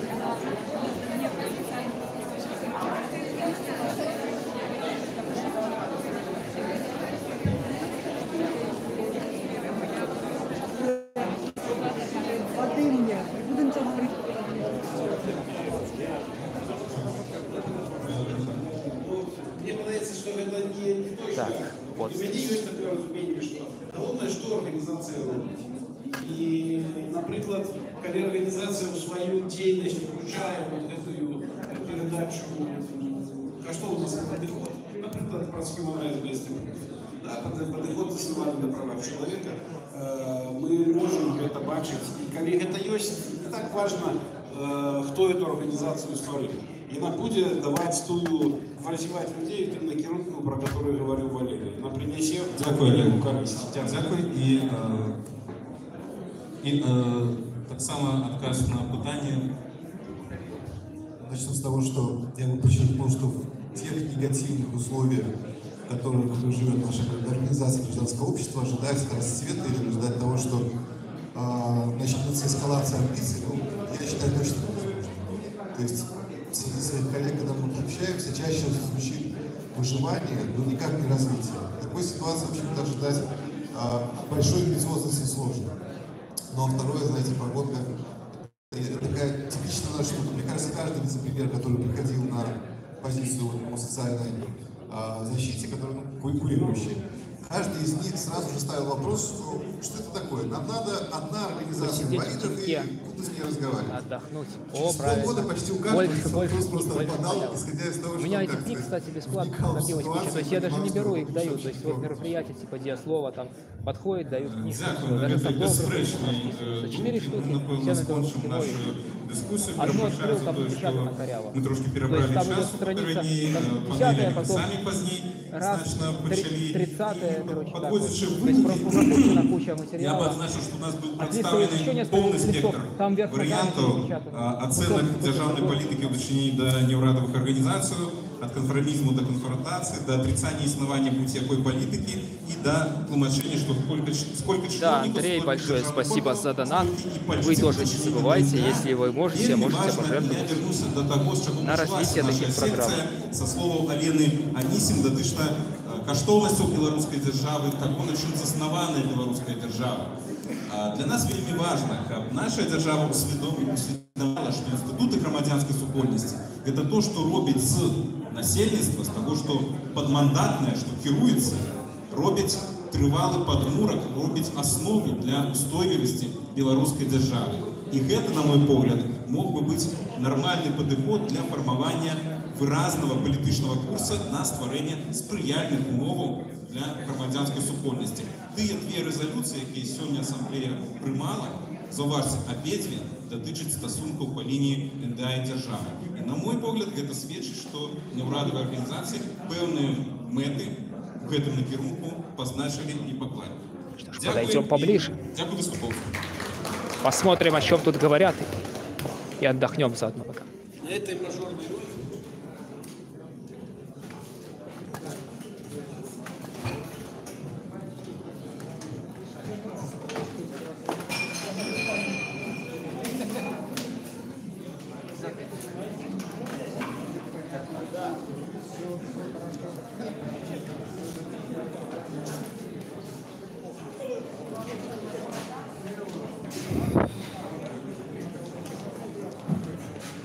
Да, напомню еще раз, здесь в это время проходила ассамблея неурадовых демократичных организаций в Беларуси. Подарок.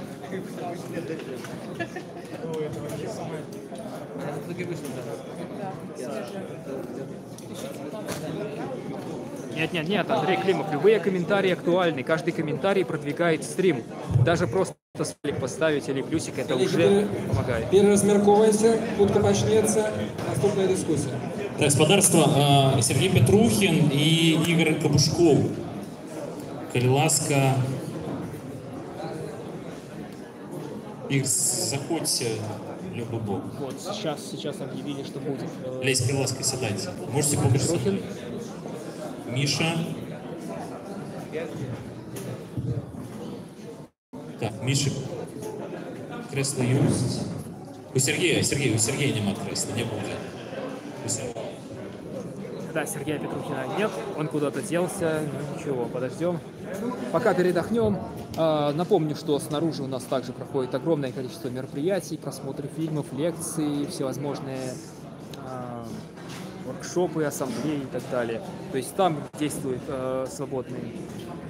свободная ярмарка, действует сбор петиций экологических. Поэтому приходите. Это Минск, Октябрьская, 16, мероприятие «Километр гражданской активности». Георгас, на самом деле не тухло, это только один зал. Если ты смотрел бы стрим сначала, я обходил с улицы, там большое количество народа и разных мероприятий. Там и легалайз, и сбор подписей, и лекции, и просмотр фильмов.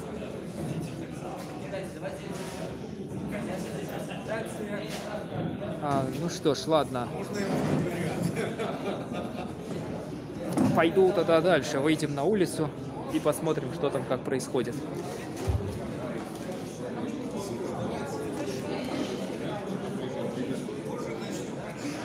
Так, а что там как наши? А то через 20 минут вроде их выступления там должны подойти, узнать. Я пойду просто, а то думаю, где они потерялись там. Надо знать, на какой площадке. Так, ну что, сейчас я пойду, надо поискать, где находится Алексей Терещук, Франтишек Дядов, где находятся представители либертарианской инициативы ЛПВ. Посмотрим, на какой площадке у них будет лекция. Так, тут горячая, наверное, есть. Спросить, где... Говорю, тут горячие напитки, спросить, где воды. Там вода. Там вода. Горячая, да? Да. Не, у меня холодная. Да, это погорячее. Это плохо. Телеграм. Не подскажете, холодная вода есть где-нибудь? В туалете холодная вода, с-под крана здесь питьевая вода. Так, ну ладно, хрен с ним, в туалет тут не пойдем. Там такая очередь, видел, стоит, да, большая. Это все в туалет. А? Видишь, очередь там большая стоит, это в туалет.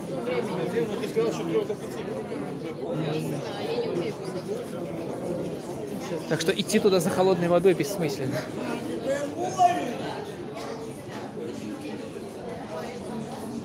Так, вот здесь действует кафе. Здравствуйте. Сегодня тоже представляете, да? Легалайз. Нет. Да, хорошо. Вот, да, вы видели, это один из организаторов вчерашней инициативы.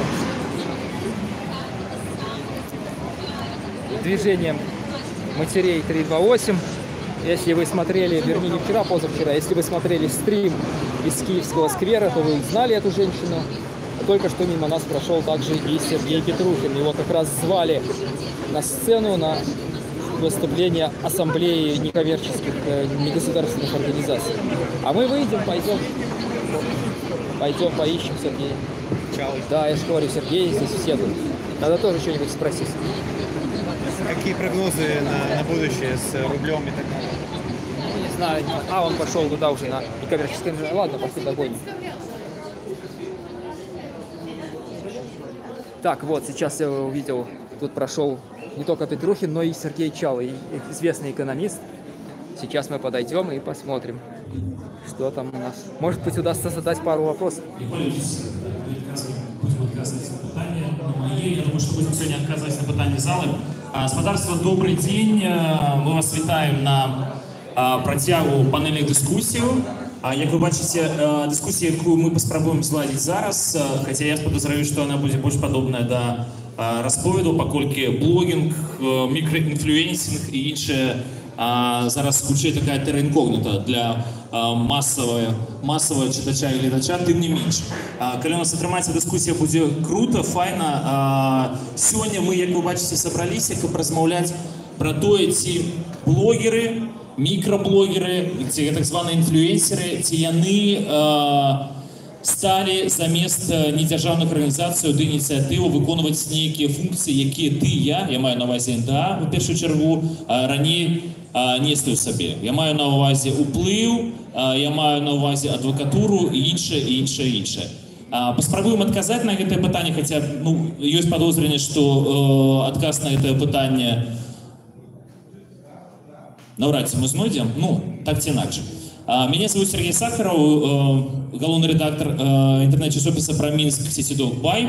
І нашыя госці, якіх я зараз прадстаўлю, гэта як эксперты, так і непасрэдна тыя людзі, якіх зараз ужо, дзякуй Богу, прынята называць блогерамі, мікраінфлюенсерамі, тут мы ўжо вызначымся.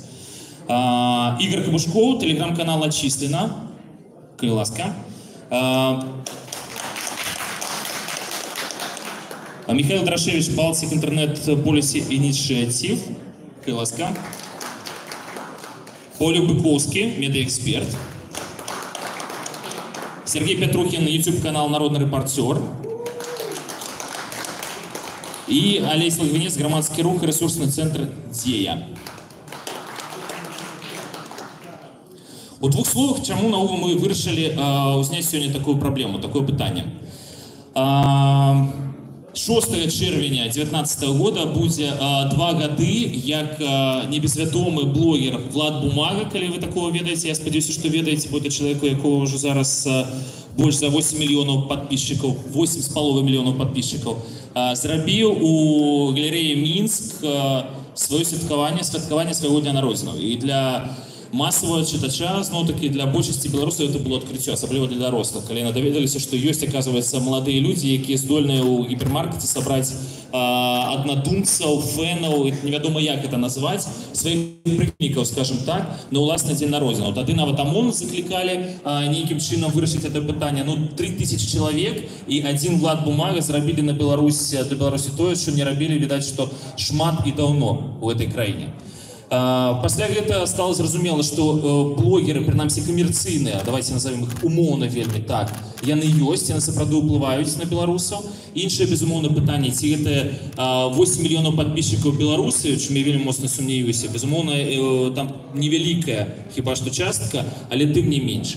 З'явіліся нават рэйтынгі камерцыйных блогераў, сярод якіх была Анна Бонд, сярод якіх быў Денис Бліч, нават Антон Матолька тут трапляўся. І тэма самаблогінгу стала, прынамсі для медыяў. Для медыяў стала тым фактарам, той прычынай, якая можа наклікаць, калі не бяду, то наадварот хайпа на сайтах, у медыях і іншае. То бок блогеры сапраўды сталі людзьмі, якія пачынаюць уплываць на масавую ці не зусім масавую думку. Конец 2018 года з'явілася нават першая крымінальная справа супраць блогера Нехта, калі вы ведаеце. У красавіку якраз блогера Петрухіна штрафуюць на 9 тысяч, нават крыху больш, так? На 9, Сергей, на колькі? На 9 тысяч белорусских рублёў, доляров. 18 тысяч доляров, ага. Рублёў, 18 тысяч рублёў, 9 тысяч доляров в эквиваленте за образу милицианта и поклёп.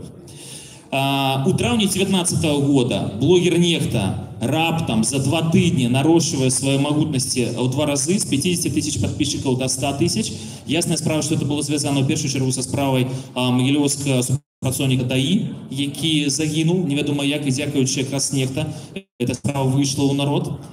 Ну і можна сказаць, зараз, травень 2019 года, палітычных ці такіх праактыўных блогераў пачынаюць баяцца, пачынаюць паважаць, супраць іх пачынаюцца суды, іншае. То бок тое, да чаго мы не маглі прывыкнуць яшчэ 2 гады таму, што мікраблогеры нейкім чынам уплываюць, яны сапраўды ўплываюць, і як піша той же Нехта, я думаю, што сённяшнія нашы блогеры таксама это пацвердзяць, улады ў першую чаргу, ну і ясная справа, падписчыкі звяртаюць увагу і самае галоўнае звяртаюцца да іх па дапамогу. І тут узнікае тое самае пытанне, а дзе тым часам грамадскія арганізацыі, грамадскія ініцыятывы і так далее. Так ці інакш. Я попрошу зараз кожнага з вас, мікрафон ёсць адзін, і я буду з этого боку таксама даваць. Гаспадарства, я попрошу вас назваць самых заўважных блогераў Беларусі, на ваш погляд, некамерцыйных пажадана. Ну, зноў-такі, это умоўная вельмі падзел, камерцыйна, некамерцыйная. Кого пачнем? Олесь, может быть, з вас? Вы рыхтаваліся? Для вас Нехта. Окей. Сергей, для вас? Общество Гомель. Вот. Общество Гомель я просматриваю. Ну, Нехта, понятно, он бам-бам там. Ну, потом, ну, был Манько такой, ну, нормально тоже, я смотрел его. Марата я смотрю, Минского иногда, ну, там как бы, потому что он нравится мне. Ну, вот, наверное, все. Так вот, то, что в голову пришло. Полюк?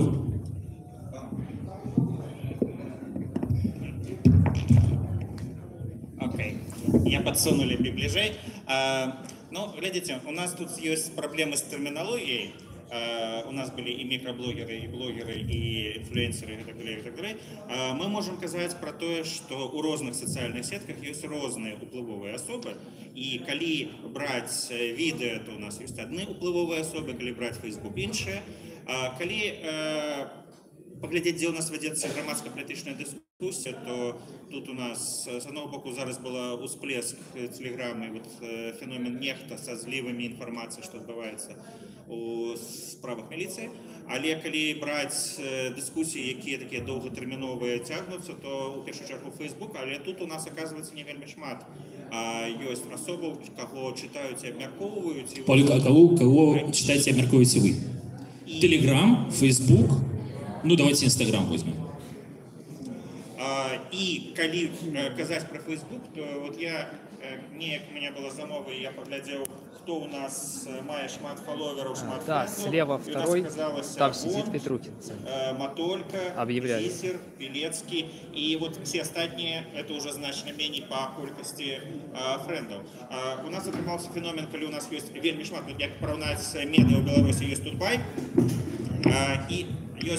и все остальные, коли брать интернет-медиа, то вот такие разрывы есть. Я не могу сказать, что это люди обовязково усе гавораць на палітычныя тэмы, там ці штось такое абмяркоўваюць, але гэта тыя людзі, у каго больш за ўсё выхад канал менавіта ў Фейсбуку. Калі браць YouTube, у нас іншая гісторыя, і у нас там ёсць і не толькі камерцыйныя праекты, напрыклад, YouTube-шоу, не камерцыйны праект, але яго шмат праглядаў, і не ўсе з Беларусі.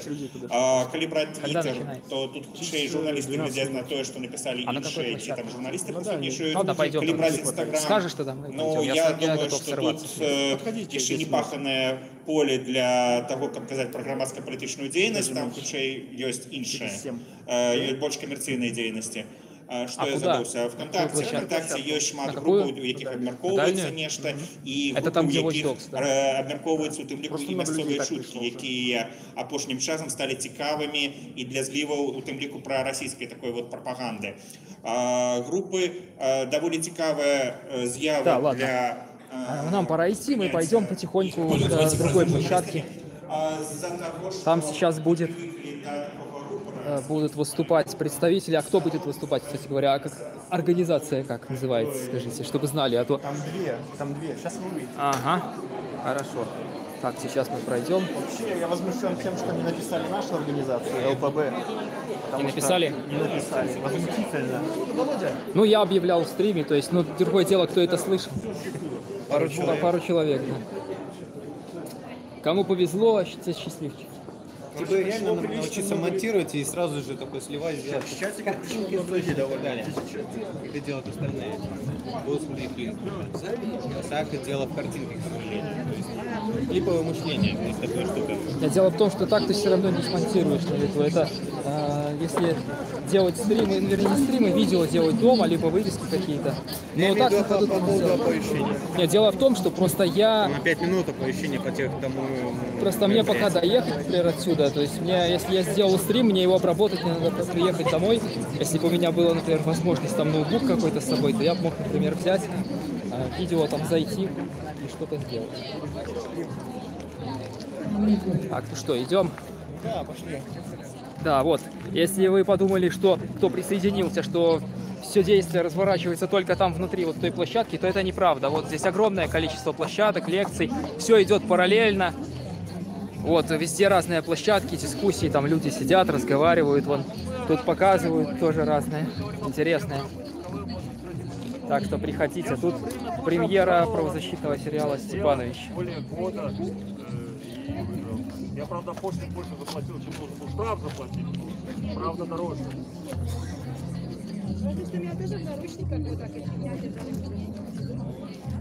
Так, наши сотрудники милиции ни за что не задержат. Понимаете? Я хочу протестовать.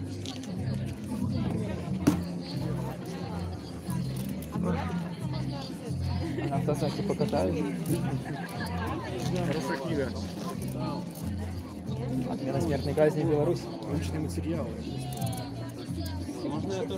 Почему-то общество не понимает, что если отменить смертную казнь, у нас появятся суды.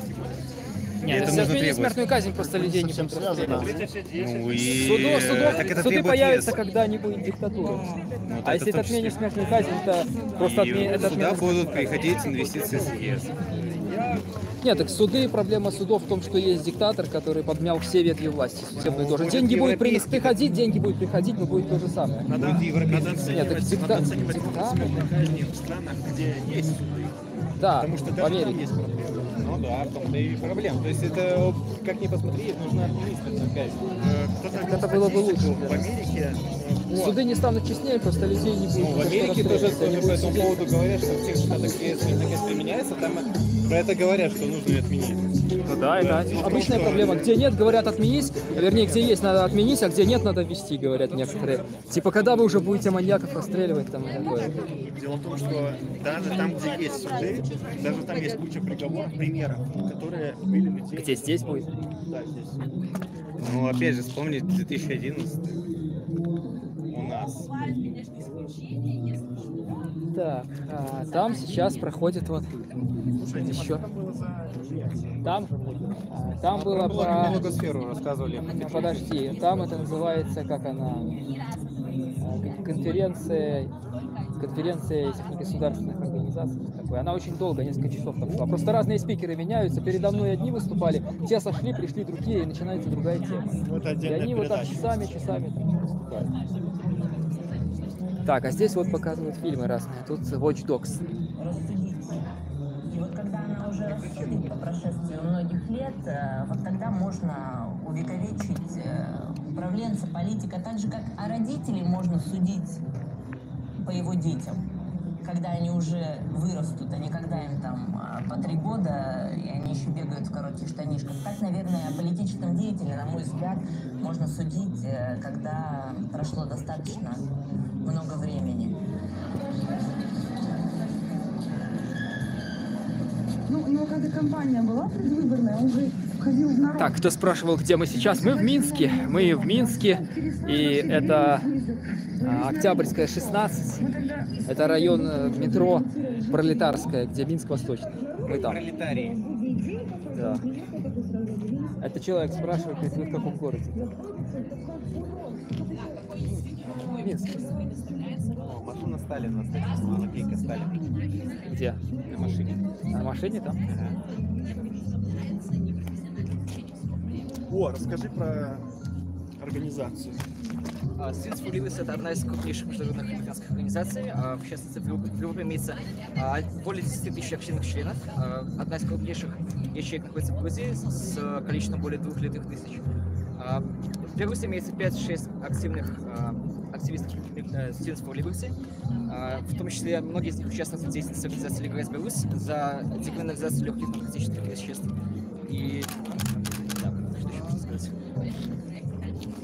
Students for Liberty будет активной конференции, международной конференции, связанной с распространением идей свободы, децентрализации и политической свободы. Получается, здесь единственная политическая организация сегодня? Вот ну, еще Рух за свободу есть. Рух за свободу был. Были еще там разные организации. Вот Костусев выступал с парламента, Анисим приходил. Ну да, видел. Политиков да? Я думал, что наоборот Короткевич придет, да. А пришла Анисим. Да, вот а некоторые не знают даже, кто пишет, типа, классная тетка, ее надо поддержать. Я говорю, ну, ребята, это не совсем тетка, это ваш делегат, это ж вы ее избирали, типа, в парламент. Но, знаешь, по аналогии, парламент — это представители народа, которых мы избираем. Подожди, она же региональная, то есть она ее не выбирала. Да, она с Могилевской школы, по-моему, да, там. Если бы партия была какая-нибудь на республику, ее бы проголосовали. Да. Так получается. Ну, мы же палату представителей выбираем. Да, но дело в том, что каждый раз на депутата. За нее кто-то один голосовал, за других другие. И самое смешное, что Анисим и Конопадская — два депутата, которые проголосовали против первого и третьего декрета. Ну да, потому что они оппозиционеры. Потому что все, кто проголосовал. Фридом, продолжая мысль дальше, Анисим и Конопадская — это единственные депутаты, которых, собственно, выбирали. Потому что они, да, оппозиционные. Остальных всех назначали. Их не выбирали остальных. Ну, вот, так вот, подтягиваются еще я люди. Анисим увидел, потому что по Фейсбуку Конопадская гораздо лучше. Ну, конечно, Анисим многие про нее вообще не знают. Типа, обычно пишут как? Инициативу предложила Анна Конопадская, также подписала Елена Анисим. Что? На Фейсбуке есть, наверное, они везде. Нужно добавить. Вот они в Одноклассниках, ВКонтакте все есть. Ну, все Конопадская в Фейсбуке есть, я добавил. Они все есть и везде, и в Одноклассниках есть, и ВКонтакте есть она. Понимаешь, так положено. Все соцсети, чем больше охват, тем лучше. Ну, депутаты обычно не пользуются соцсетями обычно. О, еще как пользуются. Там постят фотографии все. Ну вот Конопадская, даже посмотри, ВКонтакте кто, кроме Конопадской? Так, а кто у нас депутаты вообще, кроме Конопадской? Марзалюк. Ну, слушай, еще скажи, что их выбирали.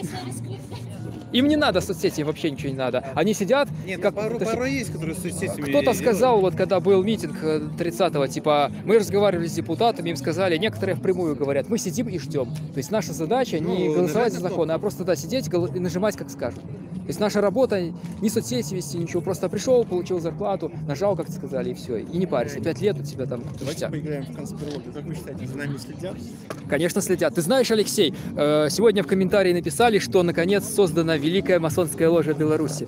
Но это не так, за нами. так что да, так Ложа что... это за властью следит, а за нами, скорее всего, следит. Она следит за всеми. Великое око, оно вот где-то здесь. Ну вот этот фургон, очень подозрительный. А? Подозрительный фургон, да? Я уверен, Алексей, я уверен, что на таком мероприятии обязательно есть иллюминат. Слушай, Кот, пошли заснимешь, покажешь, чтобы... Что? Да, что в кузове. Я уверен, что на таком, говоря о конспирологии, на этом мероприятии большое количество иллюминатов. Вот. Сталин. Вот он за нами и следит.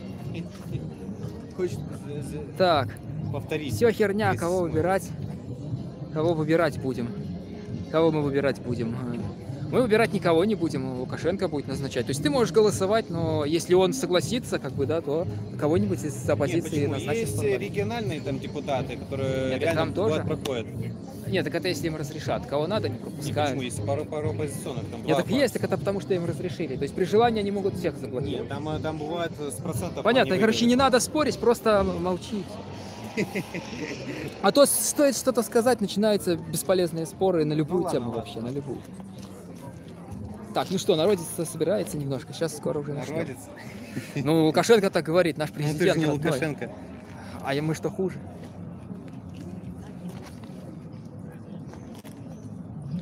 А вот пишет в чате, гвоздя не хватает Сталина. Так, пришел Евгений Романенко. Где он? Да, я видел его. Да, где он? Там был. Он там фотку сделал и наслаждается, хочет фотографию делать публично. А где он был? Где он сейчас? Ну вот ты когда был в здании, я за тобой пошел, он исчез куда-то. Но он тут тусуется. Ну, тоже был в здании, и потом тоже исчез, да. Вот, да. А скажи, кто там был, ну, то есть зрителям в чате, кого вы ожидаете? Евгений Романенко — это блогер, он ведет как бы подкасты с Дмитрием Потапенко. Потапенко это не нуждается в представлении. Подпишитесь на него, очень интересно рассказывает. Это, скорее всего, будущий президент России. На самом деле у него довольно прикольная книга есть. Она называется, по-моему, «Как делать бизнес в России», что-то такое. И там очень много классных жизненных примеров того, как власть, государство терроризирует людей. Ну, не дает им работать, бизнес раскачивать. Ну, как закрывается бизнес и так далее, да, частный. Вот у него своеобразный путь, как у Бендукидзе. То есть он опытным путем приходит к тому, что государство — это дерьмище. И уже потом Евгений Романенко, есть фотографии, где он подарил книгу Мизуса Потапенко. А до этого Потапенко был немножко такой, типа катасоновец. Ну, с этими шизотериками плазивыми. Но Евгений его перепрошил, и Потапенко через год стал таким true либертарианцем. Да, то есть это сугубо заслуга Евгения. Это он его долбил. Белорусы. На самом деле либертарианские идеи подвигаются по-разному. Вот Тесак уже сколько-то, больше 5 лет сидит в тюрьме. Он тоже говорил о том, что уверенно изучает либертарианскую идеологию, поэтому с национал-социализма переобувается в либертарианство. Это тоже произошло интересным способом. Дело в том, что его друг близкий, Михаил Орешников, он типа ему подсовывал все время книжки вот эти, которые я ему когда-то подсовывал. И все. Вот так. Так что вот, да, Алексей, это ты, получается, переобул, да, его. Так что подписывайтесь на Потапенко, будете знать, что там в России. Ну, а ты переобул Орешникова, Лесенко, вот так друг друга. Ну, он тогда тоже был в таких либеральных взглядах. Да, какая-то экономическая оргия. Все друг друга переобувают. Да. Швейцария. Конечно, наша с мастер-классом будет чуть минут 5-10, либертарианство такая, что знаете, что такое либертарианство?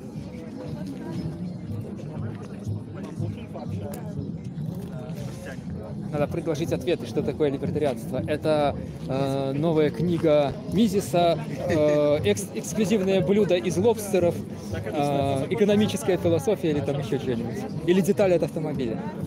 Выберите правильный вариант.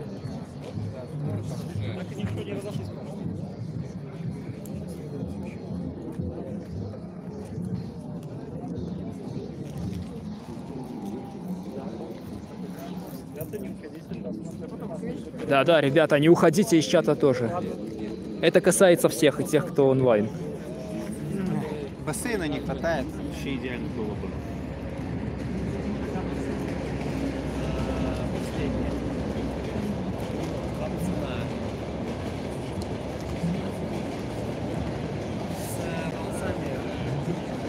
Это вышка мобильной связи, я так понимаю, или что? Вышка мобильной связи, я так понимаю? Вроде нет. Может, ретранслятор какой-то, просто связь такая себе там была, говорят, притормаживала, там что-то такое в начале. Хотя тут все. Не, главное, что видишь кадры, то есть раньше такого не было. Это я 2 раза обновил приложение YouTube. И думаю, что можно книги в сети засунуть? Куда? У меня там маленькие такие кармашки, какие книги засунуть? Я вон фотоаппарат туда засовываю. Я ж поэтому и сам ничего не брал, мне их некуда положить.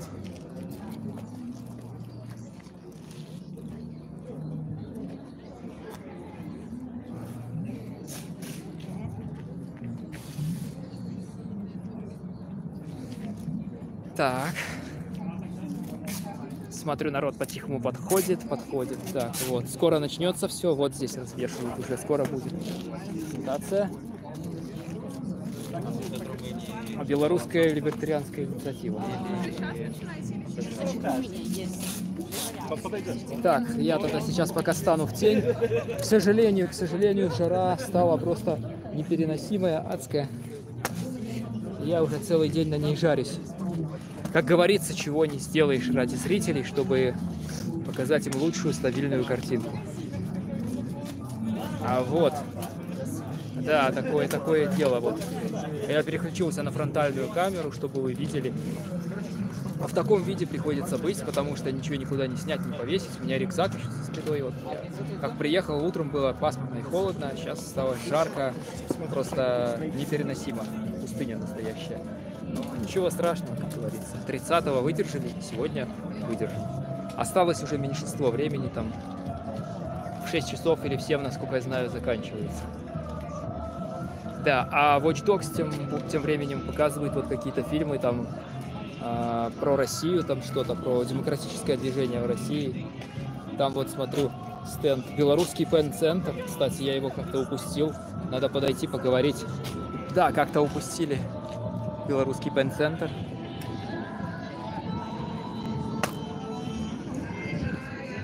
Здравствуйте, как-то упустил стенд пен-центра. Я не со стенда вы не с него, я думаю, что тут, как раз только вот Нет, не поговорил. я свой стенд фестиваля. Ну вот видите, как оказалось, что ошиблись немножко адресом. Я уже было подумал, что это женщина из пен-центра.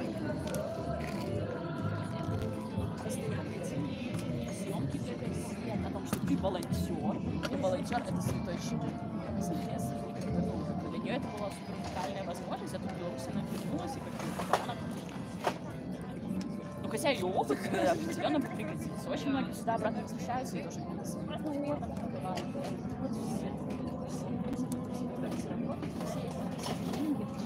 Чего, потом буду охлаждаться, приеду домой под утро, охлажусь, у нас горячую воду включили, холодную. Нормально. А, извини, да. Но жениться, учиться или работать. Некоторые иногда в организации. На 2 недели, а потом через неделю она ломается. То есть вообще никакой разницы. Что они за профилактику там делают, непонятно. Они ломают, бывает, еще больше. Раскопают, потом включают, и она, оказывается, сломана. То есть была нормально, работала, они решили для профилактики починить и сломали. Я тебе честно могу сказать, что Францишек. Так. Я обожаю этот вопрос. В Беларуси тоже жару передают на неделю. Ну так, чувак, мы в Беларуси, если что. Что значит в Беларуси тоже? Мы тоже там. Так.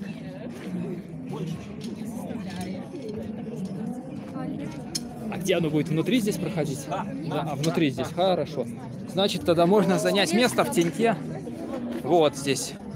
Если что, флаг либертарианский со змеей. Все как положено. Так. Станете здесь.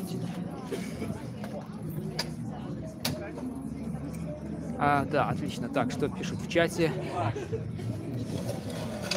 Так, на трассе багато машин идут на море. Да, Одесса. У нас плюс 35, солнце. Да, прекрасно. Да, но, блин, его проблемно ставить. До сих пор мало кадров, но звук норм. Ну, окей, извините, я как бы не могу никак повлиять на то, что мало кадров. Что сейчас начнется? Андрей Кириллов, сейчас начнется выступление ЛПБ, белорусской либертарианской инициативы. Ну, мы еще посмотрим, что там, как кто скажет. Должен прибыть еще российский блогер,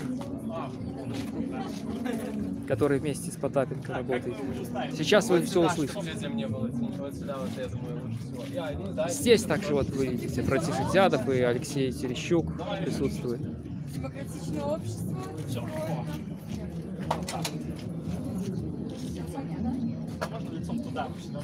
Как бы мероприятие грандиозное, вы сами знаете, видели много известных людей, депутаты, политики, разные общественные деятели, представители вообще самых разных взглядов, движений, там, кто угодно. И они сегодня видели, и Рыгора Костусева, и Матолька, Петухина и так далее. То есть там очень-очень много кто. Чалый заходил.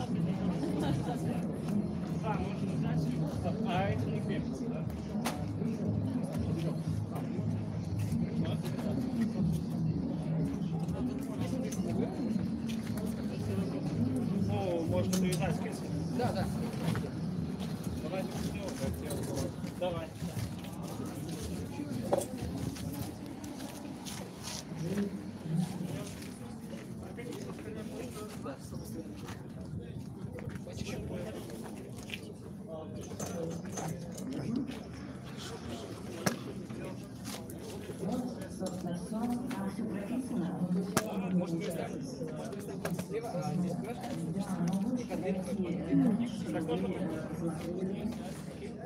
Так, ждем начала.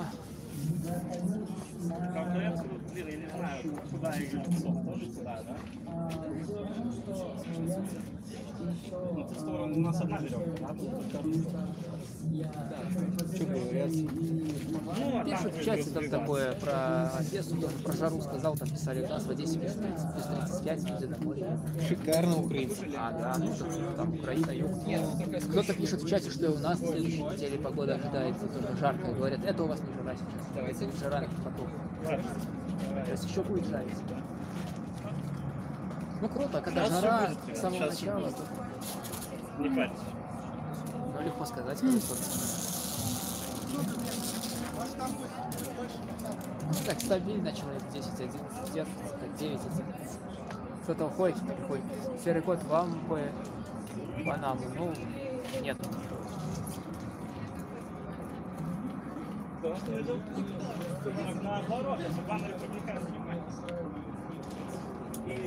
Просто тихо. Человек Собаки устроены. Два сразу микрофона, да? Ну да, потому что этот направленный, он 90 градусов вот так вот. А я если буду говорить, то ничего не слышно будет. Поэтому я, чтобы это задавать вопросы, какие-то интервью, то я подключаю специально. И когда, например, идешь там по улице, фоновый шум, этот отключаешь, чтобы оно не миксовалось. И говоришь, например, так голос чуть. Усилитель, вот надо будет купить усилитель. Я видел такое. Я в тот раз купил усилитель, но не тот. В тот раз я купил туда. Флаг это не так важно. Флаг я могу на плечи. Усилитель, говорю, в прошлый раз купил, но не тот. Тот для наушников, а для микрофона там другой, тот не подходит. Вот, 15 с копейками стоит $, надо взять. Тогда можно усиливать звук и подключить, например, длинный 3-метровый у меня есть провод. Так лампу получилось. Нормально. Подождите пару минут. Вот, говорят, сейчас скоро начинается.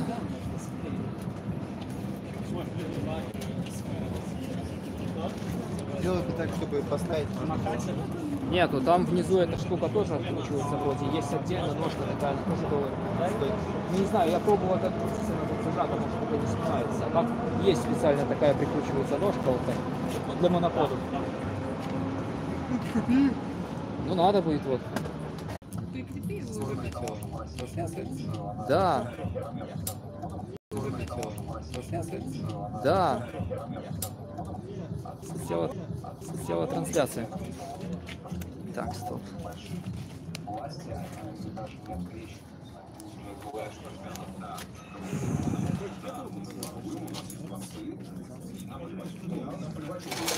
Так, вот, не знаю, видно ли вам или нет. Идут активно приготовления.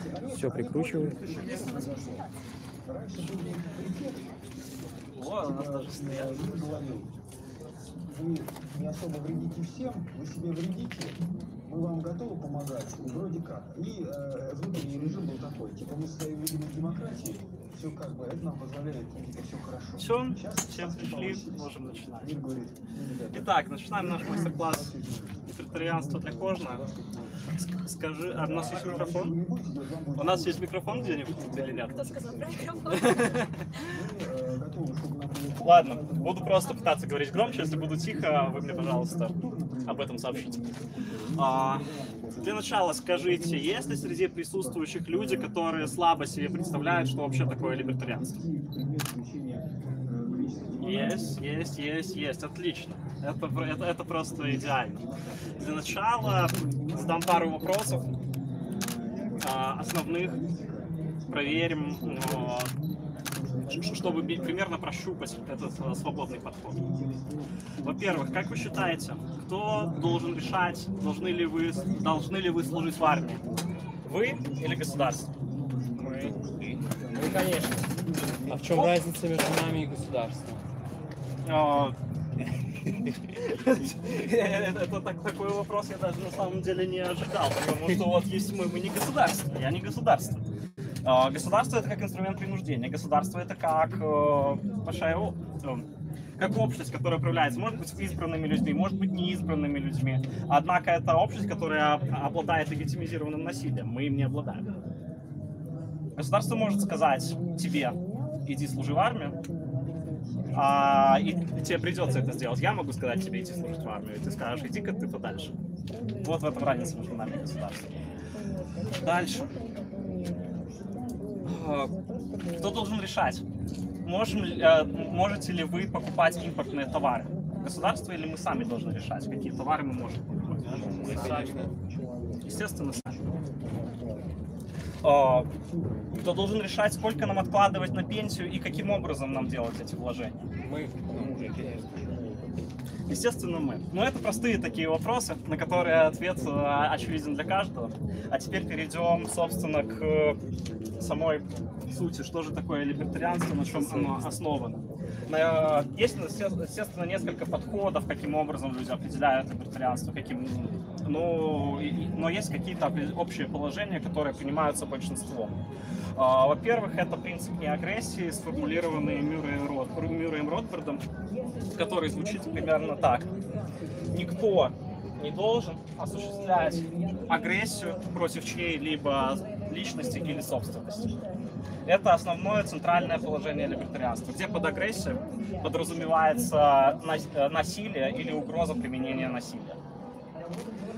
Вокруг этого, по сути, из этого всего, большая часть либертарианцев с этим согласны, и исходят все остальные либертарианские принципы.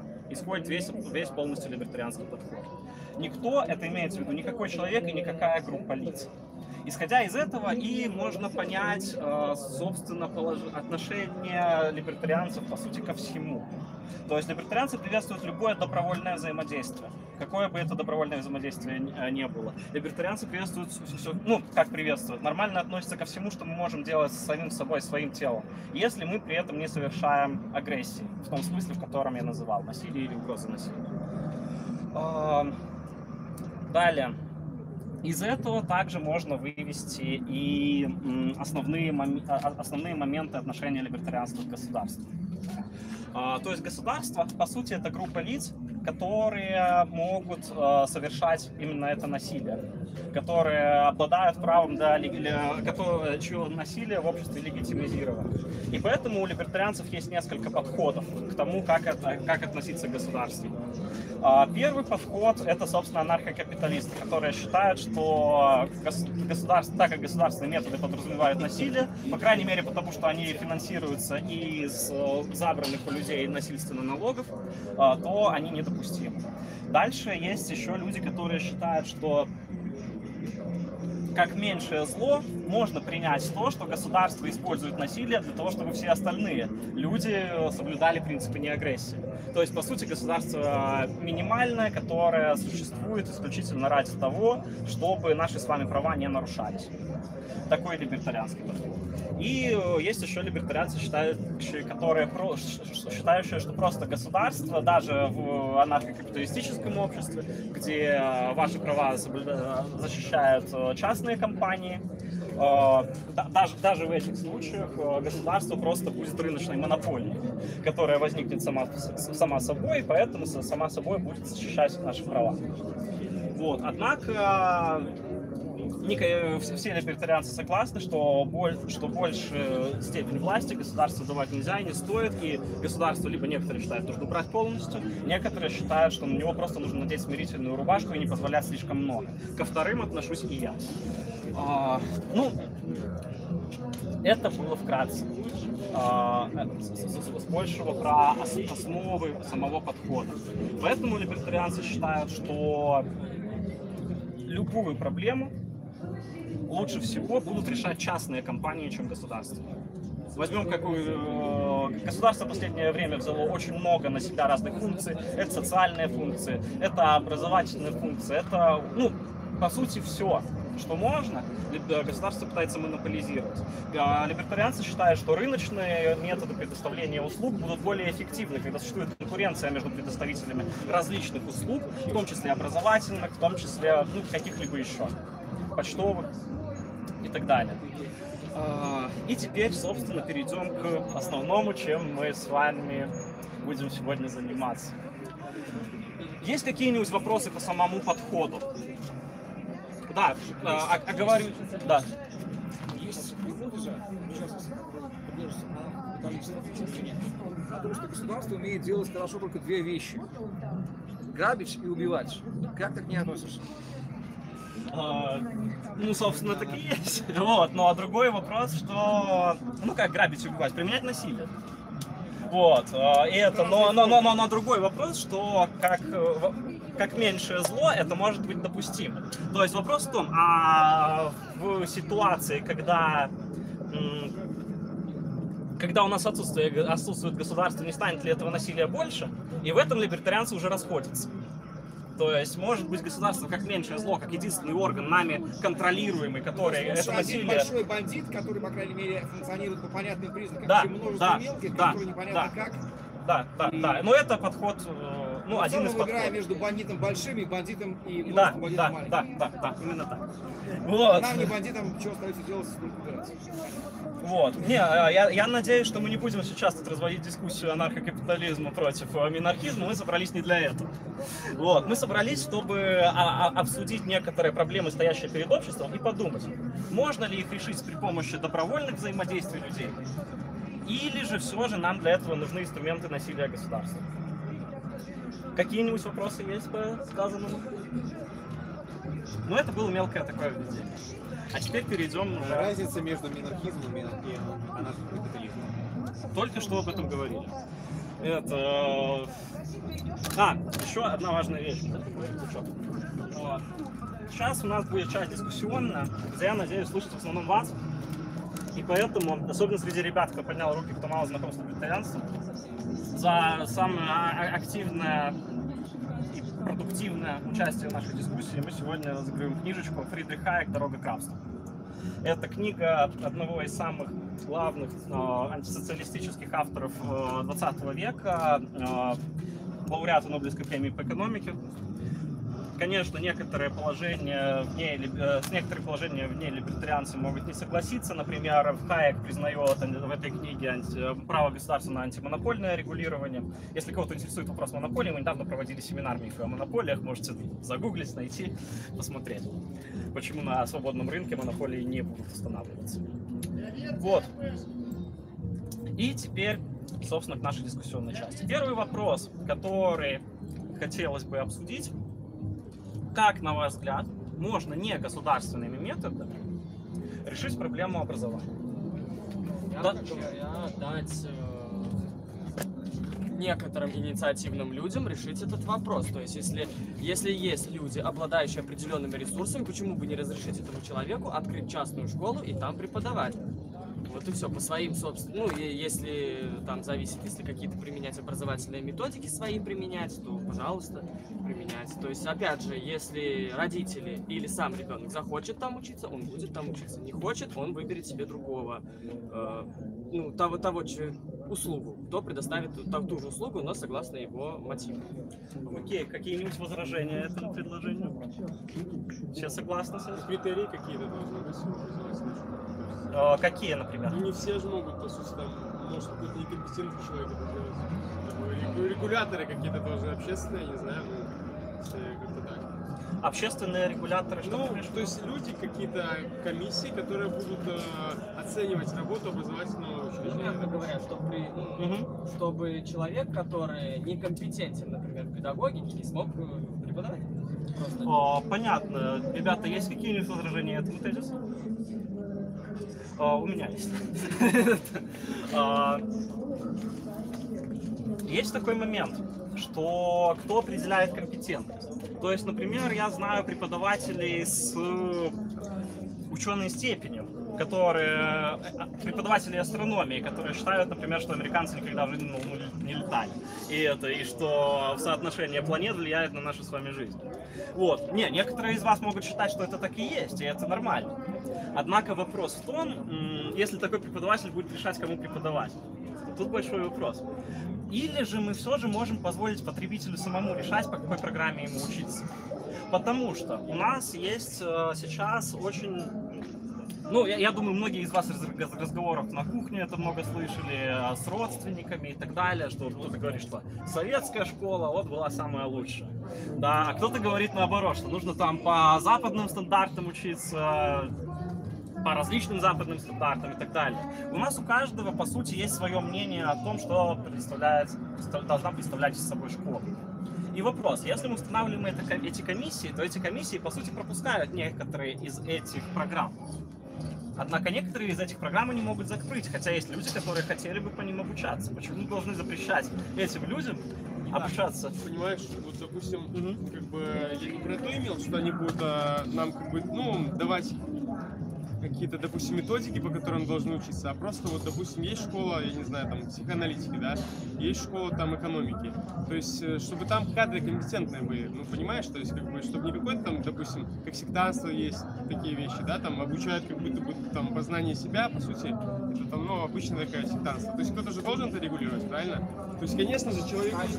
И такого регулятора вполне может выступить и рынок. То есть, если, мягко говоря, будет школа психоаналитики, да, и если никто не захочет там учиться, она закроется из-за рыночной неэффективности, и поэтому исчезнет как ненужный инструмент. На самом деле, именно такой подход обычно и предлагают либертарианцы, что потребители, благодаря своим решениям, и выбирают лучшие школы, а школы, которые будут хуже, они просто будут банкротиться. Однако, есть еще такой момент, что, вот, например, с сектантами.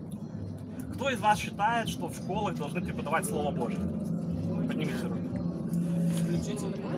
Вот. Однако есть родители, которые действительно считают, что Слово Божие должно преподаваться в школах. В России, например, насколько я знаю, основа православной культуры есть такой предмет. И вопрос в том, мы с вами считаем, что это, ну, нашим детям это не нужно. Однако, как мы уже сегодня в самом начале говорили, кто должен решать, чему обучать наших детей? Мы или государство? Мы. И поэтому, если мы считаем, что их стоит обучить про основам православной культуры, в этом тоже нету никакой проблемы. То есть эти школы, скорее всего, не будут массовыми, эти школы, скорее всего, будут маленькими для своих. И в этом тоже, на мой взгляд, никакой проблемы нет. Вот, ну хорошо, этот вопрос мы решили. А что насчет финансирования?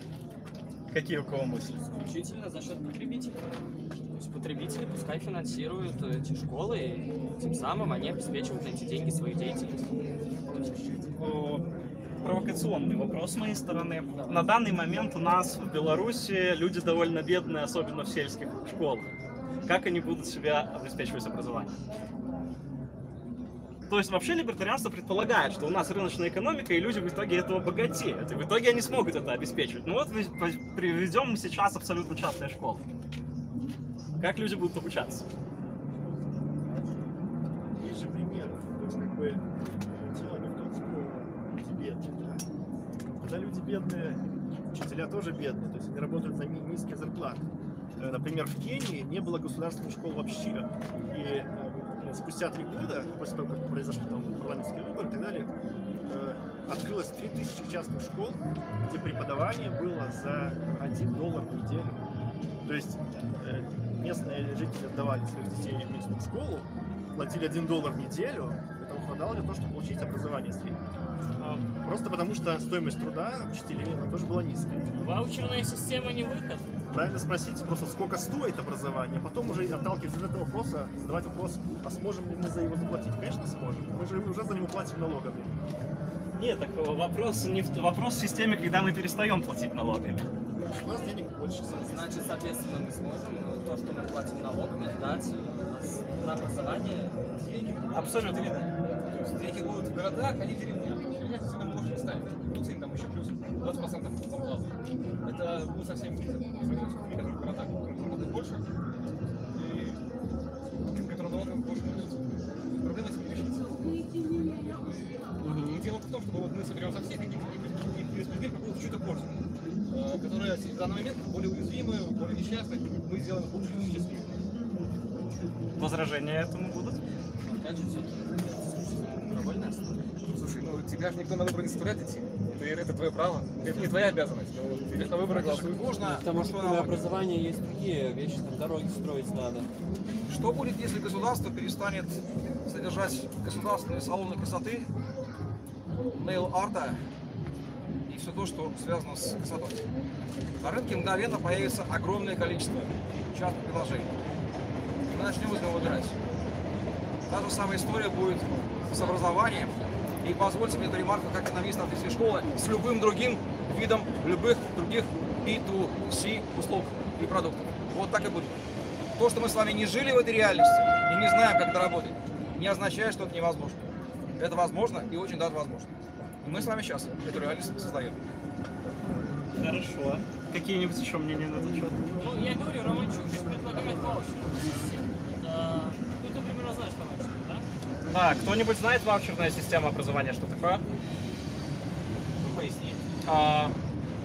По сути, что это значит? Государственное финансирование не прекращается, однако при этом получается, что вот деньги, которые сейчас идут на обучение какого-то школьника, например, в школе или студента в университете, они выдаются в качестве ваучера каждому ученику, который на определенную сумму, которую он может потратить исключительно на образование. И поэтому получается, что все финансирует государство, однако у людей уже появляется выбор, в какое образовательное учреждение идти. Это может быть,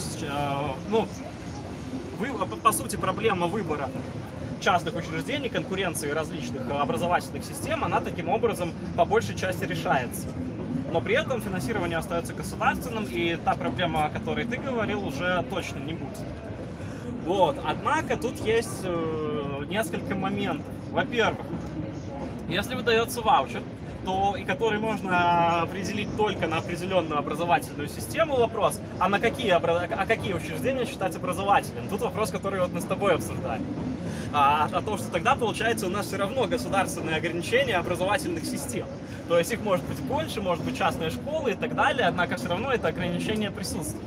Это первый момент. И второй... Государство, какая из этих организаций будет являться школой? Да, все равно государство решает, кому эти деньги отдавать, кому нет. Но, конечно, все равно у людей представляется больше выбора на этот счет. Звоним Васильчук. Смотри, я учился в городе Ош. Большой город, там много школ. Я мог здесь условно школу номер 3, школу номер 12. Да. У меня был выбор замечательно. Вопрос не в конкуренции, не только в конкуренции самих учреждений, но еще и в конкуренции образовательных систем. То есть ты что в одной, то что в другой школе по одной и той же программе бы учился. Потому что сейчас очень много проблем. Очень многие, например, считают, что в школе не нужно давать тригонометрию, потому что синус и косинус почти никто не использует. Многие считают наоборот, что в школе нужно давать интегральные исчисления, потому что слишком слабая программа по математике. Вот. И тут вопрос, а где этот баланс? И этот баланс никогда не может быть общим для всех. У нас всегда будет свое мнение тому, а что моему ребенку нужно, а что моему ребенку не нужно. Опять же, это мы решаем, а не государство, чему учить наших детей. Вот. А ваучерная система, она эту проблему решает, потому что может быть несколько образовательных систем, из которых ты уже сам выбираешь. Тут не только ваучерная система, тут делом ваучерком. Потому что еще надо закон, который решит частная школа и частная система. То есть сейчас это да, естественно. Естественно. Одни ваучерные проблемы не решишь. Естественно, закон, который, отсутствие закона, который ограничит скорее. Вот. Должны быть какие-то рамки. Наверное, сам сказал, что надо ограничить только школа, чтобы не школа. Ну, для ваучерной системы, да, и это минус ваучерной системы. По сравнению с оплатой напрямую. Насколько я понял, что все, что можно сделать с ваучерной системой, это ввести конкуренцию в школах, соответственно, выкинуть с рынка неудачных. Ну, она мотивирует, с другой стороны, учителей тоже, то есть это более эффективной работе, потому что количество учеников напрямую будет зависеть из их дохода, их заработка. Чем больше учеников они будут, будет в их школе, тем больше зарплаты. Тогда есть еще проблема а-ля белорусский язык. То есть он особо никому не нужен, как какая-нибудь там астрономия, особо никому не нужна. То есть преподаватели, будут очень нужны. То есть по факту кто пойдет преподаватель астрономии? Никто. Потому что он нахрен никому не нужен. Или там география. То есть географ, сейчас в Беларуси нужен только чтобы учить нового географа.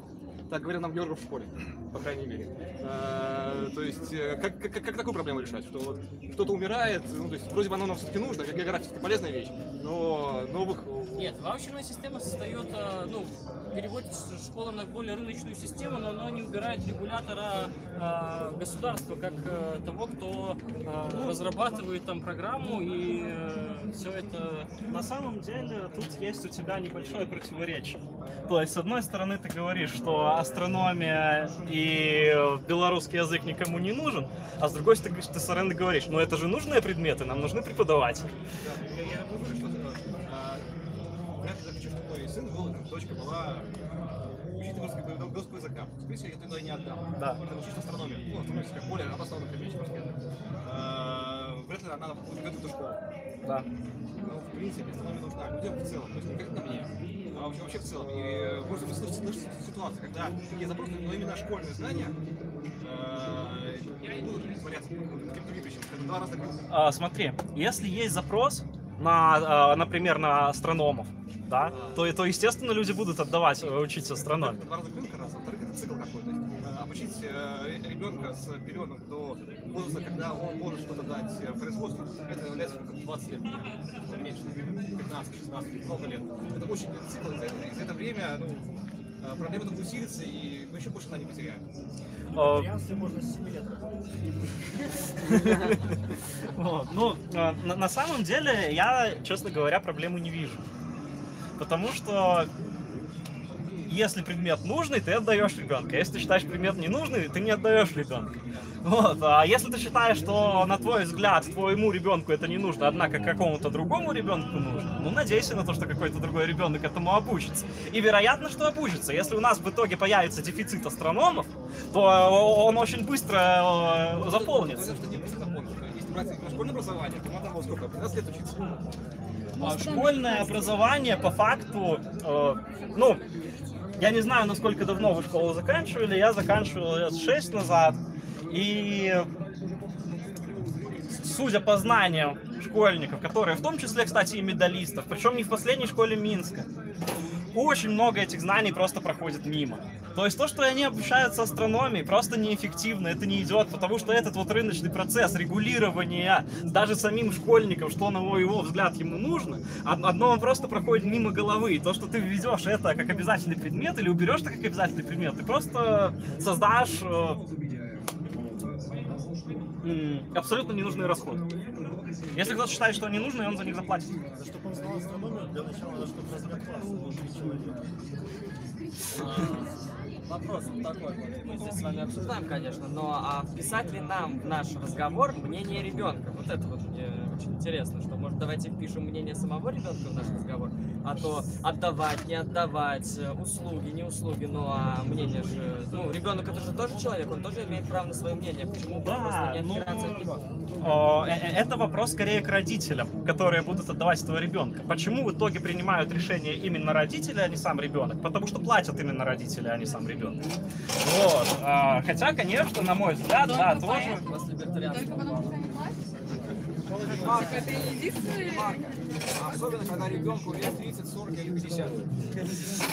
Государственный патриотизм – это религия отношения родителя к ребенку.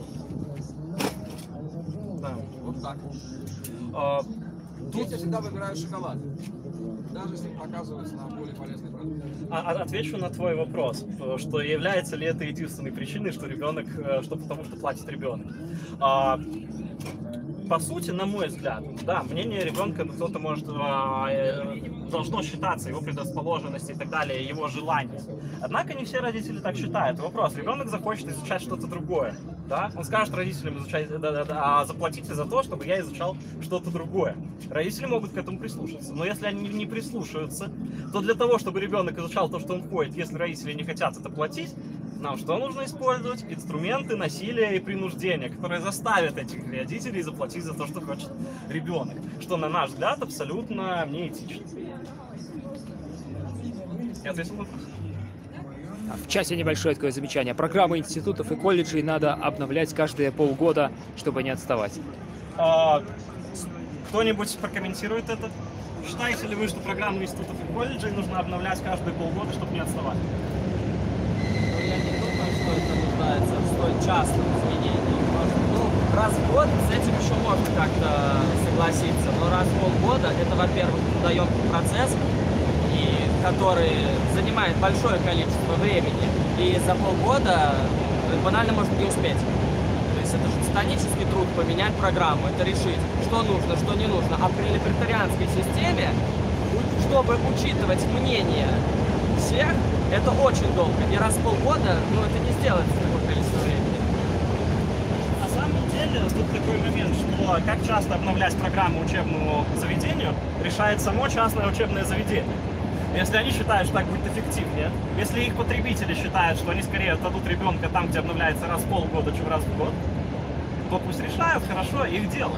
Вопрос в том, что тут не может быть абсолютно общего стандарта. Кто-то хочет, чтобы мы обучались сейчас по советским учебникам, и он абсолютно имеет право на это мнение, и не факт, что он в принципе не прав, по некоторым предметам особенно. Вот. Кто-то хочет, чтобы наоборот, у нас очень было прогрессивное образование, которое следовало за всеми модными тенденциями и обновлялось каждые полгода. Тоже мнение имеет право на существование. Почему нет? Можешь пояснить про насилие?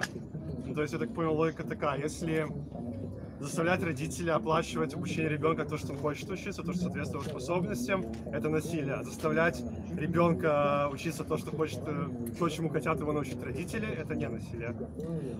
Принуждение. Это вопрос о том, с какого момента мы рассматриваем какие права у детей. С какого момента родитель решает, например, куда вести ребенка, а с какого момента родитель уже не может его заставить куда-то вести. Это большой вопрос, на который, на самом деле, может быть, кто-нибудь может предложить ответ? Все просто. Нет, не 18 лет, наверное. Я так понимаю, что... Сейчас, можно секунду ремарку? Следователь либертарианской теории, то с тех пор, как человек может сам за себя платить. Все, это может быть 20, 25, 15, если он там работает. Не, это то есть, да. кто платит, тот и музыку заказывает. Это да, но тут еще один вопрос. На самом деле, твой вопрос, он... Этим ответом он не разрешается по одной простой причине, что вопрос скорее в том, естественно, никто не будет обучать ребенка там, где не заплачено. Однако вопрос, если родители заплатили за его обучение, могут ли они его заставлять идти обучаться там, где они заплатили? Вот, и тут уже стоит вопрос, могут ли, ну, например, если сейчас кто-нибудь из вас заплатит за мое обучение в каком-нибудь православной семинарии, можете ли вы меня заставить идти обучаться в эту православную семинарию на том основании, что вы за нее заплатили? Естественно, нет. Но если бы твои родители тебе 30 лет, то может быть да. Да? А вот в этом и вопрос. С какого возраста у ребенка уже начинаются эти вот претензии на то, что меня уже нельзя заставить обучаться тому, чему вы хотите? И это вопрос. Кто-нибудь может предложить ответ? Уже был ответ. Деньги. У тебя есть деньги, ты смог заработать, значит ты можешь принять решение. Правильно понял? Ну, это, я так понимаю, либертарианскую теорию. Полностью. И делаешь что-то сотрудничаешь. Не совсем так, не совсем так, не совсем так. Если, опять же, мой пример семинарии, вы за меня заплатили за семинарию, однако я не пошел туда учиться. Так, если мы говорим про родителей детей, получается, вы никуда не пойдете учиться, пока за вас не заплатят. Если вы хотите учиться там, где хотят учиться, чтобы вы учились, ваши родители. А если родители устроят, чтобы ты никогда деньги не заработал, получается, такой рабство? Если вариант не согласен, то все. Это вопрос, который я сейчас задаю. То есть, естественно, например, когда 3-летнего ребенка ведут в садик, да? Нет, про взрослых более. А про какой возраст? Вот мой вопрос сейчас заключается в том, а про какой возраст? Послешкольный возраст. Так послешкольный возраст, естественно, ну, сейчас считается, например, 18 лет. То есть с 18 лет, если за вас заплатят родители, иди обучайся в этот универ, вы можете сказать, нет, я не пойду, и не обучаться, и пойти работать. Пойти работать, да. И, и получить образование, которое человек хочет получить. Ну, сейчас есть возможность там на бюджет, например, поступить. Вот, мы добрались до вопроса, собственно, опять вернулись к вопросу финансирования образования. Эту проблему решает ваучерная система, о которой мы говорили недавно, что деньги идут, и причем она решает ее абсолютно полностью, еще лучше, чем государственная структура, потому что у человека уже у самого появляется возможность абсолютно выбирать, куда этот ваучер потратить, в какое учебное заведение. Однако, так как мы уже пришли к выводу определенной ограниченности ваучерной системы, стоит вопрос, действительно, если вот я беден, сам не зарабатываю и хочу обучиться где-нибудь в крутом универе, как мне эту проблему решить? Давай, до свидания. Нет, можно занять денег, можно занять денег у друзей, можно занять денег в банке, ну, банально достать эти деньги любым законным способом, не противоречащим, опять же, принципам, На самом деле, существует вот прямо сейчас, да, вот опять же, частность, проблемы нет. Да, вот. Только хотел об этом сообщить. На самом деле, к сожалению, организаторы говорили, что у нас тут будет доска, и я хотел все это записывать. Но, к сожалению, приходится все это запоминать. Да, решения, по сути, сейчас предложены два. Первое решение — это заем денег, взятие в кредит. Второе решение, которое предложено, это частные стипендии университетов, которые существуют, собственно, и на сей день. И если вы захотите обучаться, например, за границей, а многие там хотят обучаться за границей, если вы будете получать стипендию, то, скорее всего, это будет частная стипендия. Даже сегодня. Вот. Вопрос, а почему платить за частные стипендии? Зачем? Ну, то есть, почему? Смотри. Человек хочет. Тут вопрос тот, кто платит, почему он платит, я правильно понимаю? Это вопрос задай тем, кто платит сегодня уже. Вот. Но есть на самом деле на это причины. Ладно, давайте их уберем, может. А то постоянно спаливается. По крайней мере, этот баннер уберем, а флаг можно оставить.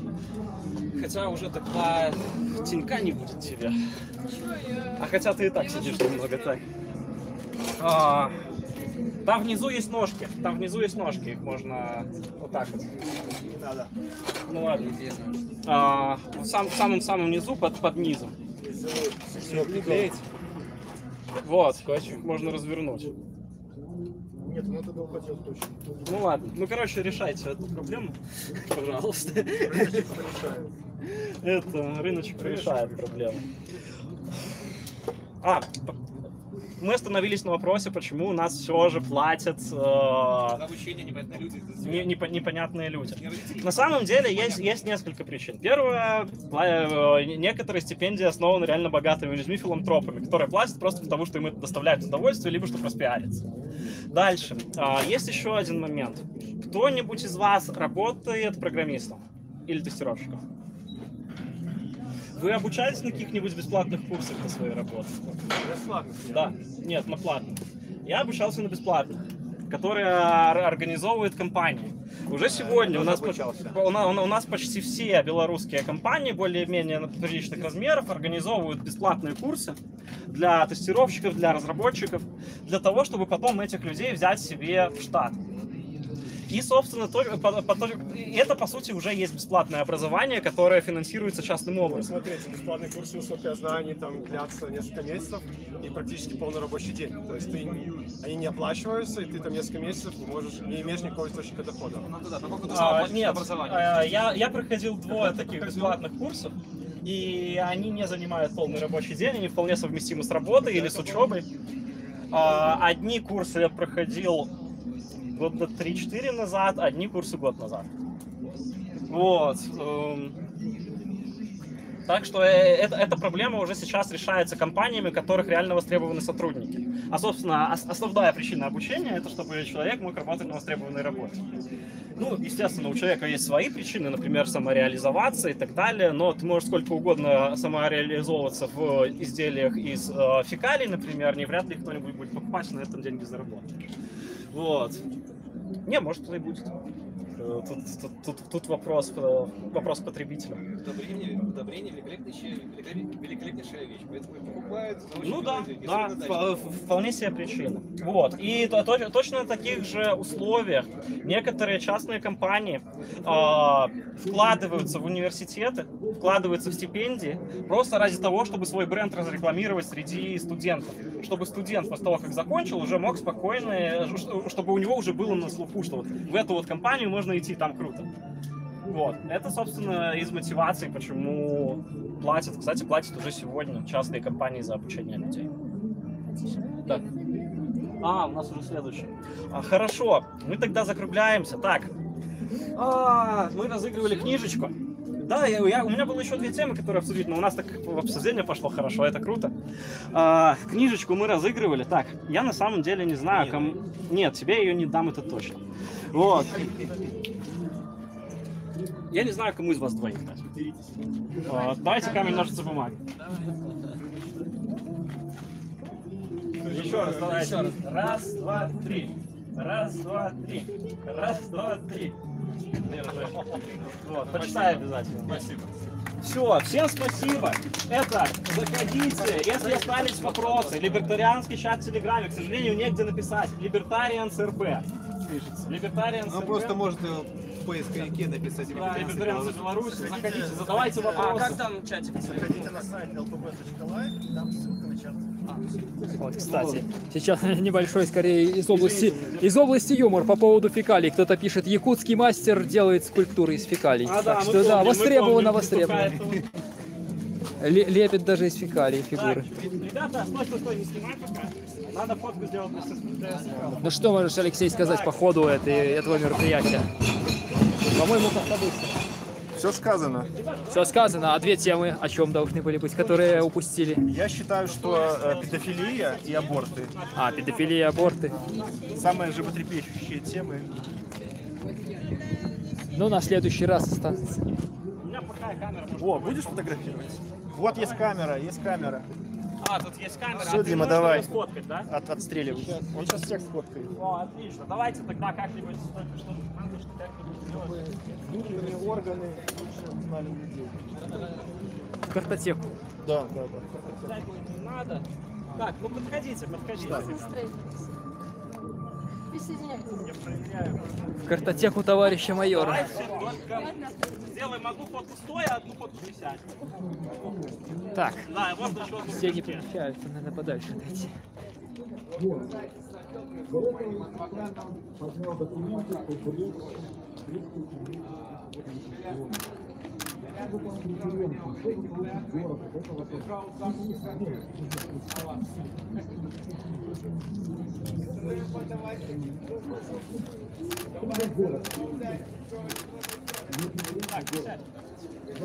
Налог на прибыль.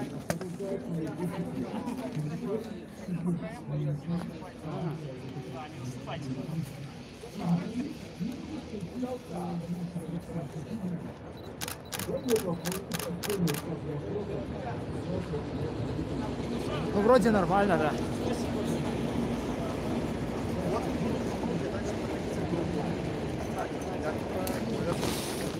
Итальянцы Беларуси, поисковики в этом телеграме Заходи напишите. на сайт lpb.live, там ссылки на все чаты. Чаты, группы и все что. Что, Дима, не села батарейка еще? А у меня вторая запасная еще есть. Кстати, подписывайтесь на канал Серый Кот. Тут стрим, все это видел. Оно идет сейчас в прямом эфире, продолжается. И было как бы сначала. То есть все мероприятие это полностью есть. В YouTube Серый Кот. Там есть и другие мероприятия. Простите нас, что мы вопросы ваши не задали. Лекция Ковалева, например, которая была в БНТ. Ну, как обычно, педофилия, наркотики, проституция. Все, что интересует людей. Людей интересует, когда сойдет вот этот вот с сами. Тогда будет педофилия и наркотики. Тотальная педофилия начнется. Все ждут только, когда он уже. Начнется война всех против всех. Да, вот как раз либертарианская тема. Все против всех, как бы каждый сам за себя. Долой Луку, и либертарианство наступит самой. Вот надо делать. Каждый сам за себя — это белорусские школы. Это анархисты. А чем отличается, получается, анархизм? Он нам сказал, что типа анархисты, ну, я, конечно, отделяю минархистов, то есть беру только анкапов и анкомов. Ну вот смотри, допустим, благодарю на здоровье. Смотри, короче. Минархисты это признают государство, а анкапы и анкомы полностью исключают государство. Вот когда нет государства, это не значит, что нет агрессивного насилия. Оно в любом случае есть. Предположим, агрессивное насилие в анкапе 5%.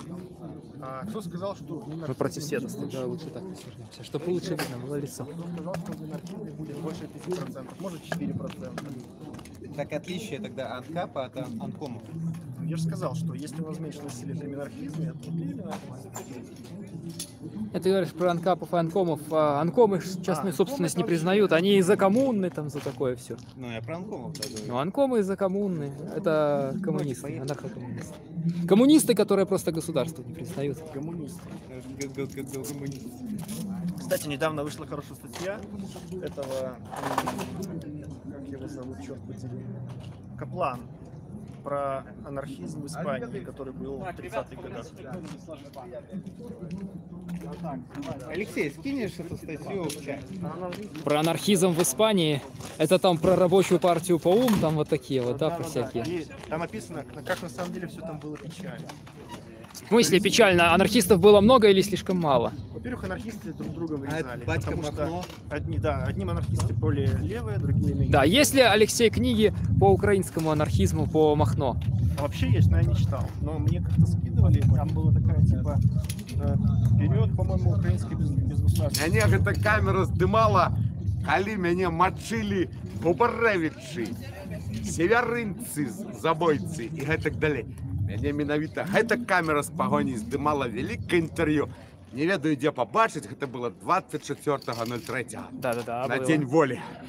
І ў гэтым сэнсе я павінен сказаць, я на месяц апынуўся ў навінках. Я поўны дурны. О, не, сам не буду есці, дзяўчыначкі. Я поўны дурны, таму у меня 54 універсітэта і 55 валадарка. петушатник забачте, нікога там не опускаюць, гэта ўсё хлусня, все гэтыя фільмы. Ёсць рабочыя пеўні, якія за цыгареты, за шакаладку. То ў гэтым сэнсе 55-й універсітэт самы моцны. Мир 1В, 37 мм гэты аб'ектыў, гэта цудоўны аб'ектыў. Гэта ў Canon такія не робіць.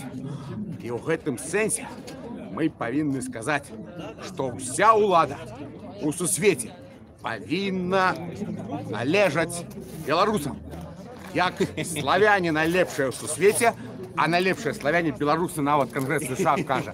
ВВКБ, Всемирное Великое Княжество Белорусское. Да, мы все зробили. И статут, и Библию национальную, и букварь, и перемогу в войне, и Иоанн, и Израиль. Мы все зробили. Фейсбуком тоже. Вот, да. А где побачить, расскажите? На YouTube канал Серый Кот. Серый Кот, да. Добро. И там 24-го вы выкладывали то интервью? Выкладывал, есть. Полностью тирезали? Нет, там полностью весь стрим Дня воли. И сейчас это идет все в прямом эфире. Уже с начала мероприятия, да. И сейчас вот пишет тоже? И сейчас пишет тоже, и будет еще дальше. Все, Facebook.com, творчихи, да. Да, надо в тень. Надо тебе... Вот такие вот люди как раз таких патриотов дискредитируют. Да. Еще плюс один подписчик. Всегда приятно наращивать свою базу. Представляешь, сейчас какие комменты пойдут? Конечно. Про Володар. 54 университета, 55-й Володар.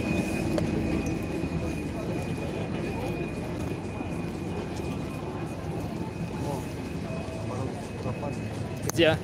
Слева. Ну, по-моему, же он был... Филипп, да, он задавал комментарии. Да. Я спрашивал по поводу Аршанской битвы, и что там, как, а то он что-то затих, все. Я с ним давно не встречался. Раньше куда не приеду, он везде там. А потом куда-то пропал, его нет. Он говорит, что работу там подыскал другую. Так он раньше считался по всяким мероприятиям, там снимал материалы эти, там предлагал, потом там типа фрилансер. Сейчас он где-то время свое. Дима, ты будешь вопросы задавать Евгению? А где он? Ну, я его сейчас поищу. У меня нет вопросов просто к нему, я его первый раз вижу, если честно. Типа, кто вы, чем занимаетесь? Ну вот, как такие, вы белорусы, это как вы попали? Давай найдем его, а то он куда-то свалил. Которые, ну... Там уже, вон, смотрю, тоже что-то пишет какой-то мастер-класс фаланстера.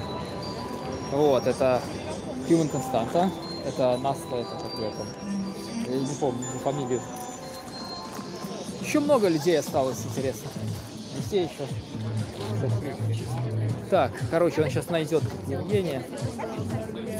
А мы остаемся. Ну, в общем, такие дела. Видите, как разные персонажи попадаются. Даже вот один человек, который, кстати, не только мы его узнали, скорее даже я бы его не узнал. Тогда он был как-то потолще и как-то выглядел более лучше. Я бы его не узнал, а он нас узнал сразу. Он запомнил погоду на камере. Так. Ну вот, сейчас Алексей пошел внутрь, чтобы найти Евгения Романенко. Он сидит там. Давай, может, там лучше. Пошли туда, там шума меньше, тут нету этого фигни. На самом деле не меньше, но... А что там, в большом зале, да? По крайней мере, близко. Не, мы отойдем в какой-нибудь угол тихий там. Так, прекрасно. Что тут еще? Так. А, сидит здесь, ну нормально. Здесь нормально? Да, я думаю, отлично.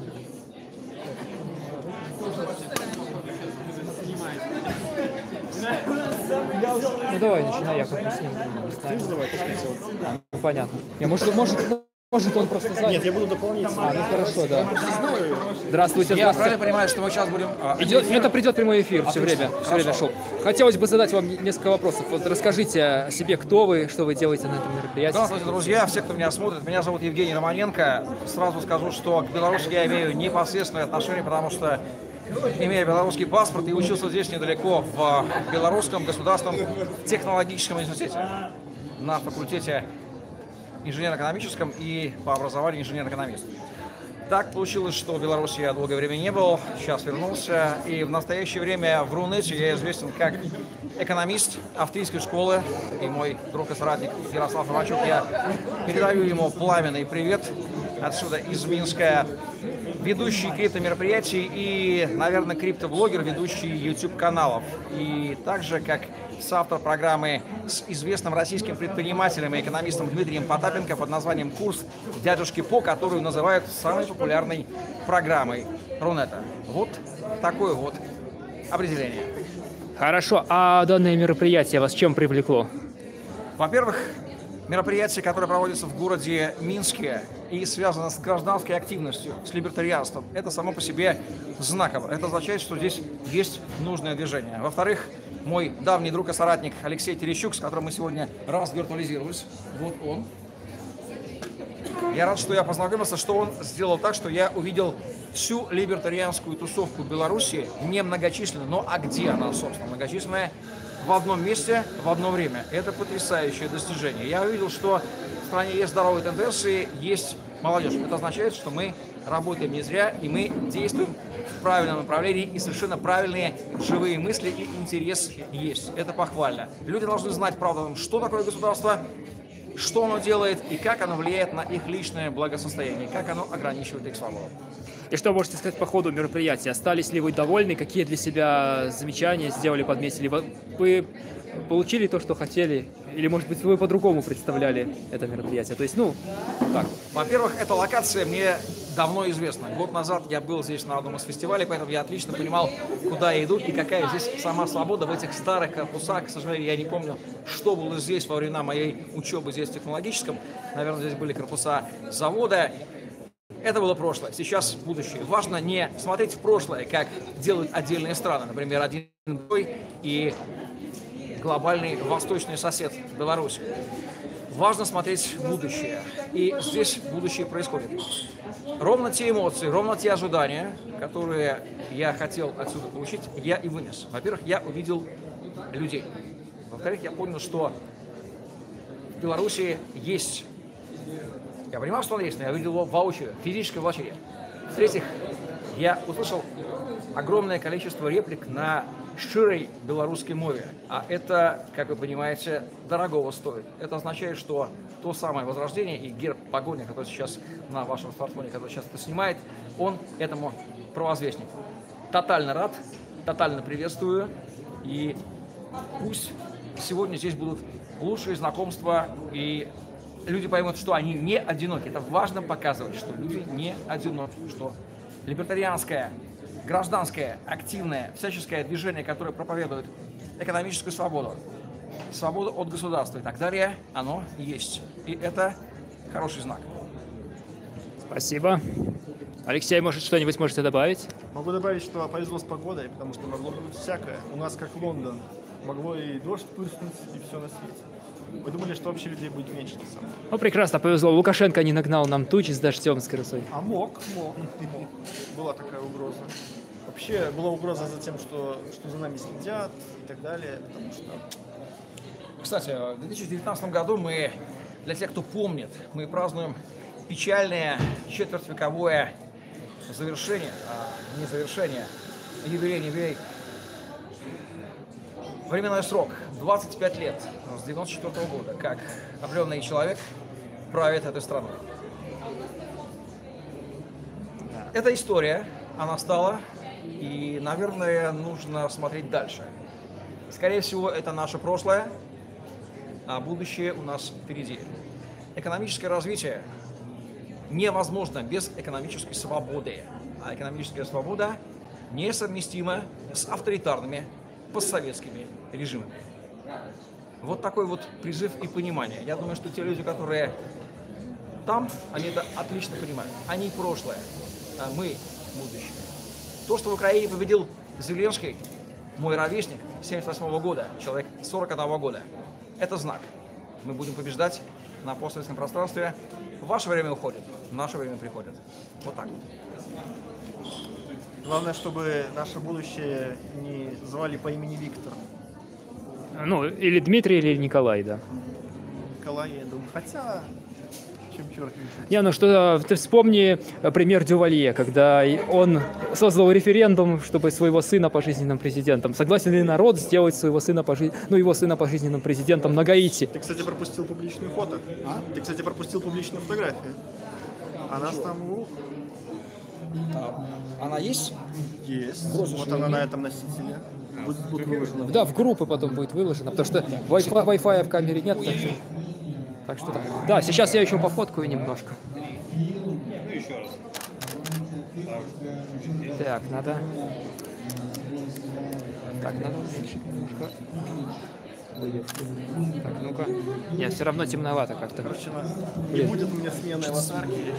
Что-то... Не, ну я себя снимал, когда мы туда вначале разговаривали еще. Там должны быть фотки, посмотрим.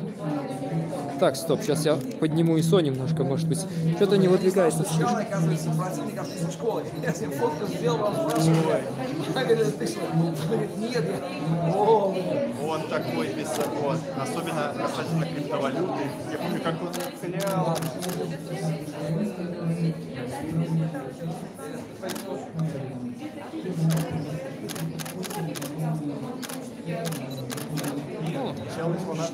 Может быть, биткоином? А, что полностью? Ну, сейчас посмотрим. Сначала любитель Хаймана Минска, и это синдром. Так.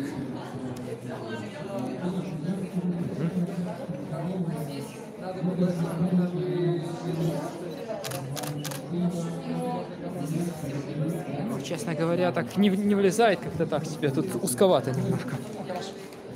Так. Ну да ладно. Напротив света. Так себе, ну. Никто не ждет. Короче, была идея сейчас пойти куда-нибудь посидеть крупно, только я не знаю куда. Так, сейчас я тоже буду сейчас отсоединиться, мне буду получать, но пока я... Да, кстати, 17:51, а это значит, что через 9 минут официально заканчивается мероприятие, насколько я понимаю, да? Нет, всем заканчивается. А, всем заканчивается.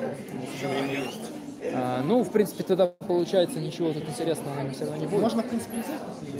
Да, можно. Что, я думаю, стрим можно и остановить, как бы остальное уже тут так, можно просто ходить, посидеть. Что тут?